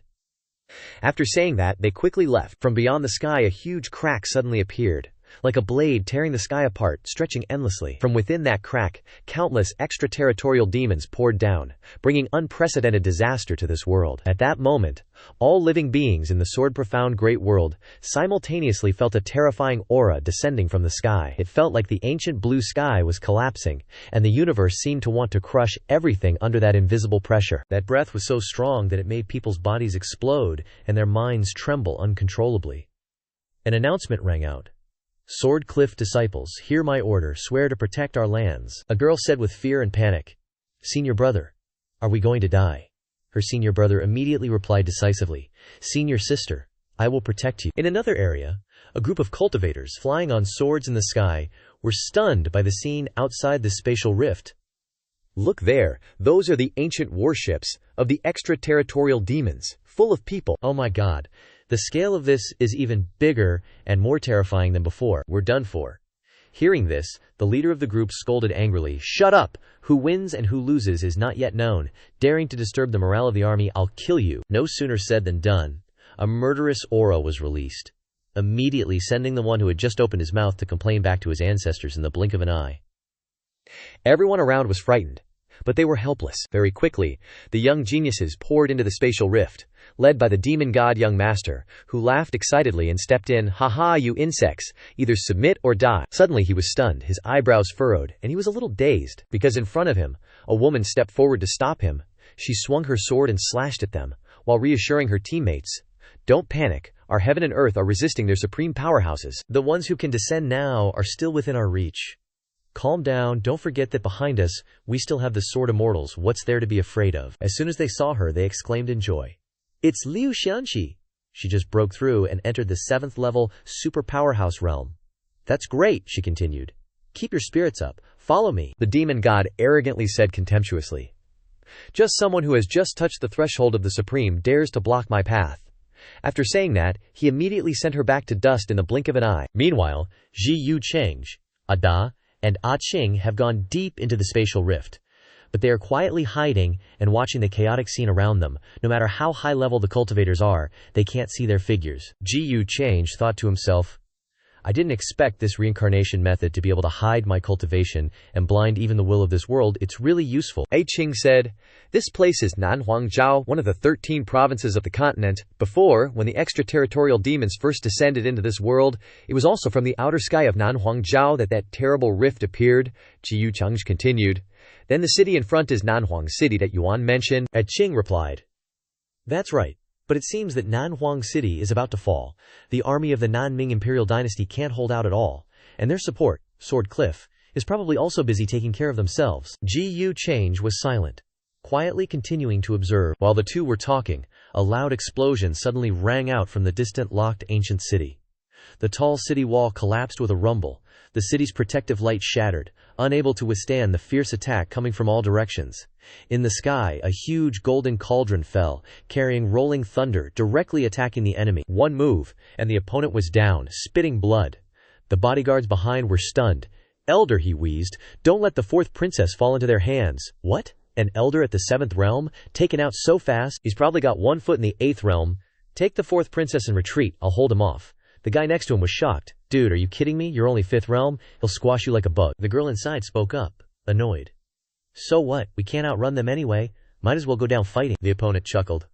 Got some spirit, I'll give you that, but don't worry, I won't let you die so easily. As soon as he said that, he controlled the golden furnace in his hand, releasing a wave of murderous intent, and rushed to control the 2 guards of the car. They were helpless, unable to move, and cried out, Ugh, no, I can't move. The old man opposite them laughed loudly. Ha ha! As a princess, you're worth something. At least, with a wave of his hand, he immediately pulled the princess closer.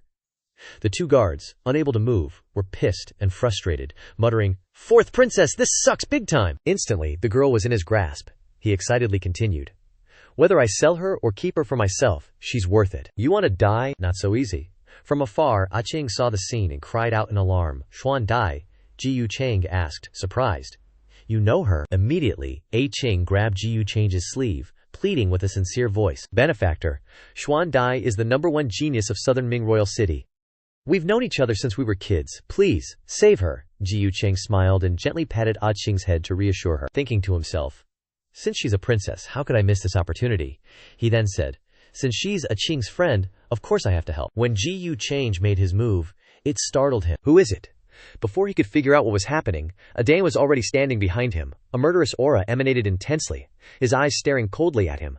Sensing the chilling aura behind him, he glanced back, his face immediately turning pale. Adam said coldly, Scram. Without hesitation, the princess was in Adai's arms. The rescue happened in a flash, and he immediately ran away as fast as he could. At the same moment, Ji Yu Change's stealth barrier disappeared, and their figures gradually appeared. As he inadvertently ran past Ji Yu Change, he sweated bullets, silently praying. But Ji Yu Change just smiled, not even bothering to look at him. Adao put the princess down, and Qing quickly ran to Xuan Dai. Behind them, the 2 guards also rushed over in panic. Your Highness, 4th princess, Qing asked worriedly. Xuan Dai, are you okay? The girl had just returned from the brink of death, and was confused to see Qing. What are you doing here? Qing replied. It's a long story. Then, she looked at Ada and Ji Yu Change behind her, stammering, and they are? She's checking out the hotties. Ji Yu Change raised his hand and waved hello in a friendly manner. Qing happily said, they are my saviors, and they also come from beyond that sky rift. Xuan Dai was shocked. What? From beyond the sky rift? Qing reassured her. Don't worry. Although they are also people from the outer realms, this young master is a good person, and doesn't have any ill intentions. Xuan Dai asked Qing. After you went to that sky rift, what happened? Did you find your father and everyone? Qing said sadly, I didn't meet them. As soon as I crossed that rift, I was captured by people from the outer realms and imprisoned as a slave for several months. If I hadn't met my benefactor, I might have already died. The power in that world is beyond our imagination. This invasion force, compared to the power of that world, can only be described as tiny. The princess flinched. What? Tiny? Just then, the people from Tianya arrived. An old man anxiously said, "Fourth princess, are you all right?" The girl happily turned around and said, "Chen Gongfeng." The old man stepped forward worriedly. Hearing that Southern Wasteland City was in danger, the ruler immediately sent me and several disciples from Sword Cliff to rescue you. Fortunately, you are safe, Tian Dai gratefully exclaimed. Sword Cliff's senior brothers and sisters. One of the female senior sisters in the group said, "Little junior sister Xuan Dai, with us here, those outer realm demons won't even think about touching you." After looking around, the old man was startled. "Oh, little A Ching, and who are those two behind you?" Ji Yu Cheng raised two fingers and greeted them friendly with a naive expression. A Da followed suit. Tian Dai said, "They are our saviors." Ji Yu Cheng rarely got to wear the good guy label, so he was very proud. "Oh, I am Ji Yu Cheng from beyond the sky, or as you people call it, an outer realm demon." Upon hearing this, the old man immediately assumed a defensive stance. What? The disciples behind him also raised their swords, ready to fight. Tian Dai quickly stopped them. "Chen Gongfeng, please don't. They just saved me," A Ching added. "Actually, not all creatures and cultivators from outside this realm are as cruel. Young Master Ji Yu is a good person, and has no ill intentions towards us." Ji Yu the eel could only give a forced smile of agreement. "That's right, I don't like killing. On the contrary, I only hope to bring a glimmer of life to this world." At the same time, battles continued to rage around them. Between the outer and inner realms, Taba Xiaoxiao also arrived inside the sky rift.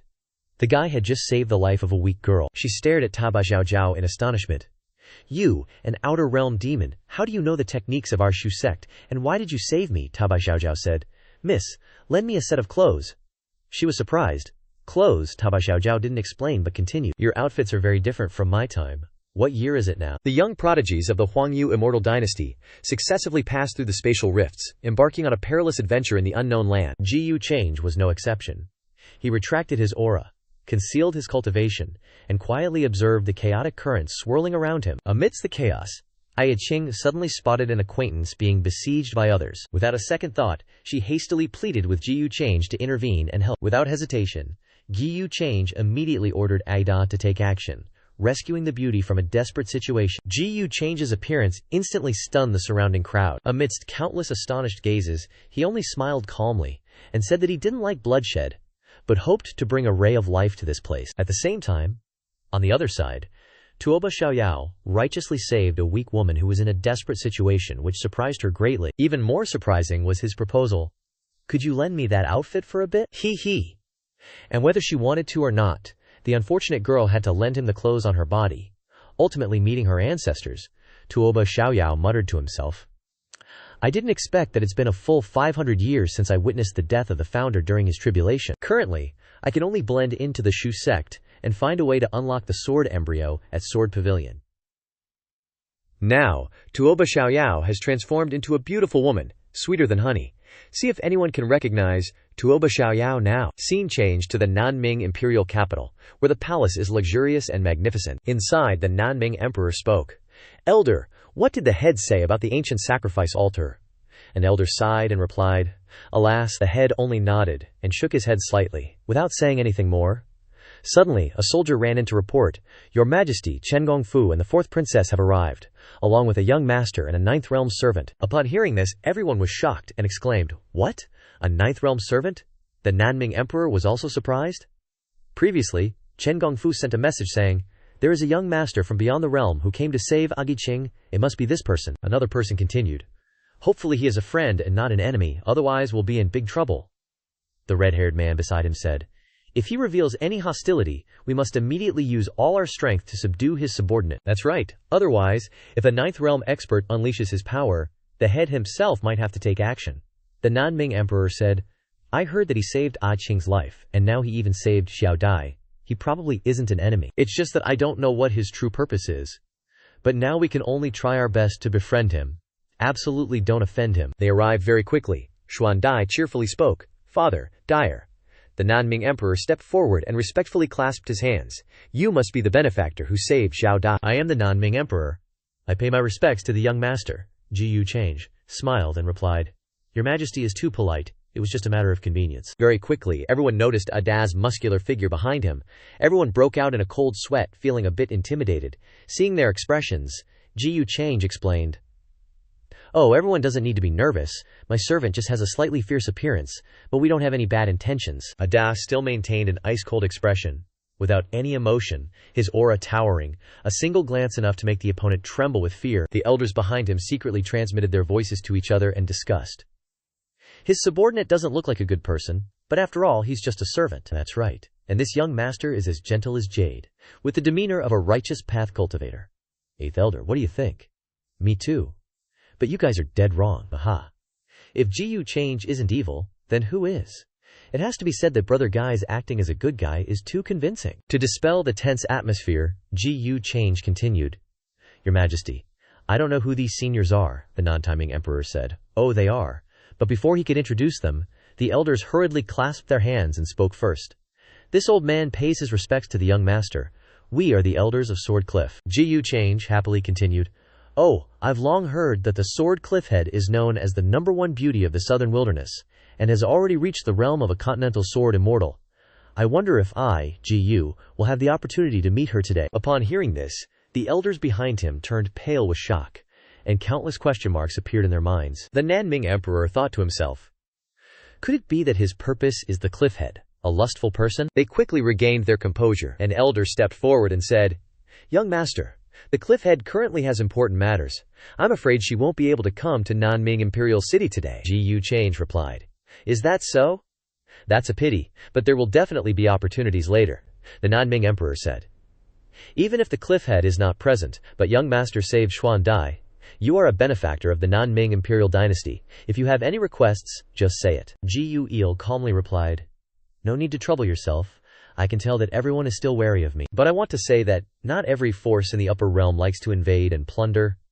Many Dao Tong families value cultivation and pursue immortality, not contending with the world. For example, my Ji family elders always value peace. I was taught from a young age to never bully the weak, but also to never let others suppress me. You and I are facing the same suffering, being bullied to our doorstep. Even if the opponent is much stronger, we must find a way to risk our lives to fight back. Although I, Ji, am what you call an outsider, I have always stood on the side of justice. You don't need to be so reserved. Moreover, that group of extraterritorial heavenly demons that you think are terrifying, in our world they are just ordinary cultivators. You have overcomplicated and overly frightened things. The Nanming Emperor felt a little guilty after hearing Ji Change's lengthy speech on morality, thinking to himself, He is giving us pointers. No matter what his intentions are, we must first get through the current hurdle. Dealing with one enemy is easier than dealing with a whole bunch. Thinking about it, he clasped his hands respectfully and said, Please enlighten us, young master. Behind him, the elders echoed in unison, Please enlighten us, young master. Ji Lun continued to speak earnestly. The war has been going on for so long, haven't you realized that the outer realms have never really sent true powerhouses? One elder racked his brains and blurted out, Is young master referring to the will of heaven and earth of our world? The Nanming Emperor continued. But it's only a matter of time, once it drags on. Without letting him finish, Ji Lun interrupted. That's right, so you have to find it and take advantage of it. The crowd was even more shocked and exclaimed, What? Something as ethereal as the will of heaven and earth can be used? Ji Lun continued. As far as I know, although heaven and earth have a will, it is not easy to manifest unless it reaches a certain level. Or you find a medium that allows the will of heaven and earth to manifest. The Nanming Emperor was pleased and grateful. Thank you for your guidance, young master. We will definitely report this to the Cliff Master. Your Cliff Master should know this better than anyone. I think we should also inform the 13 states and the major powers. Only by joining forces can we withstand until the will of heaven and earth manifests. I Qing's eyes lit up when she heard this, and her heart was full of admiration for her benefactor. She had always believed that Ji Change was a good person. I Qing felt extremely grateful and thought, So this is the glimmer of hope that benefactor spoke of. We are saved, we can't delay, we must bring this hope to everyone. With that, they quickly left, opening a new chapter of history. At the same time, on the other side, the battle was still going on. And a weak girl was also cornered by the power of the outer realm heavenly demons. And that person was Feng Shen. He was still fighting ferociously, swinging wildly. Charge! Kill them all! Another person turned to look at the worried junior sister and called out, Damn it, junior sister! Just then, 2 other disciples came to the rescue. Junior brother, we're here to help. He turned left. And then right, senior brother, second senior sister, she said. Stay calm. News from the Nam Ming imperial dynasty, we can win. Their sudden enthusiasm surprised Feng Shen a bit. Huh? Why are they suddenly so energetic? Where did they see the victory? Cut to Namhuang City. Amidst the chaotic scene, the devastated battlefield, and the dust flying everywhere, Yu Feiya stammered. You said that when you attacked Namhuang City, you met Jiyu Chengj when you were about to capture a princess. He firmly stated. Yes, he saved that princess, and I was scared to death. Yu Ming turned purple with anger. All right, you can leave now. He turned to his older sister and said, Imperial sister, why did young Master Change withdraw these natives? Yu Feiya was also very puzzled. I can't guess either. She thought to herself, Jiyu Change couldn't have come to this world for no reason. Could his purpose be related to the girl who was always with him? Does he really see her as a younger sister? Yu Ming said irritably. And that brat, Tuoba Xiaoyao, he's disappeared without a trace since entering this world. Yu Feiya remained silent and said nothing more. The truth was that Tuoba Xiaoyao had disguised himself as a woman, so how could they find him with just faith and hope? He was secretly infiltrating their group, casually passing by the Cliff Pavilion people without fear of being exposed. Around him people were rushing. Quick, send reinforcements, we might actually win this battle. Tuoba Xiaoyao was secretly pleased. I got in smoothly. But the Sword Profound world is in great trouble this time. In my previous life I was a disciple of the Shu sect. Maybe I should help them transfer to another place. In a place filled with mysterious aura, Jianshu sat on a boat in the void and said, The will of heaven and earth. It seems that the other world understands us too well. They even know that this world has given birth to a will.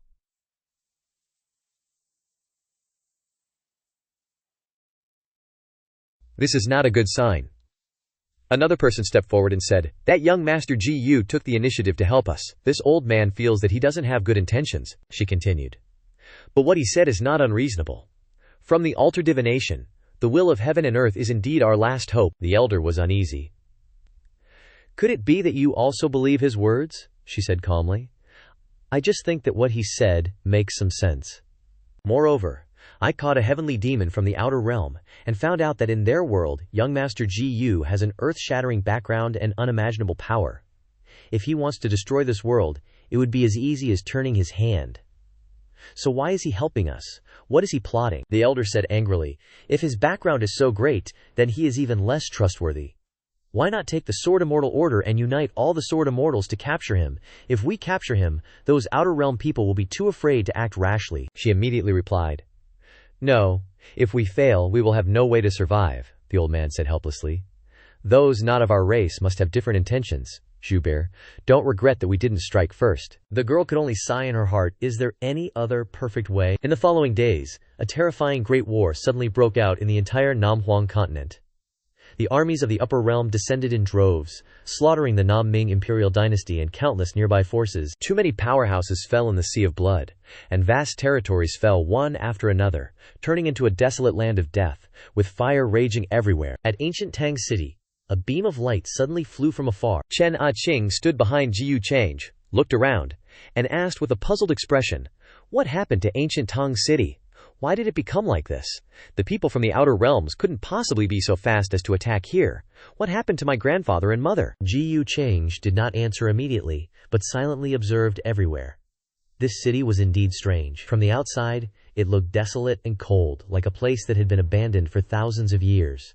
But inside, the death energy was surging like a sea, and the atmosphere was like a gathering of 10,000 immortals. Such a terrain was clearly the source of the myriad veins, the foundation of spiritual beauty, even more precious than the supreme blessed land that once belonged to the Nam Ming imperial dynasty. Thinking of this, the corners of Jiyu Change's lips slightly curled up, with a hint of undisguised interest. This place might attract a lot of Sons of Destiny. Following the last episode, Qing brought Jiyu Change to Jiyu Tang City to find her family. As soon as she stepped inside, she exclaimed excitedly, Grandpa, Mom, I almost didn't get to see you two again. With that, Qing ran over and hugged her mother tightly. After a long period of separation, everyone was extremely moved to be reunited. Qing's grandfather patted his little granddaughter's head and said, It's good that you're back. It's good that you're back. Her mother burst into tears of emotion, scolding, You little brat, running away from home without a word. Do you know how worried I've been for the past 6 months? Qing choked up. I'm sorry, Mom, I won't leave again this time. Oh right, Dad probably didn't fall into the hands of those extraterritorial heavenly devils, did he? According to the news I gathered, Dad broke through at the critical moment and escaped into a spatial rift. I knew it, he wouldn't be so easily taken down. Behind them, Ji Change thought to himself. As expected, there are clues. Just then, everyone's attention turned to Ji Change. The old patriarch spoke up. Is this young master the one who saved you? Grandpa will definitely reward him handsomely, Ching replied. Yes, young master Ji saved me, and he's actually from beyond the heavens too. Hearing this, both of their expressions darkened with worry, their faces drained of color. The young man standing behind them showed a hint of suspicion, his eyebrows furrowed in discomfort. Suddenly he turned to him and said, Lin Yin, you can step back first. Hearing this, he patted his chest and replied loudly, City Lord, I can stay and protect you and the young miss safely? Well, that's fine too. Amidst the tense atmosphere, I Ching smiled and continued, Grandpa, don't be so tense. Young Master Ji is definitely a good person. Not only did he save me, but he also saved Xuandai in Nanhuang City, and even the ruler of the Nanming dynasty has met him. The city lord was dumbfounded. What the heck? Huh? Only then did Ah Ching notice the young man standing next to the old city lord, who was dressed as a steward. She was a little suspicious. In her memory, the steward of Jiutang City should be an old servant who had served for many years. So how did he become such a strange young man now? She wondered. Grandpa, who is this? Ching's grandpa immediately introduced. His name is Lin Yin, Lin Shu's grandson. Lin Shu passed away from illness some time ago, and he came to apply for the job, so I let him take over the position of steward that Lin Shu left behind. Thanks to Lin Yin during this time, otherwise Jiutang City would have fallen into chaos. After your parents left, his father's enemies came to the door, and it was also Lin Yin who secretly helped. After being introduced, he quickly bowed, cupping his hands respectfully to greet the young miss. Ching replied, No need to be so polite, and thank you for your help. Behind them, Ji Change observed Lin Yin for a while, thinking to himself, if I'm not mistaken, this person is just an avatar, and the strength of his true body is probably even above Ada. He must have secretly dealt with those enemies. He has such strong luck, yet he came to a small, nameless city to be a steward. How interesting. Because of A Ching's return, the entire Jiutang city suddenly became much more lively. The city lord's mansion immediately held a banquet. In such tense times of war, with dark clouds covering everything, this banquet somewhat dispelled the heavy fog in everyone's hearts. However, the matter related to Ji Change's origins was only spread by word of mouth within the city lord's mansion, and absolutely not allowed to leak out, so as to avoid unnecessary shock. During the banquet, after listening carefully to what Ji Cheng had experienced during that tragic time, even almost being treated as a prisoner and shot to death, everyone was frightened and shuddered at the thought. The old city lord and the high-level officials also completely let go of their last worries about Ji Change. The old man spoke up. Thank you, young Master Ji for saving my granddaughter. This old man toasts you a cup to express my gratitude. Ji Change replied, Lord City Lord is too kind, cheers. Ji saw A Ching sitting next to Ji Change, and her mother said a little awkwardly, A Ching, why don't you sit next to Mom? Is it convenient to sit next to young Master Ji? A Ching was already used to it, so she wasn't as polite and constrained as her mother. She replied, No, I want to sit next to my benefactor. Ji Change also said with a smile, Haha, it's fine. Just then, the city lord continued, Hearing young Master Change say that you come from the upper realm, I wonder what kind of place that is. Ji Change said, If Lord City Lord is interested, then I, Ji, will tell you all about it. It is a very vast place, bordering countless worlds, blah blah blah. Ji Change got carried away and rambled on for a long time. Lin Yin listened silently, his mind full of thoughts. Outside, the moon was high in the sky, shining brightly everywhere. Lin Yin quietly left the banquet. He stood silently on a high tree, thinking to himself, a place where myriad worlds converge, so the extraterritorial is such a vast world, the heavens and earth are boundless, and the realms are also endless. Above the sword immortal continent, what realm is there after all? I feel that my realm has reached the limit that this world can contain, but there is still no clue about the gate to break through the void. Legend has it that Jiutang City was once the place where an unparalleled sword immortal lived in seclusion 800,000 years ago. He was the only person ever recorded to have successfully broken through the void, but I have searched for half a year and still haven't found any relics left by that senior. If I still can't find it in a few days, then I have to go back to Shu sect. Senior brother suddenly activated the sword immortal tear. I wonder what happened. He was originally a disciple of Shu sect, but because the teacher he apprenticed to had a very high status, his position in Shu sect was extremely important, and he was even revered as little ancestor. But if calculated according to his real age, he is only over 20 years old. Suddenly, he sensed something, and his eyes widened in surprise. This is the profound heavenly earth spiritual energy, and the sharp sword intent. I finally found it.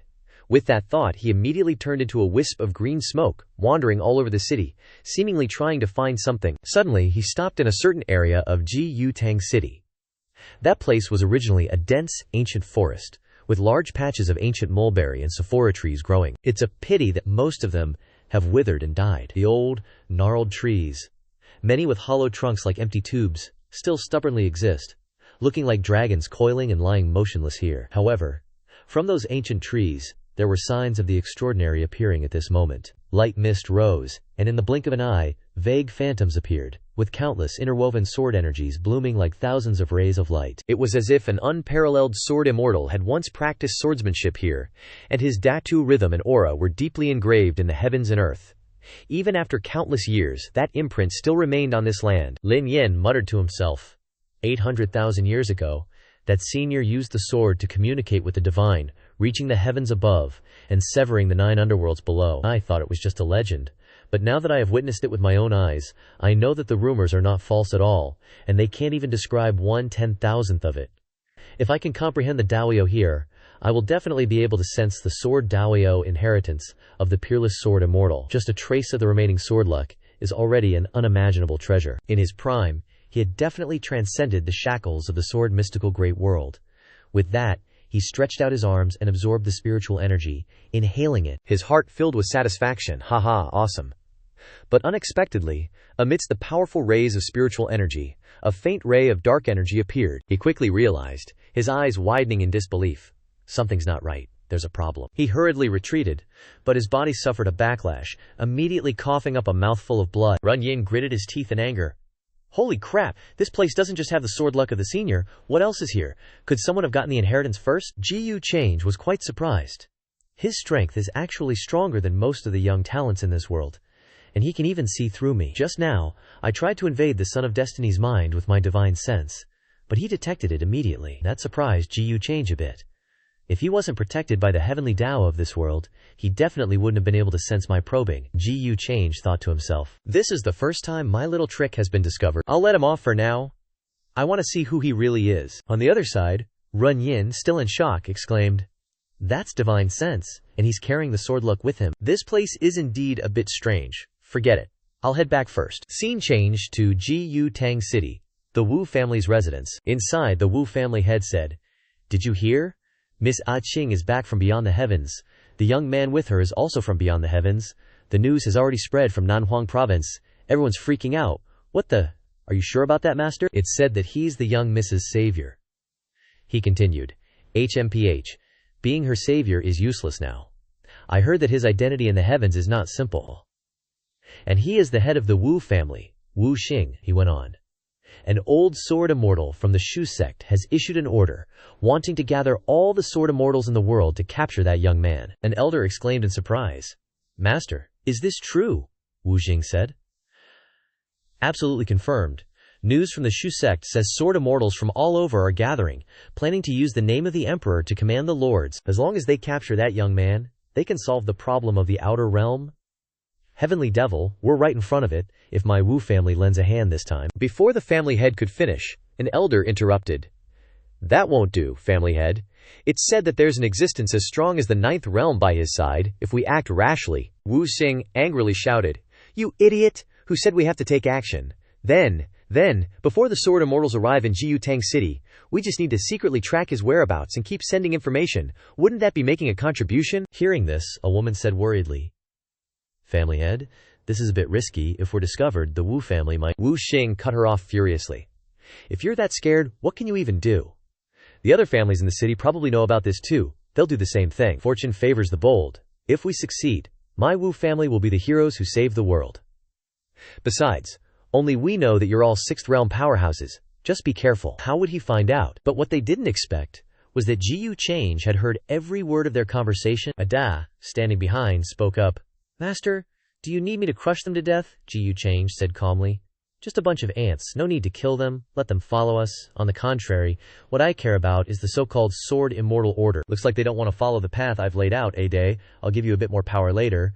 You're a bit lacking right now. I told you to find the world's will for me, yet you're out causing trouble, haha. Scene change. At the same time, in the city lord's mansion, Run Yin felt a glowing jade slip in his robes. As the little grandmaster of the Shu sect, even though he had left the sect, he still received important news first. Run Yin exclaimed.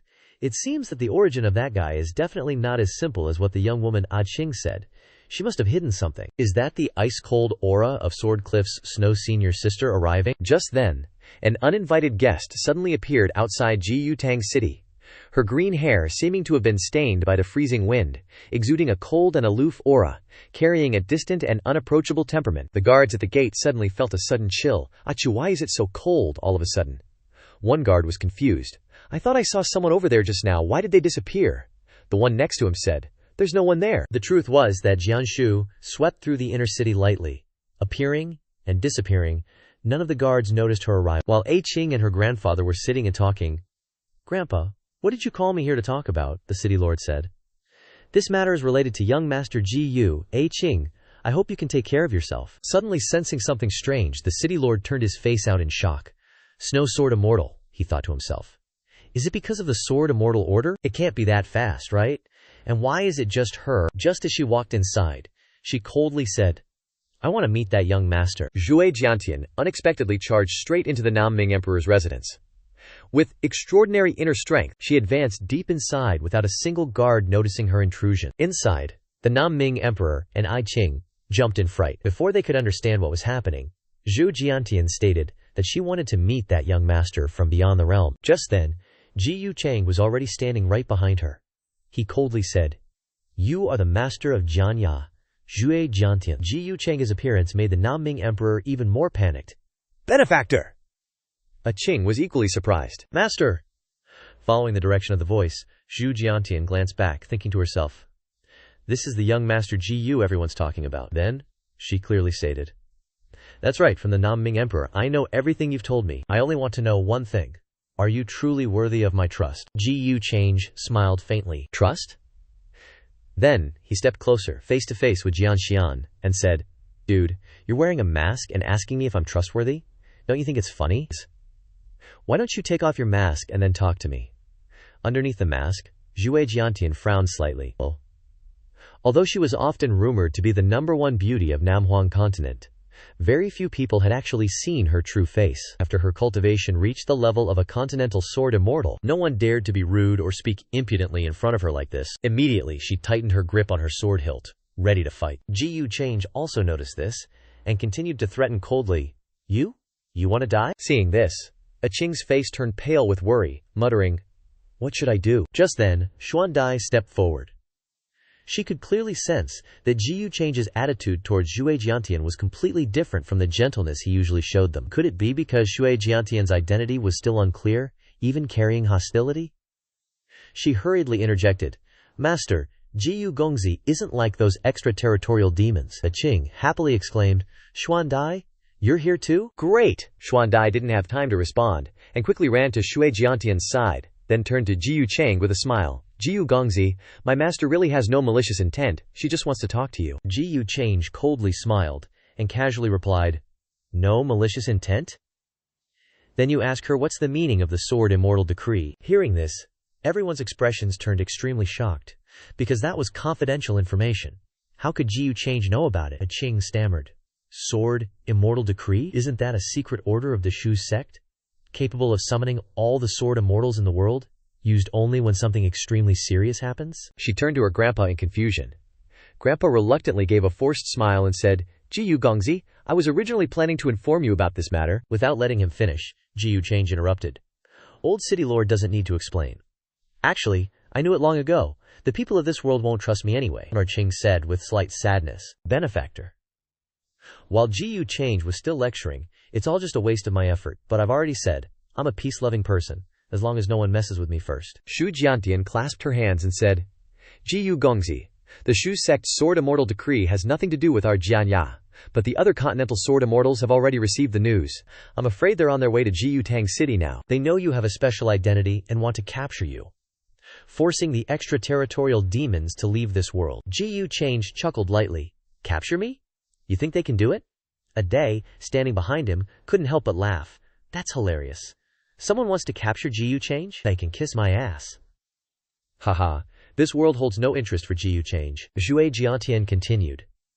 I know your strength is even greater than that guardian, but you also know this world has its own will and rules. What if you're suppressed and can't display your true power?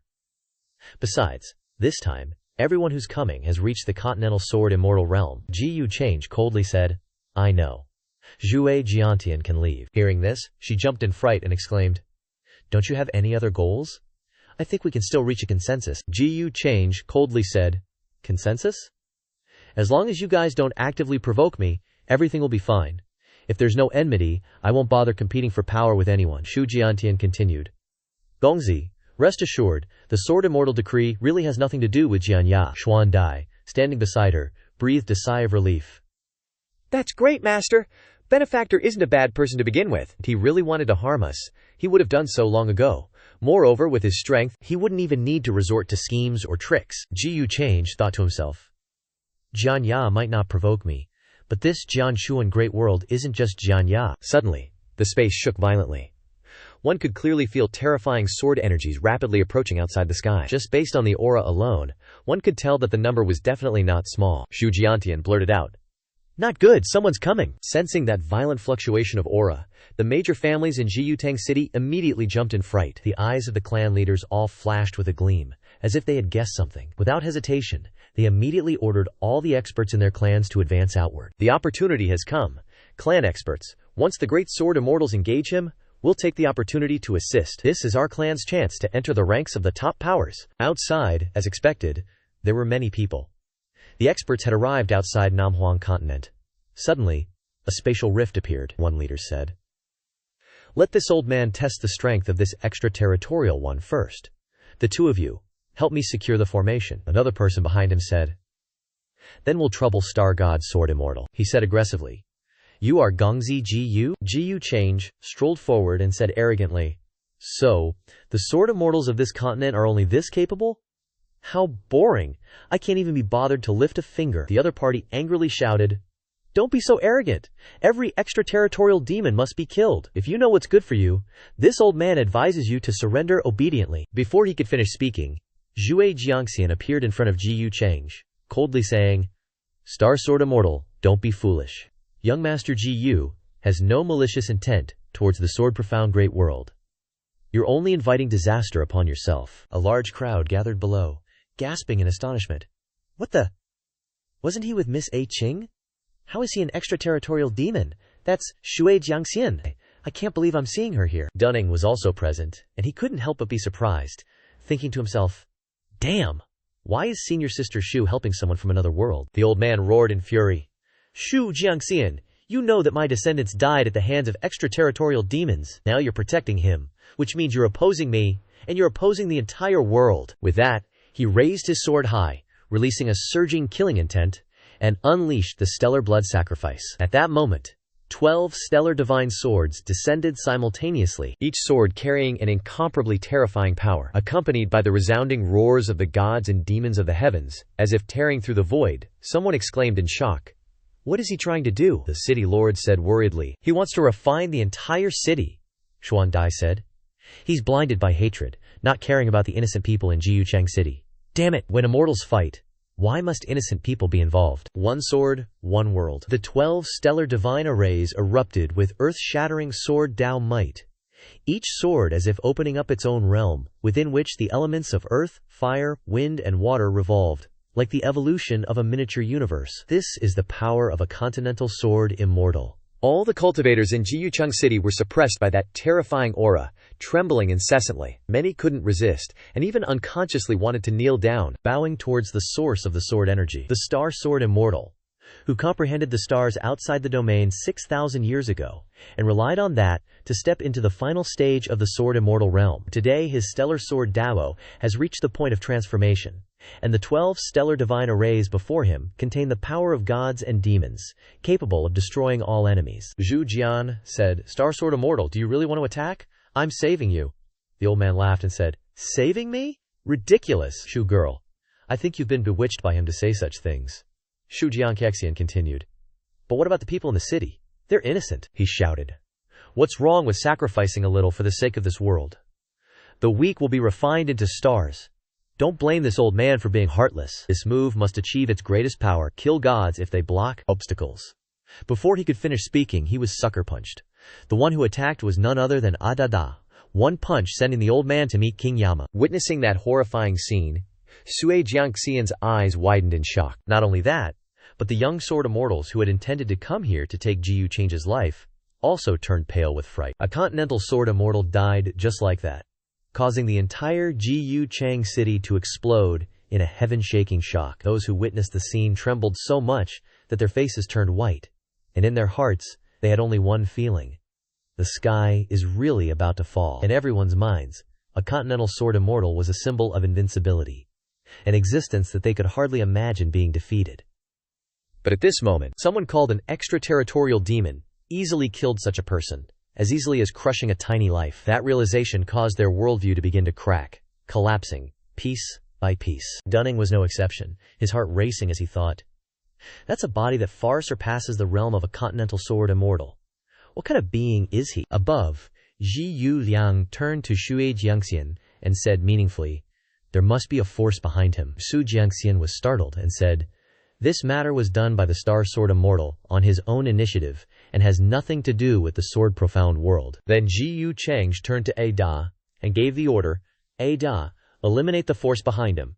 I'll take care of the remaining three. The truth is that Alteda's strength was already at the peak of the quasi-emperor realm. Alteda immediately obeyed the order after hearing this. Yes, master. Ahead, they panicked and ran away. A girl ran and said in confusion, why isn't he rejected by the will of heaven and earth? The person next to her shouted, don't worry about that anymore. Run! Scatter and run. Over here, Ji Yuchang said coldly, run?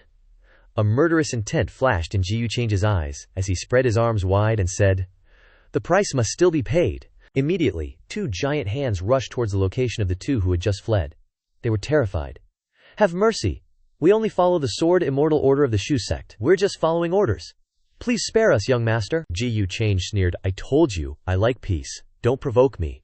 Why do you keep wanting to bully a kind person like me? Ji Yuchang's hand tightened, and at the same time, he sent those two to meet their ancestors in the blink of an eye. After dealing with them, Ji Yuchang said indifferently, rest assured, the old sword immortal of the Shu sect will soon be down there to meet you two. Witnessing that horrifying scene, Shu Jiangxian was stunned, unable to speak. Everyone shuddered in fear, their faces pale. Xuandai's legs went limp, and she collapsed to the ground, trembling. Qing, did you see that? He just killed 3 sword immortals. Qing replied in confusion. Perhaps this is the true nature of our benefactor. He was too gentle in front of us. Not far away, Dunning's face was pale, his heart trembling. I once thought I stood at the peak of this world. Even if I met a powerful outsider, I could still fight. I didn't expect I was still too weak, but clearly this world doesn't allow such a strong existence to appear. How did he descend? That Ji Yu guy might be the key for me to break the shackles of this world. Ji Yuchang thought to himself. Those guys just now were only at the first level of the quasi-emperor realm, far inferior to his true body. This world can obviously give birth to stronger existences, but the will of heaven and earth doesn't allow it. Is it afraid of exceeding its control, using all the inhabitants as nourishment? It's truly terrifying, but in the end, it will all belong to me. The people of the Wu family below whispered, this place is not suitable to stay for long. Family head, retreat. Wu Xing breathed a sigh of relief. Phew! Luckily I didn't act just now. But before they could escape, their heads were separated from their bodies, blood flowing like a river, gone in less than a blink of an eye. Anyone who dares to oppose Ji Yuchang has only one ending: death. You have a path to heaven, but you don't take it. You seek hell without a door. Haha, amen, amen. Ji Yuchang always says he's a peace-loving guy, but only if no one messes with him. Turns out, anyone who did mess with him ended up 6 feet under. From Xingchen's sword immortal to that Wu family crew, he wiped them all out like it was nothing. Not far away, Yu Huang's gang heard about this world issuing a sword immortal decree to capture Ji Yuchang, and just lost it, cracking up. A sword immortal decree targeting Ji Yuchang? Aha, talk about picking the wrong fight. They're basically slapping a tiger on the head. What a joke, they're asking for it. Yufei said somberly. Looks like the next few days are going to be rough for the Shu sect. She sighed, thinking, man, hopefully none of our guys pull a stunt like that. Cut to inside the Shu sect, where Tuoba Xiaoyao is pretending to read while the disciples are buzzing outside. Did you hear? This sword immortal decree was issued by our old sect leader against everyone's wishes. And now that super strong dude named GU is heading straight for us. The elders are all meeting in the main hall to figure out what to do. They say that GU guy can wipe out a whole continent of sword immortals with just a flick of his wrist. Holy crap. Oh my god. Are we screwed or what? Tuoba Xiaoyao overheard their conversation and thought, if that old sword immortal actually brings the war here to the Shu sect, we're in deep trouble. Looks like I gotta move faster and find a way to fix this. Cut to GU Change arriving at the Shu sect, emanating a powerful aura. That aura was coming from Lin En. He was sitting there, quietly cultivating, surrounded by countless swords stacked on top of each other. He thought to himself, although he holds the secret I seek, this disaster before us is not only an enemy of our Shu sect, but a great enemy of the entire sword profound world. Not only are my master and everyone else not his match, I am far inferior, and even the ancestor who survived the tribulation back then, I am afraid, would not be able to cope. Now that it has come to this, I can only make a trip to the Traceless Valley. Otherwise, before the sword profound world is destroyed, my Shu sect will be leveled first. At the same time, inside the main hall of the Shu sect, many elders were present. Above, the old sword immortal looked at their faces and uncomfortably said, "What's with those faces? Are you blaming me? Now that things have come to this, that GU kid definitely won't let our Shu sect off the hook." Zhu Sword Immortal betrayed Swordcliff. But Swordcliff isn't just her. The only way now is to unite with the major forces to fight to the end. Then there's still a glimmer of hope. What are you all doing here? Planning a rebellion? The elder next to him continued. That's right, everyone. What the old sect leader said makes sense. Even if the extraterrestrial demon descends, we must stand united against the enemy. What's the loss of a few sword immortals? Below, one of the elders said, what Uncle Master said is not wrong, but the strength of that young Master GU far exceeds even the invading extraterrestrial demons. Our Shu sect did not need to bring about this disaster ourselves. They started to clamor, that's right, old coot, you're an elder of Swordcliff, coming to our Shu sect to sow the seeds of doom. What's the intention? That's right, we must deal with him first. Hearing this, the old sect leader helplessly shouted, are you Landsword Immortals really this cowardly? Another one said rudely, Uncle Master, we all understand what you're saying, but the Shu sect really can't bear it. Starsword Valley had some spirit, but now it's just a pile of ruins. Even if that GU kid has malicious intentions, before he shows his true colors, we can still delay and find a way to solve it. So you guys want to hand me over to beg for mercy? To avoid disaster? Uncle Master, please don't make things difficult for us. He was crazy now. His eyes flared with anger and he roared, good, very good. Don't forget the disciple I love, Lin En. If he breaks free from his shackles in the future, I hope you don't regret it. I believe he is the last hope of this world, not the will of heaven and earth you are entrusting to. Not far away, Lin En turned his gaze towards the Shu sect, his heart filled with determination. Master, you must live. Wait for me to return. Outside, the battle between the disciples of the Shu sect and those from the extraterrestrial demon realm was still cruel, people dying like flies. But in the hearts of the Shu sect disciples, there was still determination, vowing to protect the Shu sect and not let them cross the line. Hearing this, they shouted, haha, you numbskulls, you're really stubborn, you're about to die. At that moment, GU Cheng's group appeared, accompanied by Shu Sword Immortal, Ah Qing, Xuan Dai, and Ah Da.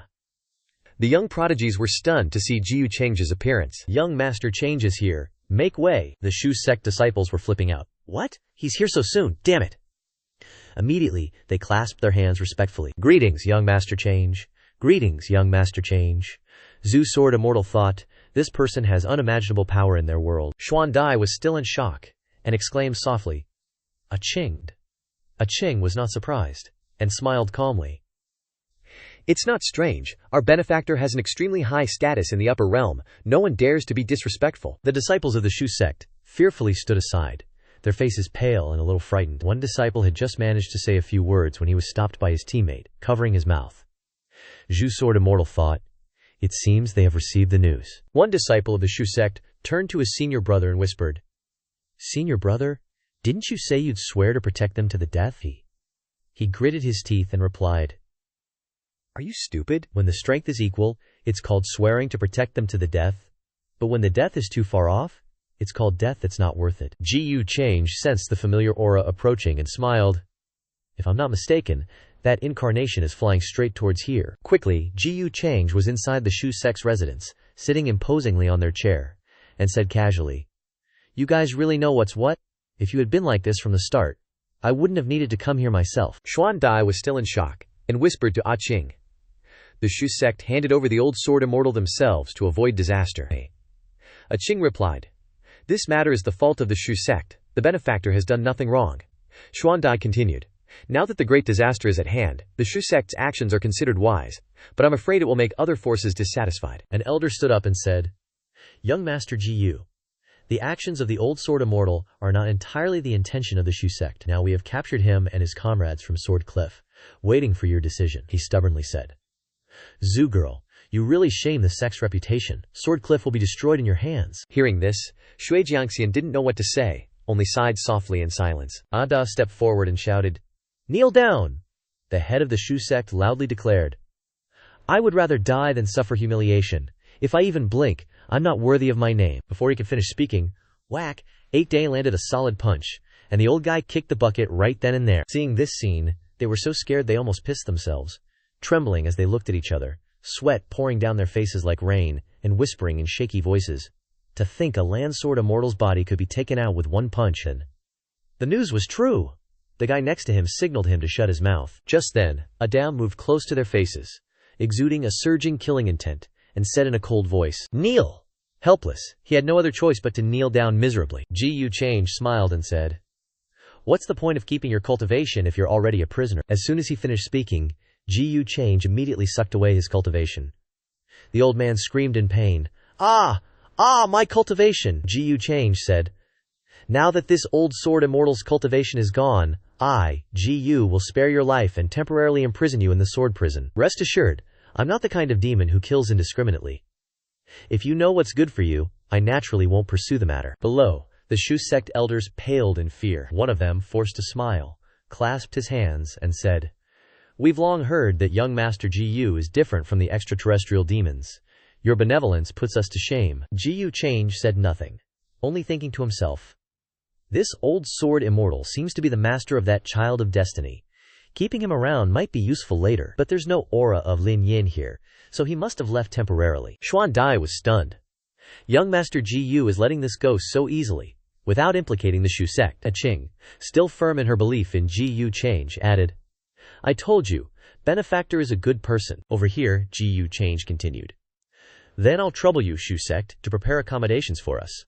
I, Ji Yu, and Shu Jiangxian still have some things to do." A few days later, a large crack suddenly appeared in the void. The space trembled, stunning the people present. They saw a powerhouse surpassing the 9th realm. At that moment, a breathtakingly beautiful girl appeared. The truth is, her strength had already reached the quasi-emperor realm. Someone's voice rang out. "Damn it, where is the will of heaven and earth of our world? Why hasn't it appeared yet? HMPH, finally we can descend. That kid with the surname GU arrived too early. Hurry up, don't let him eat up all the resources. I heard he's a bit weird. I wonder what he's up to here." At the same time, inside the small world, Ji Change stood there with his hands behind his back, his simple white robe free of dust, making him look even more otherworldly. He raised his head to look into the distance, where the sword energy of the Shu sect was swirling around the Forbidden Palace, a hint of inscrutable contemplation flashing in his eyes. Before him was a large ancient tree with fiery red leaves. It had originally been a dead tree, but now it was once again radiating a thick vitality. Ji Change said, "Very good. After devouring the origin of this world, the Epoch Dawa fruit is almost ripe. When that time comes, spread the news. Don't even mention Dawa attainers.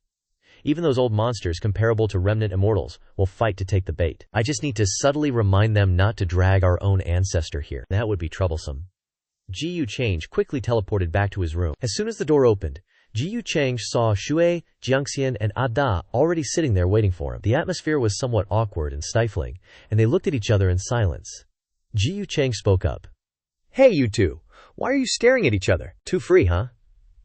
Shu Jiangxian stood up abruptly and asked, "Young Master Ji, the matter with the Shu sect is over. What else are we doing here?" Ji Change replied, "Shu Jiangxian, don't be impatient. You'll know in a moment." Xuan Dai said in confusion, "Wait a moment." Before she could finish speaking, she suddenly sensed an extremely powerful sword intent approaching. She was stunned. Such a strong sword intent. Outside, high above, Tuoba Xiaoyao had changed his disguise and returned to his true appearance, declaring heroically, "Ji Change, I've come to fulfill our agreement. Ji Yu Change smiled. Good, you're quite punctual. Tuoba Xiaoyao continued. I want to confirm the safety of my younger sister first. Ji Yu Change immediately soared into the air, flying towards Tuoba Xiaoyao. How did he find a way to separate from the chief heavenly sword? Xuan Dai looked at the scene in confusion. Master, what's happening? Zhuai Jiankexian was equally surprised. Chief heavenly sword? I've never heard of it, but it must be very sacred. So that's his purpose for coming to this world. High above, Ji Yu Change immediately projected an image of Tuoba Xiaoyao's younger sister, currently safe in Ji Yu Wudi's arms. Ji Yu Change said, Are you satisfied now? Tuoba Xiaoyao pursed his lips, filled with frustration, hating that he was useless and couldn't protect his younger sister. Then he shouted, Then take this! Following his promise to Ji Yu Cheng, Tuoba Xiaoyao came to him to hand over the Chengtian sword. Immediately after confirming his younger sister was safe, as soon as he finished speaking, a bright light bloomed between his eyebrows. A flickering radiance converged, forming a sword talisman the size of a hand. The talisman body was transparent, and its surface was covered with ancient patterns. Within that sword talisman, the shadows of ancient ferocious beasts appeared.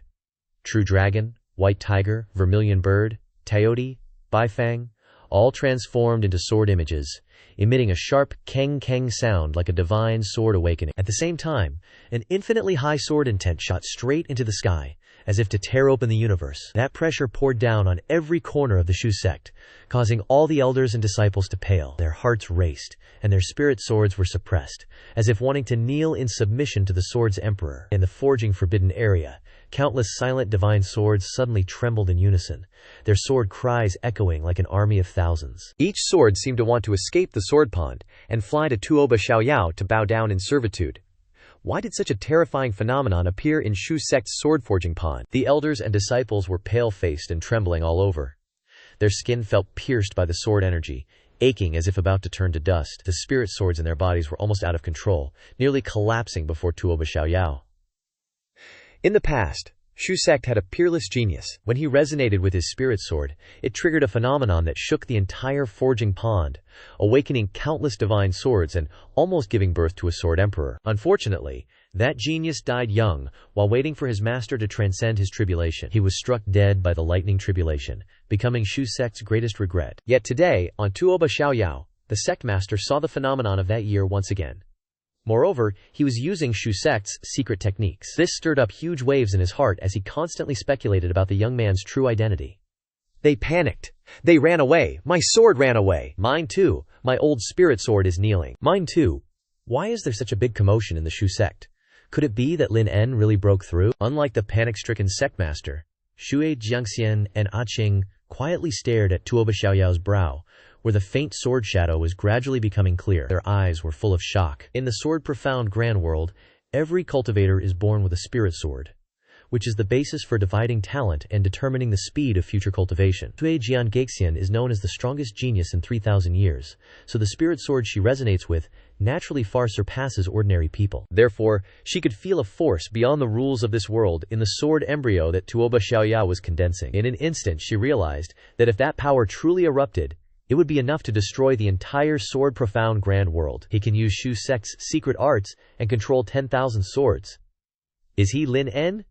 No, who exactly is he? Seeing this scene, Ji Yu Change thought to himself, Oh, using the Chengdaishan sword as a medium to mobilize tens of thousands of sword energies in the area and actually touch the level of a Taoist? Thinking this, he spoke up. What are you planning to do? Tuoba Xiaoyao said coldly. Ji Yu Change, I know your strength is terrifying. In the upper realm, I can never be your opponent. But when you come to this lower realm, even if I don't know how you came down here, your strength must have been suppressed a lot, right? Now is the best time to kill you. Destiny wants to take my Chengfoshan sword and your life. Ji Yu Change exclaimed in shock. What? You? You foresaw even this step? I was careless. Tuoba Xiaoyao, we still have a way out. But Tuoba Xiaoyao was blinded by hatred. He pointed his sword straight at Ji Yu Change and shouted, Die! Without hesitation, Adan rushed forward to protect his master. A terrifying threat was pressing down. Not to mention sword immortals. Even those approaching the Dado realm would probably have difficulty withstanding this attack. But Ji Yu Change was still as calm as water. He looked at the terrifying scene without changing his expression, only smiling faintly. It's okay. The Changloshan sword wants to fly back to me on its own, so I'll just accept it. Isn't that reasonable? In fact, in Ji Yu Chang's calculations, he knew that Tuoba Xiaoyao would never willingly hand over the Changtian sword, and he foresaw that the other party would attack at this moment. He just didn't expect Tuoba Xiaoyao to be so bold as to choose to attack at the most dangerous moment. Even those far away could feel the terror of that invisible pressure. The elders were stunned. Who is it? Who dares to attack young Master Ji Yu? The sword intent is like a surging sea. I've never seen anything like it in my life. Zhu Jiangaxian immediately used her spirit energy to create a protective barrier and said, "Be careful, stay behind me." Tuoba Xiaoyao's attack was so powerful that the surrounding rocks shattered into pieces, and countless sword points fell rumbling down, terrifyingly. Small asteroids floating in the starry sky also shattered and turned to dust under that terrifying oppression. Only a few seconds later, the sky suddenly became calm, returning to its original peace. Xue Jiangxian slumped down wearily, breathing heavily. Behind her, Xuan Dai and A Qing were still in shock, their faces pale and terrifying. Xu Jiangxian thought to herself, if this sword strike had hit me, I would probably have turned to ashes. Suddenly, Xue Jiangxian's eyes widened in shock. What caught her eye was the image of Ji Yu Change, still safe and sound, unharmed, his expression calm as if nothing had happened. Ji Yu Change simply held the tip of Tuoba Xiaoyao's sword, pointing at him with 2 fingers, smiling faintly with disdain. Is that all you've got? Just a mosquito. Tuoba Xiaoyao was utterly shocked. WTF? No way! Ji Yu Change calmly said, "A day. Step back." A day replied, "Yes." Everyone around who witnessed the scene was shocked, their mouths agape, unable to believe their eyes. Immediately, a giant hand appeared, squeezing Tuoba Xiaoyao, causing him to vomit a pile of blood. He looked at the scene before him, his eyes full of unwillingness, utterly despairing. At this point, he had completely understood that all the plans, calculations, schemes, and methods he had painstakingly prepared had turned into bubbles before absolute power. Before this kind of force, all conspiracies and tricks became ridiculous and meaningless. Perhaps from the beginning, he should have chosen to obediently hand over the Changbulacian sword. If he had done so, things would not have become so tragic. But there is no regret medicine in this world. Ji Yu Change held the sword in his hand and said triumphantly, "If this is all your capital, then you are truly pathetic. Now that it's come to this, do you have anything you want to say?" Tuoba Xiaoyao was completely disappointed. "Kill me. Just please spare Xingyu." Ji Yu Change calmly replied, "Okay, I'm not interested in your younger sister." Suddenly, the space twisted so violently that even Ji Yu Change was taken aback. In an instant, Tuoba Xiaoyao vanished from Ji Yu Change's embrace. Above, a spatial rift opened, sucking Tuoba Xiaoyao inside. Ji Yu Change looked up, and casually said, "Tuoba Xiaoyao's backup plan, huh?" Very quickly, Tuoba Xiaoyao was completely swallowed. In that moment, the entire Shu Sect domain changed color. Everyone felt a kind of incomprehensible rule appearing in the sky above, as if the heavens were being torn apart by an invisible will. Above, it was as if a giant eye was piercing through endless space-time, silently gazing down upon the scene. Heaven and earth seemed to be split in two, and from within the decaying void, a pair of blood-red eyes appeared, shining brightly in the night sky like 2 red suns, carrying a sacred and majestic aura that pressed down on the entire sky. Countless cultivators and creatures throughout the Shu sect trembled in unison. Their hair stood on end, and cold sweat poured down like rain. Under that cold, bloodthirsty gaze, they felt every movement, every thought was seen through completely, with nothing they could hide. In that terrifying will, all of them were no different from insignificant dust, crushed by a single thought. No, what is that? There's no way a human can stand against this. Even the Shu sect master and the Snow Sword Immortal, beings who stood at the pinnacle of cultivation, couldn't control the trembling from deep within their souls. The aura radiating from that eye directly injured everyone below. The trembling Shu sect disciples were injured in an instant. At this moment, countless cultivators and creatures throughout the sword-profound grand world felt a tremor from the depths of their souls. Their faces turned pale, and their breathing felt suffocated. Especially the cultivators from the upper realm. They felt it more clearly than anyone else, that if they moved even a beat too slowly, their bodies would immediately be controlled by that will. In that gaze, everyone's souls were frozen, unable to move even a little. The world's radiant will swept across, carrying the aura of an emperor inspecting the desolate lands, wanting to crush all living things underfoot. What the heck is that? Get me out of here ASAP. On Yufei's side, they could also feel that invisible pressure. An elder immediately stepped in front of Yufei and Yu Ming, protecting them. Yufei was stunned. "Uncle Ancestor, what is that?" he replied. It's probably Gu change causing a commotion. Before that gaze, no one could resist. Even the snow sword immortal had to kneel, struggling to hold on. Her face paled, thinking, it feels like falling into an ice cellar. Could it be that, unlike everyone else, Gu change was still unharmed, smiling excitedly? The will of heaven. I didn't expect it to be this easy to find. But why did it save Tuoba Xiaoyao, he thought. The sword sect elders were overjoyed when they found out. So it's true. At the most critical moment, the will of heaven will appear. But why is it attacking all living things? Without distinction. Quickly activate the sect's grand formation. Hurry! Gu change, on the other hand, was still very amused. He raised his hand and said, I've been waiting for you for a long time. Immediately, Gu change's huge hand rushed straight towards the location of the eye above.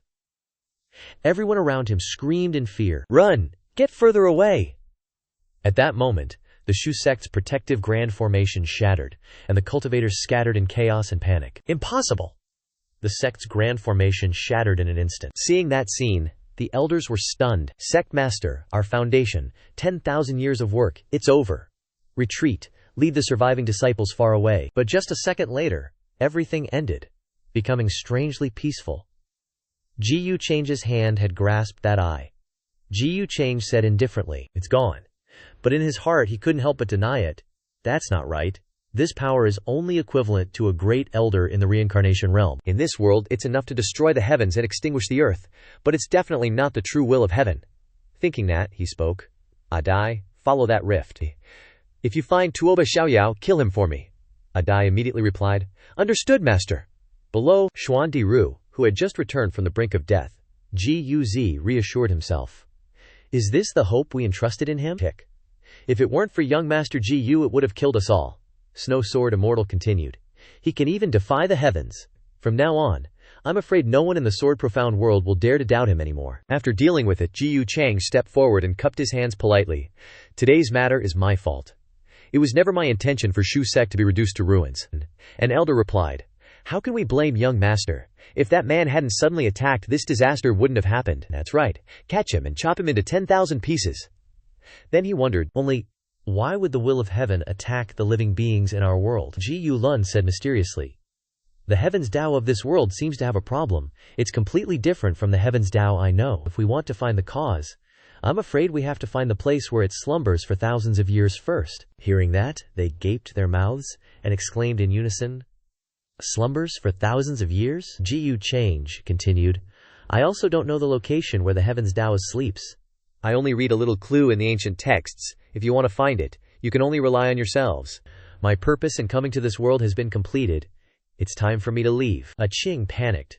Benefactor, are you leaving already? Young Master Gu is really leaving. Snow Sword Immortal thought to herself. So his goal from the beginning was only the heaven-piercing sword.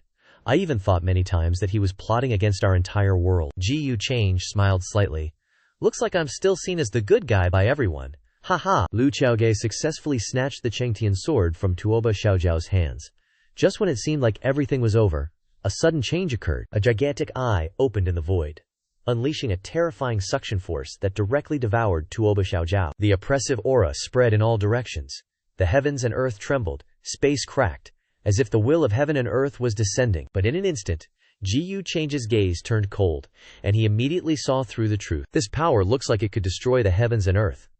But its essence is only at the level of a Purple Mansion elder. In this world, it can run rampant, even shake the heavens and earth. But to Gu Change, it's not worth a damn. Without hesitation, Gu Change coldly ordered, Ada, go after it. After dealing with everything, Gu Cheng also said goodbye to Ad Ching and the elders, then quickly dipped out of there. They stood there dumbfounded, watching the spatial cracks that remained. Gu Change just left as soon as he said he would. Ad Ching was a little disappointed, murmuring, Benefactor, he's gone. He didn't even say goodbye. Hearing this, Xuan Dai patted her shoulder and comforted her. Ah Ching, he's already gone. Don't be too sad. Snow Sword Immortal said indifferently. Doesn't that just prove that he's a very free and unrestrained person? Alright, we also have to cheer up and find the place where the will of heaven and earth is slumbering.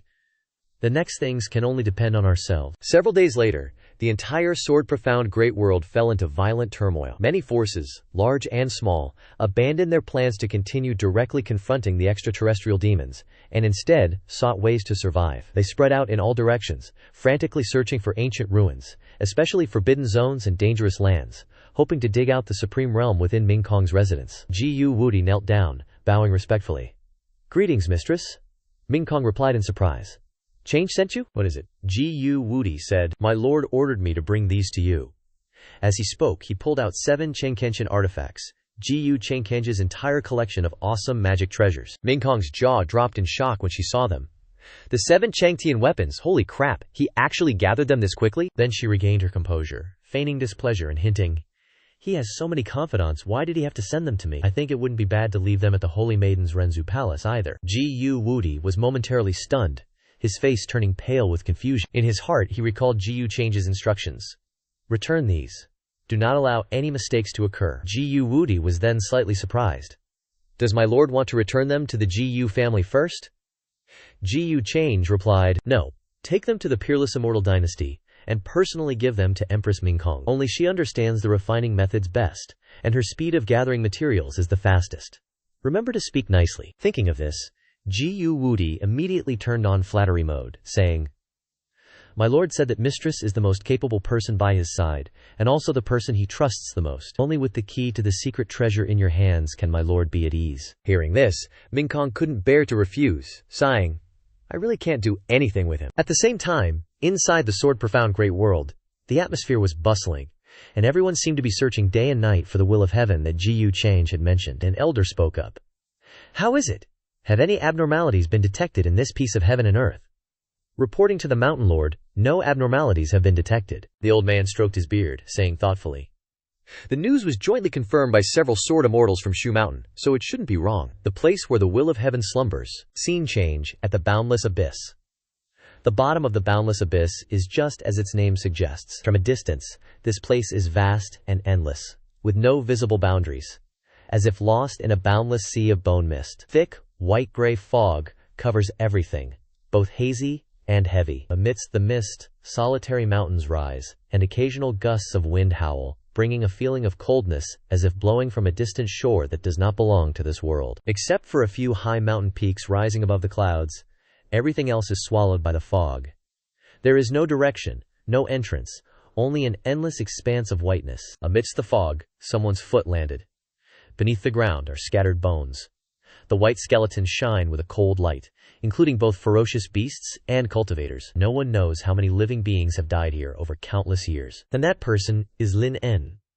He trudged forward with difficulty, muttering to himself, "Shu sect has been destroyed. My master's life or death is unknown. This revenge I must take." The classics record that boundless immortal valley contains a path to transcendence. As long as I transcend successfully, I can not only take the head of that Ji guy, but also save this world from its fiery predicament. Finally, he found a place with beautiful scenery, immortal cranes dancing, and abundant spiritual energy. Lin En was momentarily stunned, exclaiming, "Immortal realm, this is truly a boundless immortal valley, with many species of birds that were only recorded in ancient books before." Just then, a warm voice rang out. "It seems that I have finally waited for a fated person." Lin En was startled. "Senior?" The old man continued, "You have come here, so you should know that I am the opportunity you are seeking." Lin En was confused. "The opportunity I'm seeking? I am the 3000th generation descendant of the guardian lineage, responsible for guarding the Heavenly Dao Sword." Lin En was freaking shocked. Heavenly Dao Sword. Could this be the greatest secret of boundless immortal valley? After a moment of confusion, Lin En gradually regained his composure, cupping his hands respectfully and saying, "Senior, how can one obtain the Heavenly Dao Sword? The outside world is in turmoil, the people are suffering, extraterrestrial demons are invading, and the 13 provinces have fallen one after another. I fear that before long, the sword-profound great world will be completely destroyed. This junior must obtain the Heavenly Dao Sword to resolve this calamity and return peace and stability to the world." Hearing this, the old man said contentedly, "As expected of the fated person I have been waiting for. This courage is truly not something ordinary people possess. The world is in great chaos. Indeed, the Heavenly Dao Sword needs to reappear to pacify it. This is the key to unlock the seal of the Heavenly Dao Sword. Take this object and enter deep into Mirror Lake to find it." Back then, the Heavenly Tao sword was sealed there, and only the person holding this key can break the seal. Lin En was stunned. Mirror Lake? When the Supreme Sword City was buried, Mirror Lake also disappeared with it. How can it be found? He continued. Rest assured, Jinghu still exists. It's just that very few people can find it. Just go deeper in. And as long as you have the key to open the Heavenly Tao sword, you will surely find Jinghu. However, Lin Yin was still utterly confused. Ah, I understand. Does Senior have any other instructions? The old man's figure gradually dissipated, his voice echoing back. This old man's duty is only to wait here for someone with fate. Now that the key has been given to you, there's nothing else to say. Lin Yin hurriedly tried to stop him. Senior, this old man can leave in peace now. With that, he disappeared without a trace. With the key in hand, Lin Yin also quickly left, feeling a slight regret. What a pity, this senior's strength far surpasses the earthly sword immortal realm. How great would it be if he could help deal with Ji change? But the urgent matter at hand is still to find the Heavenly Dazo sword. Although it seemed like he had disappeared, the truth was that he was still secretly observing Lin Yin's every move. His eyes turned cold, without a trace of emotion. He simply waved his sleeve. Immediately, everything before him began to dissipate. The thatched cottage collapsed.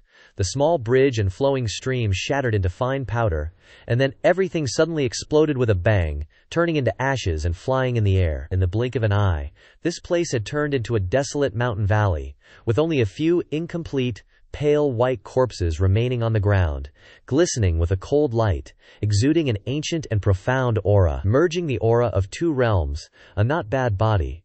The white-robed old man slowly looked around, a faint blood-colored light appearing in his pupils.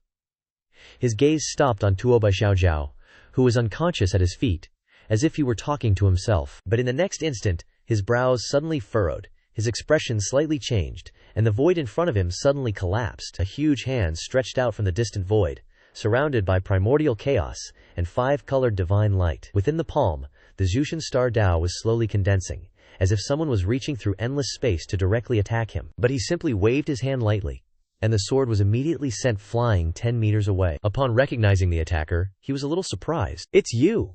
I didn't expect you to be able to chase me all the way here. A dazed murderous aura surged around him, as he angrily said, You've already taken my master's things, and you still want to leave? Without another word, Ada immediately charged forward to attack. But the old man remained calmly in place and said, You ignorant fool, although you have some strength, I am the embodiment of this world's will. Even if I am not complete right now, how could you possibly resist me? With that, he quickly retreated with Tuoba Xiaojiao's body. Therefore, Ada's attack only hit the ground, causing rocks to explode and dust to fill the air. Ada angrily shouted, HMPH, then why did you run away back then? You were scared shitless by my master. The old man was furious upon hearing this, and immediately swung his hand forward, uttering each word with a snarl. You want to die! As soon as he finished speaking, every muscle in Adal's body seemed to be twisted in a miserable way, and as soon as the old man clenched his hand, Agata's aura was instantly scattered into smoke. Adal panted heavily, spitting out a large amount of blood. The old man calmly said, Your body is indeed tougher than anyone I've ever met, but daring to dream of challenging the heavenly Dabo, death is not enough to atone for your sins. Even if your master came in person, it would only take me a little more effort. But even though he was covered in wounds, Ade still wore a bright and arrogant smile, clenching his hand, and a stream of black energy radiated through his fingers. The jade pendant in Ada's hand had shattered. The moment he saw it, the old man's face paled in fear. Veins popped out all over his face, and he shuddered as he exclaimed, Spatial artifact. From Ada's hand, a spatial rift immediately appeared. Ji Change stepped out with a cold gaze and a faint smile on his lips. Ji Change smirked and said, Not bad. Ji Change's appearance had given Ada strength. He stood with his arms crossed, smugly taunting, If you have the guts, say that again in front of my master. Ji Change stepped forward, and calmly continued, It seems that the power of that eye is only a part of your incarnation. The old man growled, I am the master of this Fang heavenly earth. What difficulty is there in crushing you to death? But how could he possibly crush Ji Change? While the surrounding rocks exploded and space cracked, Ji Change still stood there calmly, without a tremor. Seeing this scene, the old man froze for a few seconds, unable to utter a word. His eyes were filled with panic, and he exclaimed, Your entire body is made of transcendent bones. What exactly are you? In his heart he thought, Isn't this the realm that I'm pursuing? Ji Change raised his chin and coldly said, Tell me where the heavenly Dao source exists, and I might let your consciousness not dissipate. The old man was startled. You came for the heavenly Dao source? Ji Change casually replied, Of course, if it weren't for the heavenly Dao source, the resources of this world, I wouldn't even bother to glance at it. The old man frowned and replied, The heavenly Dao source is related to my transcendence. How could I easily tell you? It seems that I guessed right. After giving birth to consciousness, you are no longer satisfied with being just the will of a realm, and you want to transform into a living being, to try to transcend this world. If you really succeed in transcending, perhaps you could truly enter that realm. The old man coldly said, You know too much. Ji Change coldly smiled. Then why don't you hurry up and come here to kill and silence me? Ha ha. Adan chased after him all the way, and finally found Tuoba Xiaoyao's body. Wait, hold up. Before the corpse, a mysterious old dude appeared, protecting it. His aura was as deep as an abyss. This guy ain't no scrub. Even though Adae was strong AF and struck decisively, he was completely suppressed by this old dude. He stood zero chance. Without hesitation, Adan immediately sent a message for backup. In a flash, Ji Change appeared. As soon as the old dude sensed Gun's aura, he freaked the hell out. His expression changed drastically. Ji Change's transcendent bones were on full display. His aura surpassed heaven and earth. Precisely the realm the old dude had been trying to reach his whole life. Ji Change casually put his hands behind his back, his eyes cold as he looked at an ant, and said calmly, Tell me the location of the heavenly Dao's origin if you want to keep your consciousness. Otherwise, you're dead meat. The old dude went berserk and roared, and a violent aura erupted around him. You want to die? Ji Change laughed confidently and, not to be outdone, burst forth with spiritual power, smugly saying, Haha, you came at the right time. But unexpectedly, the old man pulled a U-turn and hauled ass. As he ran, he thought to himself, This kid's aura is clearly from the same source as that big dummy, but his level is much higher. With my current weakened state, it seems I must undo the seal, restore my peak form, and then collect him. Seeing this scene, Ji Change sneered, This old dude is really crafty. Then he stretched his hand forward. Too bad, I already set up a restriction the moment I arrived here. As soon as he finished speaking, Ji Change clenched his hand. Instantly, an invisible wall appeared in front of the old dude. Now, he could only run on faith and hope. Ji Change flew high into the air, and as he approached, he nonchalantly said, Wanna run? Dream on, start struggling. The old dude still arrogantly replied, HMPH. In this world, if I want to leave, no one can stop me. With that, he looked down at Tuoba Xiaoyao's corpse with regret, thinking, It's just a pity for this body. Without hesitation, he let go and abandoned Tuoba Xiaoyao's corpse. Ji Change immediately used chains to bind him and said arrogantly, Oh really? The old dude calmly replied, I've already said, I am this world. All the rules here are under my control. As he spoke, he unleashed his power to break the chains rushing toward him and confidently said, As long as I'm here, I'm inherently invincible. But before he could be arrogant for 3 seconds, a magic treasure appeared in front of him, facing him. The old dude was utterly shocked, frozen stiff, his face pale. Before he could understand what was happening, he was devoured and sucked into Ji Change's magic treasure, leaving only a miserable scream. Ah! Immediately afterward, Ji Change closed his eyes and sat down, sensing the memories in the old dude's soul. Very quickly, fragments of knowledge appeared. From ancient times, the heavenly Dafio's will of the sword profound great world had given birth to consciousness. As time passed, it was no longer willing to exist only as a conscious entity. Therefore, it decided to sacrifice all living beings, break the shackles, and take itself one step further, even transcend. Unfortunately, that scheme was still discovered by the strongest experts of that era. They joined forces to resist the heavenly Dao, starting a war to destroy the heavens that had disappeared into the annals of history. That earth-shattering battle almost consumed all the fortune of the sword-profound great world. It wasn't until the world was on the verge of collapse that the cultivators won a Pyrrhic victory. Afterward, the heavenly Dagyo's will was sealed under Mirror Lake. The strongest expert among them collected all kinds of divine materials and forged a divine sword, hanging it over the lake to suppress the consciousness born from the heavenly Dabio. After sensing this, Ji Change exclaimed, As expected, the main body has been suppressed. I was wondering why. It's just a puppet. That Lin En kid, I reckon, is the descendant of that expert. But too bad, he got played like a fiddle. With that, Ji glanced at Ada and ordered, Ada, disguise yourself and spread the word, telling them that the Mirror Lake in the legends is their only hope. Ada replied, Yes, master.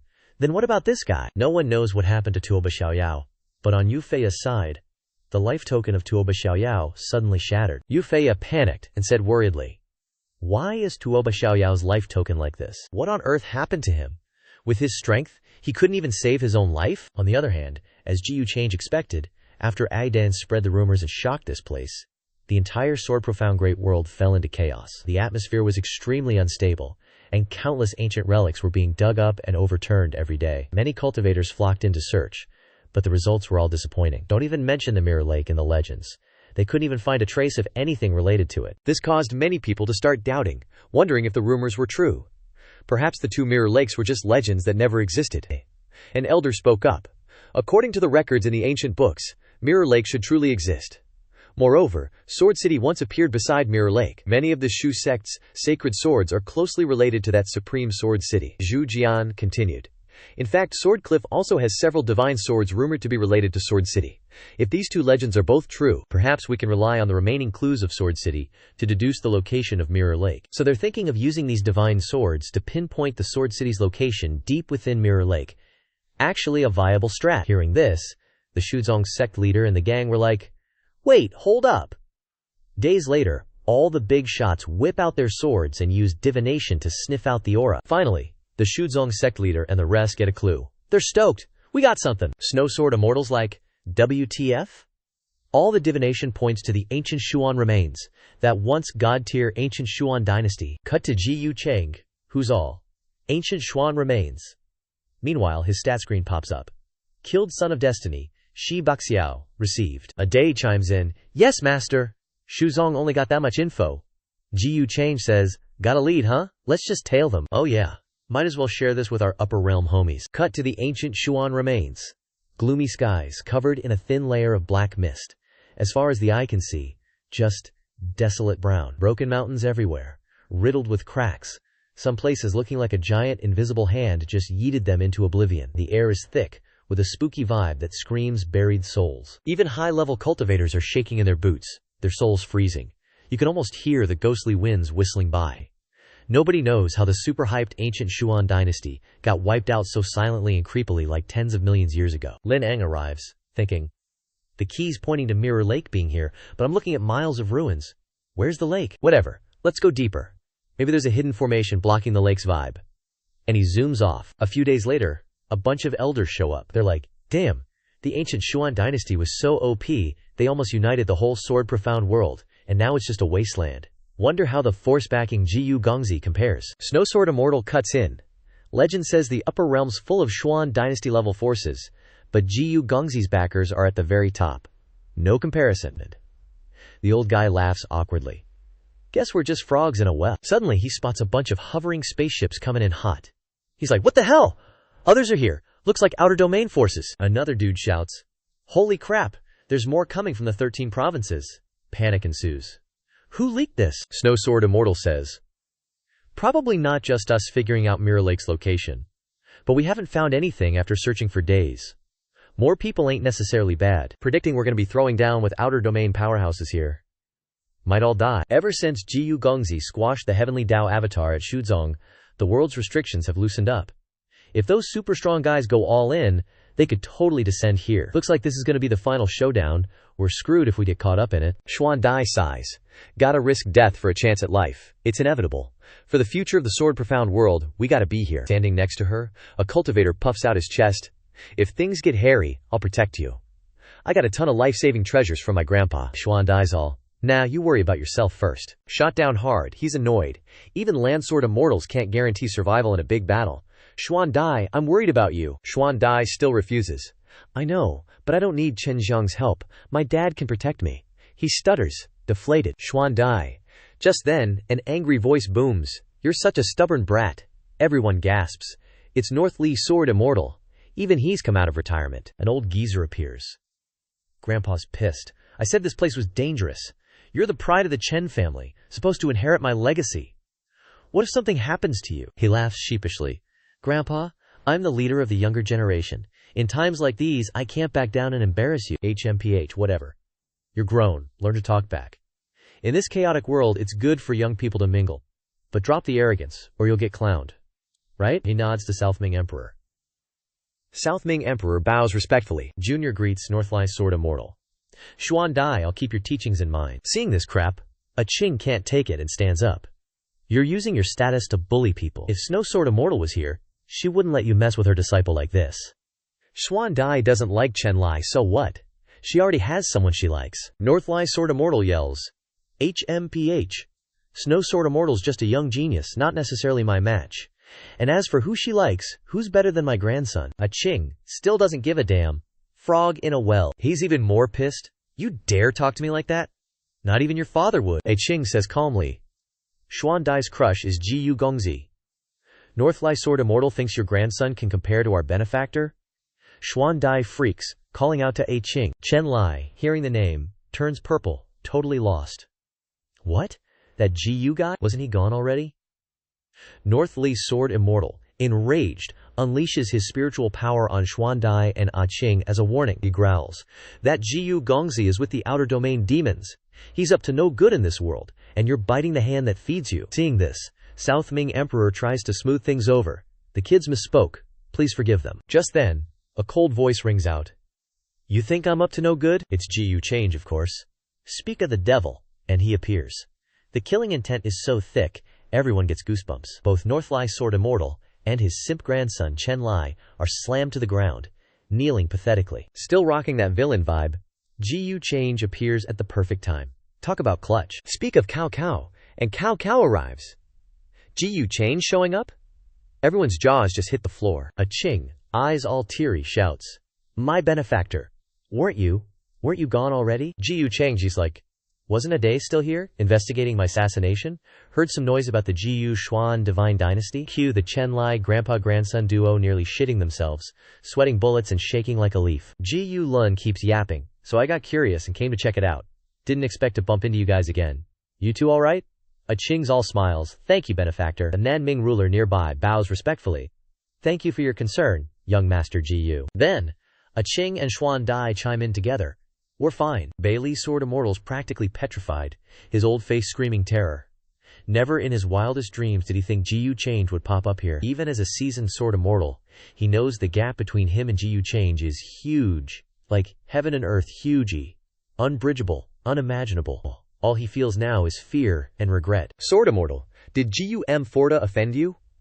Ji Change casually glances at him, no obvious pressure, but Baleen Sword Immortal freaks out, stumbling back, forehead dripping with cold sweat, voice trembling. No, nothing at all. Ji Lun's all nonchalant? So, no apology then? Dude immediately starts slapping himself, head bowed low, hiding a look of pure resentment. Only remorse and fear on his face now, no more of that tough guy act. I didn't say anything. I was out of line. Please forgive me, young master Ji. Chen Lai's jaw is on the floor, face blank. Grandpa, why are you slapping? He stammers. Completely lost. The kid's clueless. Please don't mind him, young master Ji. His disciples immediately kneel in terror. Thought it was over. Thought he'd get off easy after groveling like that. But suddenly, dark, icy energy bursts out behind him. It lifts him up in the air, and he's freaking out. Who is it? Chen Lai's face is pale with terror, frozen still. Then boom boom, his body explodes. Gramps just kicked the bucket, cold as ice. Chen lies down below, calling out in disbelief. Grandpa! Everyone's still confused when suddenly a hot chick appears, pointing right at Chen Lai and saying, I am Luan Huo, elder of the Divine Spirit Mountain, paying respects to young master Change. This guy dared to question you, he deserved to die. If you want, I can take care of this little turd right now. Ji Chang's still silent. A Qing and Xuan Dai are nervously watching him. A second later, Ji Change frowns, voice full of rage. Who told you to kill him? You think I'm some bloodthirsty maniac? You're making me look like a cruel tyrant. Luan Huo's mind just blue-screened. She's thinking, weren't you always like that in the upper realm? Unreal. Ji Change keeps acting, nails the role, points right at her. That old man just said some rude things, didn't deserve to die. Why did you kill him? The girl's stunned, speechless, stammering. Ahem. Ji Change emphasizes, don't do it again. Chen Lai's scared shitless, but at least he didn't die. Just then, everything around them starts changing. A Qing and Xuan Dai are shocked, turning to look. Not far away, black mist is swirling, covering the sky. Explosions are rocking ancient warships. Powerful spiritual senses clash, sending out shockwaves. Everyone's clearly terrified. The Nanming ruler gasps, they've engaged! Xuan Dai adds, That's Ice Snow Sword, my master's technique. At the center of the battlefield, the fight's intense. Snow Sword Immortal is losing steam, heartbroken to see her fellow disciples being slaughtered. Fourth Elder! Seizing the opportunity, a strong guy's fist comes crashing down, eyes flashing with murderous intent, sneering. You guys are so weak you dare get distracted? The fist slams into Snow Sword Immortal. She coughs up blood, losing her balance and stumbling back. But it doesn't stop there. Countless strands of spiritual energy shoot into her body, controlling her limbs, even her ass. Snow Sword Immortal is strong, but she can't move a muscle. She's smug. You guys barely made it to Quasi-Emperor, and you think you can stop us? Just let us carve you up, then break. But before she can break, Snow Sword Immortal's body vanishes. And who saved her? None other than Ji-Yu Change. The girl's pissed, yelling, You're young Master Change, no freaking doubt about it. Held in Ji-Yu Lun's arms, Snow Sword Immortal's shocked. Young Master Ji-Yu, why? Why did you come back? Ji-Yu Liang doesn't answer, just turns to the others and says clearly, Everyone, this Snow Sword Immortal is practically a friend of mine. How about you give me some face, and let this one slide? The elders rush over, touched. Young Master. Snow Sword Immortal's deeply grateful, thank you. Ji-Yu Lun smiles. Sect Leader Shu, long time no see. Up front, one dude steps up and says, Since young Master Cheng Ge has spoken, of course, we gotta show some respect. The girl in the squad, still annoyed, whispers to him, Ji-Yu Change, what's this brat playing at? He replies, No clue. Let's see what he has to say. Ji-Yu Change steps forward, cupping his hands respectfully. This must be the old ancestor of the Dayu Immortal Dynasty, right? Been admiring you for ages. The old dude forces a smile. Young Master Cheng Ji is too kind. Oh right, we heard there's the legendary Mirror Lake in these ruins, which might contain what we're looking for. Could it be you're here for the same thing? Ji-Yu Lun smiles and replies, I just heard about this place recently. I'm not really sure what's going on. I'm just here for the vibes, so don't mind me. How about young Master Change join forces with us to go deeper and see if we can find the entrance to Mirror Lake? Ji-Yu Change keeps up the act. Ji-Yu isn't really interested. I only intervened just now because I couldn't bear to watch that scene. I won't interfere in your affairs anymore. Behind her, one of Shu Jiankexian's buddies whispers to her, What do you think? If young Master Ji-Yu stepped in to stop all this, what are the chances? He seems to care about you a lot. Zhu Jiankexian says, Young Master Ji-Yu doesn't have any malice towards our world, but how could he stand against his own people for my sake? Don't get your hopes up. He's already done more than enough for us. Up front, the elder of the Dayu Immortal Dynasty says loudly, With young Master Change's strength, it's a real pity, but since you're not interested, we'll take our leave. Ji-Yu Lun, hearing this, doesn't stand on ceremony, and waves his hand. Please, go ahead. Behind them, Xue Jiankexian is worried. If they seize the Mirror Lake first, the consequences will be disastrous. Hurry, keep up. Hearing this, Ji-Yu Lun gently reminds her, Think carefully. If you guys clash again later, I won't intervene. Xue Jiankexian says helplessly, Thanks, but I have no other choice. Ji-Yu Lun chuckles to himself. Well, everyone has their destiny. Those who are meant to die will die sooner or later. At the same time, in the boundless abyss, where the ruins of the ancient sword city are buried, the origin of all sword-based sects and factions in the Xuan sword world, Lin Yin slowly scans the hazy ruins in front of him, urgently following the traces led by the key in his hand, thinking to himself, I can clearly sense countless intertwined ancient sword intents here. The key is finally reacting. This direction is definitely right. He grinds his teeth in weird annoyance. Why are these extraterritorial demons arriving here so quickly? I need to be faster. In his hand, the key continues to glow. Suddenly, a spatial gate appears before him. Lin Yin cries out in joy. There really is a hidden space here. Lin Yin steps inside, his face filled with surprise and joy at the sight of the ancient temple. This is clearly a miniature world, with endless forests stretching as far as the eye can see, towering mountains overlapping each other, and a vast sky above filled with swirling white clouds like a sea. He is standing right at the entrance, surrounded by countless towering peaks, so high that he can't see the tops. Along the mountainside, steps descend, solemn and sacred, leading straight down, like a pilgrimage path to a holy temple. In the deepest part of this space, Lin Yin sees a towering pagoda, its entire body radiating a golden light, majestic and magnificent, so tall that he can't see the top, hidden in the thick clouds. Not only that, but this space is also home to countless flying birds and beasts, with holy auras, feathers and bodies glittering, like divine beasts from the realm of the gods, unafraid of people. Could the Mirror Lake be next to that towering pagoda? Awesome! Lin Yin looks into the distance, moves his body slightly, and steps down the mountainside steps. In the blink of an eye, he disappears into the depths of the forest. As soon as Lin Yin enters this place, a major event occurs inside Xuandi. Eerie hissing sounds resonate, no one knows where they come from, mixed with dense howls. From every corner of Dine, countless vengeful spirits appear, like ghosts crawling out of hell. At the same time, the black smoke here begins to surge violently, rolling out, covering the sky, and then rushing towards the areas where the cultivators are gathered, as if to swallow everything. What's happening? Why has this place suddenly become like this? Why are there so many vengeful spirits? This sudden change causes all the cultivators of the Sword Xuan world to change their expressions drastically. Their faces pale with fear, and a sense of unease rises in their hearts, and they hurriedly retreat to the edge of the area, not daring to stay for another moment. Could someone have approached the Mirror Lake and triggered a restriction? As soon as he utters a few words, he is suddenly ambushed, a force piercing through his abdomen, and red blood gushes out. Zhu Jiangxian cries out in shock. Eldest Sword Immortal! And the one who attacked is none other than the people of the Dai Yu Immortal Dynasty. He says uncomfortably, "What are you yelling about? If you want to enter that place too, then hurry up and find a way. Otherwise, go die. Even Ji Change can't save you now." Sui Jiangxian, hearing this, is furious, and grits her teeth and growls. "We're all from the outer realms. Why is young Master Ji so reasonable, while you rely on your strength to bully the weak?" He emphasizes, "Oh, reasonable."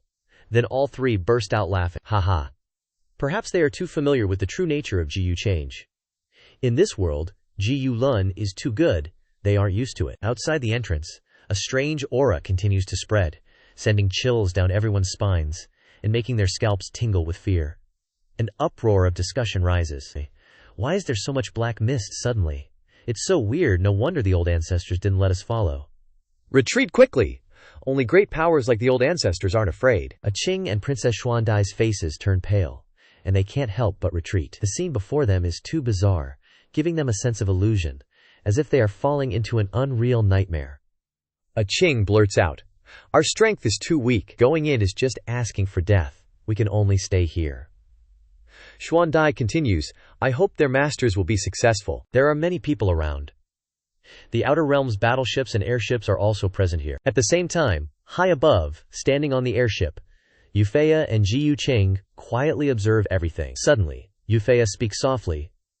"I wonder if young Master Cheng ever met Tuoba Daoxiao before while you were in this world." Ji Lun replies calmly, "Tuoba Daoxiao? He's dead." Yufei is stunned, hesitant, and disbelieving. How do you know? Then do you know how he died?" Ji Lun smiles coldly, and says casually, "Why? I killed him."